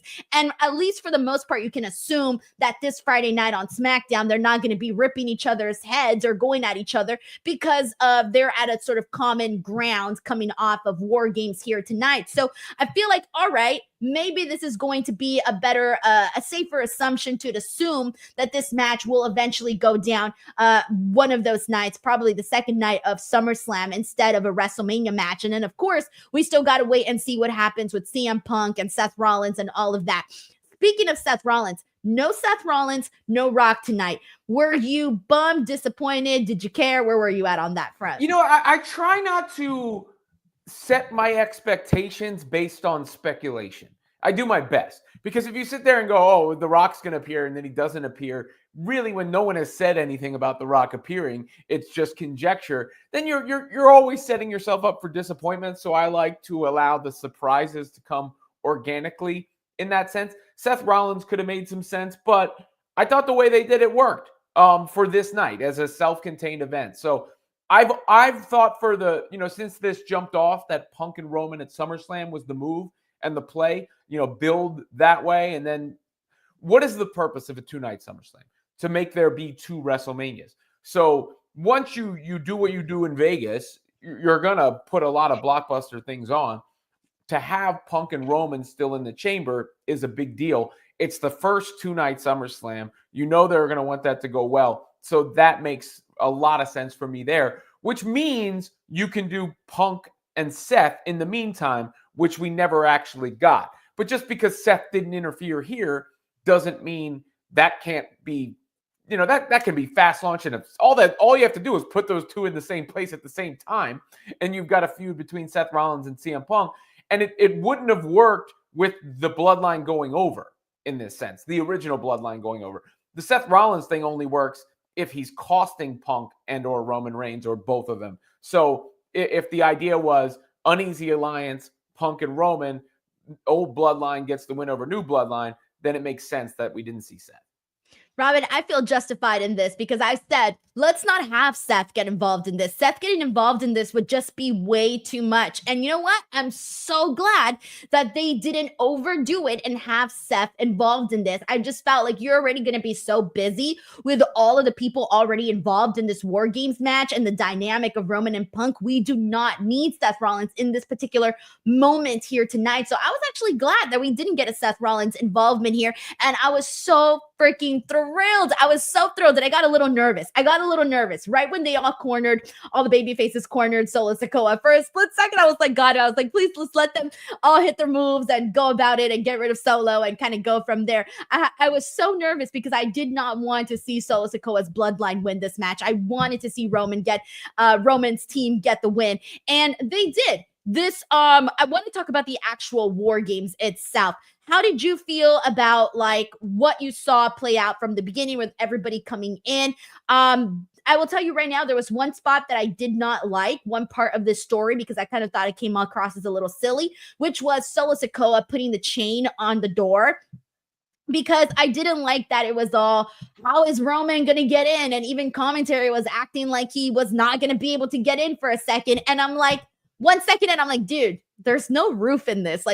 Roman, just climb. So I kind of thought that part of it was a little silly, but everything else after that definitely picked up. Of course, you got a lot of the some of the expected spots that you were expecting with the West Side Story thing. They always do that every single year, but there were a lot of good moments in there. Love the tsunami splash. Jacob Fatu was insane, Robin. Jacob Fatu was a big highlight for me. Maybe the MVP of the men's War Games match. He was great, but What did you think of the body of the actual matchup? No, I thought it kicked ass. And I disagree with you on the Roman spot too, because I'm thinking to myself, oh, they're gonna have him climb, you know? They're gonna make him do this extra work. Yeah, like Roman's gonna climb the cage. Are you serious? And then it even put in the little thought in my mind is no way Roman's jumping, right? So I was in a little bit of suspense there when that took place. And then everything else, I think you kind of hit on the head. The tsunami splash was money. The through the table spot was money. Fatu was money throughout the whole thing. And then the crescendo of finishes was executed basically to perfection. Super kick, haluva kick, go to sleep, spear, night, solo Sikoa, right? So I thought all that was done well. It was a chaotic symphony, if you will. I like that, a chaotic symphony, because yeah, the last bit of them like just all hitting their spots, I thought that was really, really fun. But yeah, there were some things that I wish would have been tweaked a little bit, but for the most part, I thought that we got to the point where at the end of it, you're like, all right, I enjoyed myself. I had a good time. Of course, Jacob Fatu just being insane. Jimmy going off the top of the freaking Uso splash off the top of the cage. All of that was really, really fun to see. So overall, I thought they did a decent job here with the men's War Games match. Let's go ahead and get into the super chats and see what people are saying. This is from Matt Logan, who kicks us off, who says, hi, pretty good show, nothing great. I guess it kind of depends on how you look at that. We'll break it down a little bit more, of course, but we got Sheldon Jackson, who gifted 5 DWO memberships. Sheldon, as always, thank you so much. We have Bailey Darley here, who says, for me, the best match was the women. A lot of them got spots, and then Rhea pinning Liv. So let's get into that one, Robin, because the women's War Games, I think that going into it, we all expected, all right, that's the one that's going to be crazy, right? That's the one that's going to have Io doing her signature spot off at the top of the cage, and we definitely saw that. She did her own branded little special trash bin this time, and she did it at the exact same time that Tiffany Stratton did her spot off the top of the cage too. So we got to see both of those moments in sync there. But this was kind of madness in terms of just spots from everybody. I thought Io Sky, along with a lot of people, that Io Sky was the MVP of this match. I kind of wish we got in a little bit more moments for Tiffany Stratton, but still, I did think her entrance was really cool. I thought she did a fine job. There was some botches. I don't know if I should say botches, but there were some moments that didn't look so great for Nia Jax in particular. I thought that everybody obviously called out her chair shots. That was one of them. Were bad, yeah. Right. Those were not good. So unfortunately, you kind of got to point that out. Bianca Belair, I thought was awesome. Naomi, awesome. Rhea Ripley with that look that she had, the mask and all of that. That was epic. Robin, how did you feel about what were your favorite moments from the women's War Games? I thought at the end, the favorite moment to begin was Rhea Ripley's mask. That shit was hard. So you had that to start off. Then you had the stuff that happened at the end was good. Io Sky was the MVP with the trash can moonsault, the fire extinguisher melee thing going on. And there was a lot of good spots. I like the Money in the Bank tease too from Tiffany Stratton, but I did think the first, I don't know, I thought it was rough. To be honest, I got to tell the truth. I don't know how many different times you and I have sat here and talked, and I've said after all of these event matches, whether it's Elimination Chambers or Money in the Banks or War Games or Royal Rumbles, you have the conversation of which is better, the men's or the women's, and it showed that the women have gotten to equal footing. And that, of course, doesn't change because of one match. That remains the same. I only use that to set the context to say, in this instance, it fell flat because I thought it was beyond just Nia Jax. Nia Jax had some rough chair shot moments. I thought Naomi had a few spots in there early where it looked like the timing was off. Nothing completely egregious, but just almost like everybody was a little out of their rhythm, right? And it just didn't hit right because of that, and it took you out a little bit because of that, because it wasn't one, and you're like, okay, I'll move past it. It was one after the other, just a bit of a slop fest until they hit their stride. Then once they hit their stride, I think they were able to recover a bit to keep it from being one of those things where you go, oh, that was a total mess, to that was fine. And that's where I'll leave it with that match, because I kind of felt that way at the end. All right, it was saved by the chaos at the end, but it was a forgettable War Games match in the grand scheme of things. But I think at the beginning, though, one of the things that I did appreciate from this is that they went right into it with getting all of this going. Like they went right into the weapons. They went right into like, this is going to be a fight. And that's what I did appreciate from the start of this War Games match, was that they were treating it like a fight. So yes, you did have those mistakes. Even just like the moment where Io Sky came in and she had that, the spot didn't work out with her and Candice LeRae at the top. That kind of took away some of the momentum from that. But like you said, they did get it together. And I think the fact that they kept things moving along and they tried to have fun with things. I mean, doing a toilet seat cover, doing all the kendo stick spots, like everything that they did, I think was enough to try to like, at least they at least in my opinion kept the excitement. Like I did enjoy the women's War Games match, even with those hiccups, even with those mistakes there. I felt like, okay, they kept it moving, and that's what I liked, and that they tried these things. I loved when Naomi did the stink face on Nia Jax with her wearing the toilet seat cover. I thought that was great. So it's like little things like that that won me over, where it wasn't to the point where I was watching this going like, oh my God, this stinks. Because I feel like there have been other instances where we have seen, these mistakes happen for some people. And it's unfortunate. It's, I think, always even more unfortunate when it happens in the women's matches, because they are, they are going to be judged to a different degree, of course. And it's always going to be like, oh, wow, do the women deserve this? Do the women deserve this? Right. And of course they do, because we have seen all of the work that they have put into this. So it's always unfortunate when you do see those mistakes and those botches. But for me, it wasn't enough to take me out of the match. I was still fully invested in all of the big moments. Seeing Rhea pin Liv, which Bailey brought up here. I love that, because now I'm like, all right, this Rhea Liv feud, it should be done, Robin. Like, this should be it, right? I mean, she got her win over Liv, and then she pins her in this War Games match. That's got to be it, right?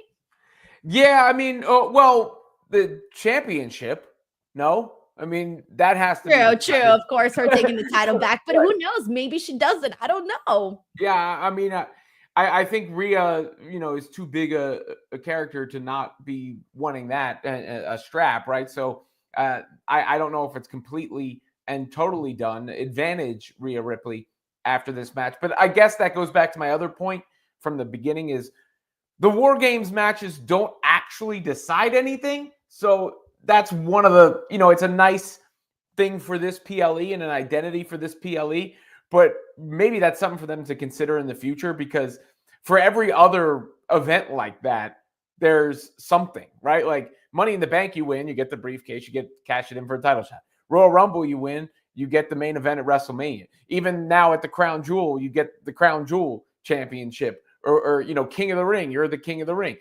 All these things have something on the line, and this is just like time to settle the score. We got Drew Ninja 77 who says Rhea just doesn't just have an aura. She is aura. Just simply a star at another level. I loved her makeup be similar to Buddy's with the red scar. Oh, hey, that's a really great little shout out that you made there. Dude, I love the mask that she wore. I thought she looked super cool. I love that she actually got to wrestle with it for a while. And then like even the coat that she wore, the entire thing. One of the things I had mentioned in my watch along, Robin, is that there are certain gears when you see that gear, instantly it brings you to like a certain moment, because it's just synonymous with that. And that was the one. That was the gear for Rhea Ripley, that in like 15, 20 years from now, when we see that, we're gonna be like, oh yeah, that's the one that Rhea Ripley wore to War Games, because now it's forever synonymous with that. It was really great. Yeah, it's like, what sums up how much of a badass Rhea Ripley was? That mask right there. I mean, it's almost her version of the Cody mask from WrestleMania. And when you see Cody wear that, he means business, and it just with the orbital fracture and everything, that was it was badass on a whole different plane of existence. And Rhea Ripley is there. She's it. We've had this discussion before. I think it's her and the man Becky Lynch neck and neck for not the greatest of all time, but the most over in a particular moment. We got Infamous Raider Loco who says CM Punk Roman Reigns elbow leaning mean was awesome. Love the match. Real looking unbelievable. Getting that big riptide on the tables, man. Triple threat banger. Yeah, that riptide, man, that she did on Liv. Oh, that was clean, man. I love the way that turned out. We got Bailey Darley who says, happy birthday, Naomi. Hope you had a great day. It took me a second, Robin, to realize why she was wearing the little hat. And I was like, oh yeah, it's her birthday. Okay. Now I get why she's wearing it. We got Misha Simrad. Thank you so much to Misha, who says, my big pitch for the World Heavyweight Championship is Gunther calling out Logan Paul for desecrating the sacred ring with sponsorships, DWO for life. Yeah, there's definitely was a whole lot of it, basically all over the ring mat. Like that's just what we got. I don't know. I'm kind of used to it now at this point, honestly. Yeah, no, I mean, I'm with you there. When you talk about a lot of this stuff and the sponsorships and Prime, I guess, have I ever told you about Prime? No. In what sense?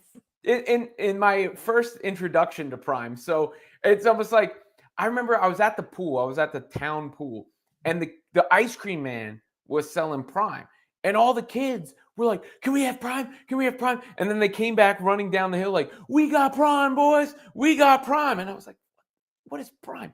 And, I looked at the back of it and I was like, all right, you can drink it. And then the other parents were like, have you heard this kills children? And I'm like, what? And I went and looked that up and I was like, no, they're kind of being unfair to look. I looked at the backstory. I learned it was Logan Paul's thing. And then I realized they're actually being a little unfair to Logan Paul because the Prime hydration ones don't have the caffeine and all that other stuff, while the Prime energy drinks do, but they look completely different. One is in a bottle, one is in a can, and it's a completely different product, and the kids even know the difference. But I saw how excited they were about it, and then when I saw the Prime, mascot stuff and the KSI stuff and how much my son enjoyed that, it only made it natural for it to be a sponsorship. And as long as the only ones that like really get me are like the Mountain Dew pitch black matches. Oh, yeah. Where it's like, all right, we get it. We know you're never going to do that with one of the real matches on the card that everybody cares about. It's always going to be like some designated match. But as far as the sponsorship itself, it is what it is. That's the corporate world we live in. Yeah, I remember like when we first saw like the Prime hydration station, I was like, oh, what an eyesore. And now it's just like, oh, okay, it's just a thing that we see every week. No big deal. Eventually we get used to it, right? But Misha, thank you so much for the kind super chat. We got Chris Ludek is in the building. He says, to me, the men's war game match had the best storytelling, but the best match to me was the triple threat. Overall, an okay show, not bad, but not great. So let's get into that because I do think that triple threat match was, so here's the thing. One of the things that I noticed, like as we were getting closer and closer, like to the end, the crowd was a little exhausted, Robin. Like it did take them a second to get their energy back up. I do think we could have done away with one match. The match I think we could have done away with was Shinsuke Nakamura versus LA Knight. I'll get to that in a second. But the match that I think a lot of people thoroughly loved, like Chris Ludek just mentioned, was Damian Priest, Braun Breaker, Sheamus, and Ludwig Kaiser. That match, that triple threat was a banger. And I think for the most part, like that's what we were expecting. I had mentioned this on my Raw promo, but post-show. But to me, this was a match that I was looking forward to because it reminded me of shades of WrestleMania 39, where I knew, okay, I have a feeling that all of these guys, like they're pretty similar. And of course, Sheamus was in it, but these guys are similar where we can have a similar kind of match. And that's exactly what we got here. Of course, it wasn't like WrestleMania 39 because that one was just another level, but this one was still very, very entertaining. And the fact that people cared about what you were seeing, people even got for a second thinking that Sheamus was going to win this. Ludwig did great. Braun Breaker was, being Braun Breaker, hitting his Frankensteiner, running the ropes, just a lot of aggressiveness in this match. And I feel like that, so simple, it sold this match to a whole other caliber. Yeah, I mean, that and the final War Games match to me were the two that really stood out. And when you say, what did you take away from this experience in this PLE, it's those two matches. But a few shout outs for this specific one. One to Sheamus, who, when he says banger after banger after banger, he ain't kidding. We're starting to see that. Ludwig Kaiser, that spot where Sheamus had it won over Breaker, and Kaiser pulled him out.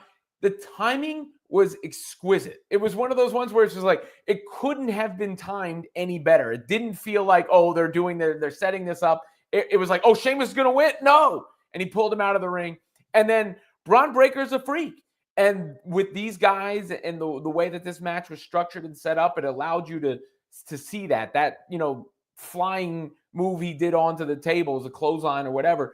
That was, you know, he's just a physical freak of nature where when he runs to the ropes, you go like, oh, you know, like you feel that in your loins. So I think it was a great showcase for Braun Breaker, but it was a great showcase for all three guys. Constant action. I don't know if you saw did you see the photo of Sheamus after the match? No, I didn't. Oh yeah, you should pull it up if you can. Is it on his Instagram? I saw, man, it's one of those ones where I just saw it scrolling by. Oh yeah, it's on his X. So if you just search his name, pulling it up right now. It's the first thing. Oh shit, bro! Yeah. All right, let me pull this up on StreamYard here. Wow. I mean, I'm not surprised. Like, I feel like Sheamus does get color very easily, but look at this, man. He's like his body guy. is beat. Yeah. His body's beat though. Look at this. Dang, like all over his back, his arms. You can even see it there in his midsection and whatnot. Wow, man. But you know what though? Match was great. Yeah. Oh, I mean that's him saying that, right? Like that's his way of saying, yeah. You thought that match was great. This is how great it was because I put myself through that for y'all. And yeah, there's nothing else really to. It was wonderfully done. No one came out looking bad. No one came out worse for wear other than Sheamus's actual skin. And Braun Breaker gets the win in a showcase way that lets you see everything he's about. But even in the victory, again, Sheamus had it, right? Like, so it doesn't feel like it was some sort of dominant performance either. It was a well-balanced triple threat. And Braun Breaker was definitely the right person to win this. I had said this before, but I just didn't want him to have another short reign. Like, again, this is a guy that I'm expecting to see have like a big matchup at WrestleMania. We know he's destined for a very, very bright future. So I just wasn't ready to be like, hey, let's call it a day right here. Like, this is not what I wanted. So I did think it was the right outcome. All right, we got the champ 39 here who says, hey, Denise, I like the Lola Vice hairstyle. Hey, yo, thank you so much. I actually took the time to curl my hair today. I haven't curled my hair in like at least 8 months, Robin, or 6 months. Who knows? It's been like almost a whole year. And I thought, well, it's Survivor Series War Games, so I might as well get a little extra fancy. So thank you, the champ 39. We got Bailey Darley here who says, last super chat, hope you reach 200K. Yeet. God, I hope so. We're going to try though, guys. We're going to try. And we'll see how close I get by the end of the year. Robin, I think I'm going to miss it by like 5K watch. Like 5 or 6K is probably what I'm going to miss it by, but we'll see. We can do a drive or something. We can, you know. I don't know, man. I'm going to have to get like some crazy ass, like big time interview to like make that happen. And I don't know. December is kind of, it's a holiday month, you know, people are kind of taking it easy. So we'll see. I am having WrestleMiss, so hopefully that gets some new subscribers and whatnot. Also, you know, if let's say you do miss it by 5, let's just live in a universe where you miss it by. Is there really a significant difference between 195,000 and 200,000 other than how round the number looks? I think for me, and this is kind of the annoying part is at the start of the year, I said, I'm going to hit 200K. I said this in January. I said this in December of last year. So you're falling short of your goal. Right. I'm falling short of my goal. But then I was like, all right, well, how about instead, if I hit it in January, I could be like, oh, what a great way to start 2025. So it'll be fine either way. It's just, I would feel so stupid if it's like I missed it by like a couple thousand. Like, damn, had I tried just a little harder throughout the year, I could have made it happen. Well, just make it your goal for 2025, and then you're guaranteed to be satisfied. Yeah, that's true. 2025, I will hit 200K. That's funny. Oh man. All right. We need to get into Gunther versus Damian Priest. That's the next one we got to get into here because this one, I feel like this is where the crowd was a little tired, and you definitely sensed it. I think people, given the fact that, you know, this was a match that we've seen before. I don't know how people feel necessarily right now about Gunther and or Damian Priest, where it's like, okay, Damian Priest was just champion, so we really weren't expecting Damian Priest to win the title. I kind of felt like Gunther retaining was the predictable choice, a fine choice. That's my champion, Gunther. But I don't necessarily know that there were too many sparks heading into this actual matchup here. But the match itself, like, it wasn't bad. That's the thing. Like, I didn't think the match was bad. It was fine. There was one moment that I wasn't totally in love with, and it was towards the end where Damian Priest like threw Gunther, and then he ended up on the floor. I think it was like a camera shot that missed it, so I didn't understand how Damian Priest had gotten there. And so that disconnection kind of took me it took me out of the match for a bit, but I did love the submission finish with Gunther getting that. Well, the crowd also was tricked or something happened because they chanted "You messed up" or "You screwed up" at Damian. No, they were Priest. chanting "You fucked up" to Damian Priest, straight but, up. Yeah, but he didn't, because he got into position for Finn Balor, right? Like, obviously that was where he was supposed to be. So it was right. But the way he got there, though, did you see how he got there?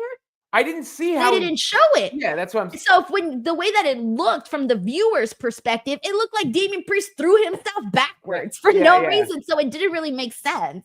I didn't know if he fell off the ropes or what happened. Right. I'm not sure. So maybe it was, but he wound up in the spot. So I was confused as to how that went down too. But the fact that the camera missed it was also interesting. Like, it's not like they were able to avoid it that quickly. So I don't know. If he did mess up, it's better that the camera missed it because we never actually saw him mess up. And if he didn't mess, how though, because it just didn't make any sense. Yeah, I mean, unless there was, I guess it's just hard to tell without being able to actually see what happened. It didn't bother me so much, I guess, because I didn't see any visual evidence of the mess up. And here's the thing with some of these. Remember when Jade Cargill didn't hit the rope spot clean? And calling it a botch. Like, to me, that's not a botch. Like, a botch is when you're supposed to do something, you completely bungle it. Like, you totally miss your spot or your cue or wherever you're at. Like, that to me is she slipped. And in the belief that we are in, the suspension of disbelief that we're in these matches, sometimes that's going to happen, and that's okay. Like, to me, even in the women's, when I talk about the sloppiness of the women's war game match, I think there was one spot where Io Sky was supposed to hit a sunset power bomb and didn't, but she saved it with a series of moves afterwards. And it's believable that she could go for the sunset power bomb and not catch it right. And just because it didn't go exactly according to plan doesn't mean it was a botch because she saved it, right? Like, and that's a natural thing that could happen. You could not hit that cleanly, just like you could slip off the ropes. So in my head, I'm thinking Damian Priest, tripped and fell or something. Yeah, but it didn't make sense to the sequence that we were seeing. The sequence scene did not make any sense. It was almost like, all right, it's like we skipped the scene. Like, well, what happened in between there? Because how did we get there from there? And then obviously you hear the crowd chanting, "You fucked up," which they actually saw what actually happened there, and the viewer didn't. So that's the part that kind of took me out. And it's unfortunate because there have been mistakes like this in PLE matches for Damian Priest quite a bit. There was a time where the whole kick out and the timing and all of that happened. And then, like, for example, like a mistake for, like you mentioned, a different kind of a mistake is more so of like when his foot accidentally got stuck in the rope. That's a different mistake, right? That one was, more of this is a physical sport. It's a danger. And then the other one, the one where either he didn't kick out or what the hell happened there, like that one was like a botch, the way that you were sort of explaining it, right? It's a little bit different, but regardless, that was the only part that took me out of the match, just because I kind of felt like I couldn't follow where we were at that point.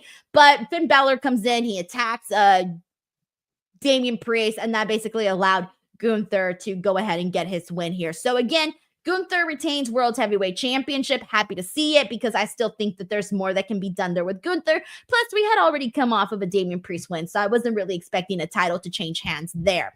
But another match that we need to get into, which I did not love, was Shinsuke Nakamura and LA Knight.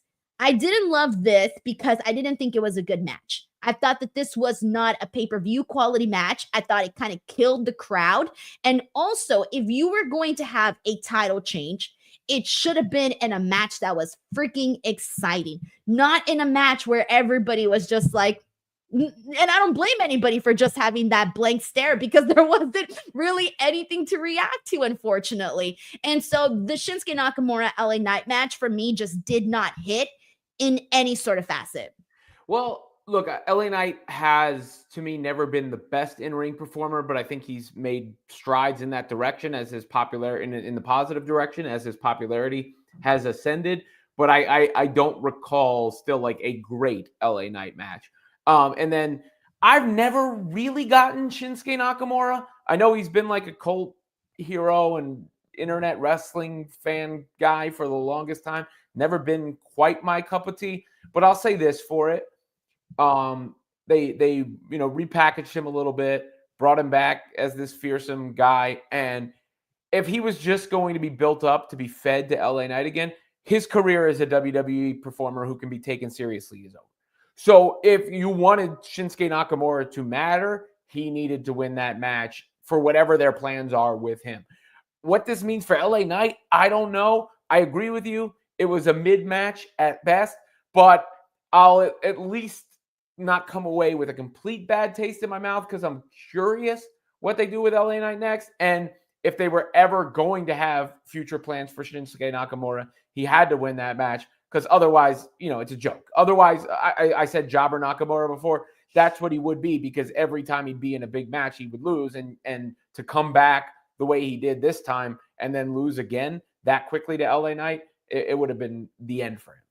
I think sort of the saving grace in here is the new character direction in which they're going with Shinsuke Nakamura. Because if we were still seeing the same old Shinsuke Nakamura that we had been seeing, who had been treated like a kind of like he'd been to the mid to low card for the longest time. So that guy defeating LA Knight would not have been good whatsoever. But again, my whole thing is okay, fine. I wasn't crazy about the idea of Shinsuke Nakamura defeating LA Knight, but let's just say, fine, I'm good with that idea. At least the match should have hit. The match should have hit. There should have been, the moment where you start to get hyped up of like, oh shit, the build up to, hey, I think Shinsuke Nakamura might actually win here. That moment where you start to, get up from your seat and you're like, all right, I'm starting to think that things are changing here. We never got that moment in this match. We never did. And so when he actually won, it was just kind of like, it fell flat. It completely fell flat. And the crowd was just like, what the hell just happened here? So I wasn't a fan of the matchup.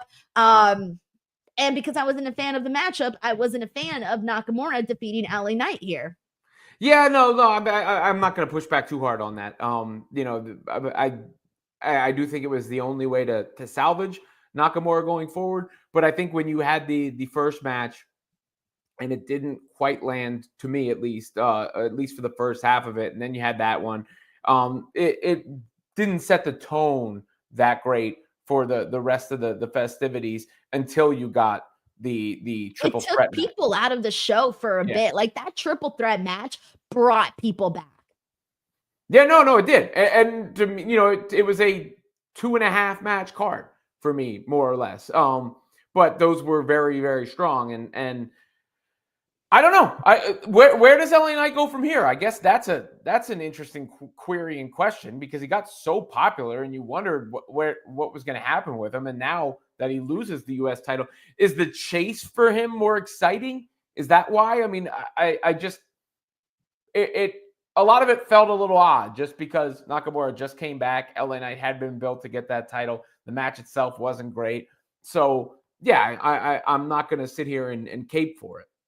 I don't know, man. I have a feeling they're probably going to keep running this to the ground until we get them. They're probably going to just put the title back on LA Knight. I don't know. I guess it depends on how they feel. I mean, this wasn't a good start. This was not a good start to Shinsuke Nakamura's reign. So we'll see how that goes. I guess they'll test out the waters and kind of go from there and see whether or not the belt should remain with Shinsuke, maybe go back to LA Knight, or hell, go in an entirely new, different direction, because I don't know who's next right now for LA Knight. I do think that there's obviously they had the whole thing with Santos. They had the thing with Andrade. So maybe you can kind of play in that direction. You still got Carmelo Hayes. And I know these are all people that were sort of like in and out of this title picture, but you can probably make something a little bit more concrete there. So I'll see what they do with that. And then as for Shinsuke Nakamura, same thing. He's kind of playing with the exact same players that they have right now in that scene. So we do have, let me see. This is from Saif Din Super, who says, he says Dominic for Intercontinental Champion, Carmelo for US, I think. I mean, I don't know, man. Dominic has gotten himself over, but I think right now with Braun Breaker holding that Intercontinental Championship, we're kind of good on that end. For the US Championship, hell, you never know. I think that one can move around a little bit more. I don't hate Carmelo Hayes for that. That makes sense. But I think Dominic's a future world heavyweight champion. I mean, I think he's so over that, and it's the heat is so hot for him that it's you got to capitalize on that while he's still in this growing phase of his career. Now you can take your time to get there, but if you were telling me to bet yes or no, Dominic Mysterio is going to hold one of the big belts, and I believe that firmly. Yeah. And as for Carmelo, yeah, dude will get there. Dude will get there. Saif done super. Thank you so much for the super chat. I appreciate that. Alrighty. So I think we covered everything on this show. Did I miss anything? No, that was it, right? I don't think it's weird, right? Like I yeah. feel like I was missing something. Like there was something else to talk about, but no, that's literally it, everybody. That was Survivor Series War Games. So of course, match of the night, or rather matches of the night, were for Robin, it was the triple threat and the men's. For me, it was the triple threats, the women's and the men's. So overall, I had a good time with the women's War Games match. I did have a good time with that. But that's it, guys. All right, before we go, just a friendly reminder that tomorrow I am officially beginning a WrestleMiss. So for those of you who do not know, again, December 1st through December 31st, I am going to be dropping a daily video here on the channel. And then December 2nd, this Monday, I officially bring the Raw post show here to the channel. It'll be myself and Santi Zap hosting that. So make sure you guys come in and check that out. I can't wait to spend Mondays with everybody here on the post show. Robin, what do you got going on? You can check out my YouTube channel, Robin Lundberg. Also, Women's Fast Break on SI covering women's basketball over there. I tell Raj how he plug his channel. It's Raj-Talk, Raj Talk. And he does a lot of wrestling stuff over there. He also usually gives the matches a star rating after each match and will build up as it's going along and look at me and get my feedback. So to back up some of what you said, Denise, he gave Shinsuke and LA Knight 3 stars, which is a very low score on his end. He gave the triple threat and the men's war game 5 stars. He gave the women's war games 4 stars. And I think he gave Gunther and Damian Priest 3.5 stars. So right around where we were. Not bad. I was gonna say not bad. I'm liking his rating system. It's great. Alrighty, everyone. That's it for us. Make sure to give Robin Lundberg some love. Of course, the links are in the description box below. As always, thank you guys so much. And I will be back here again next week for a full slate of shows. So I'll see you guys then. Bye, everyone.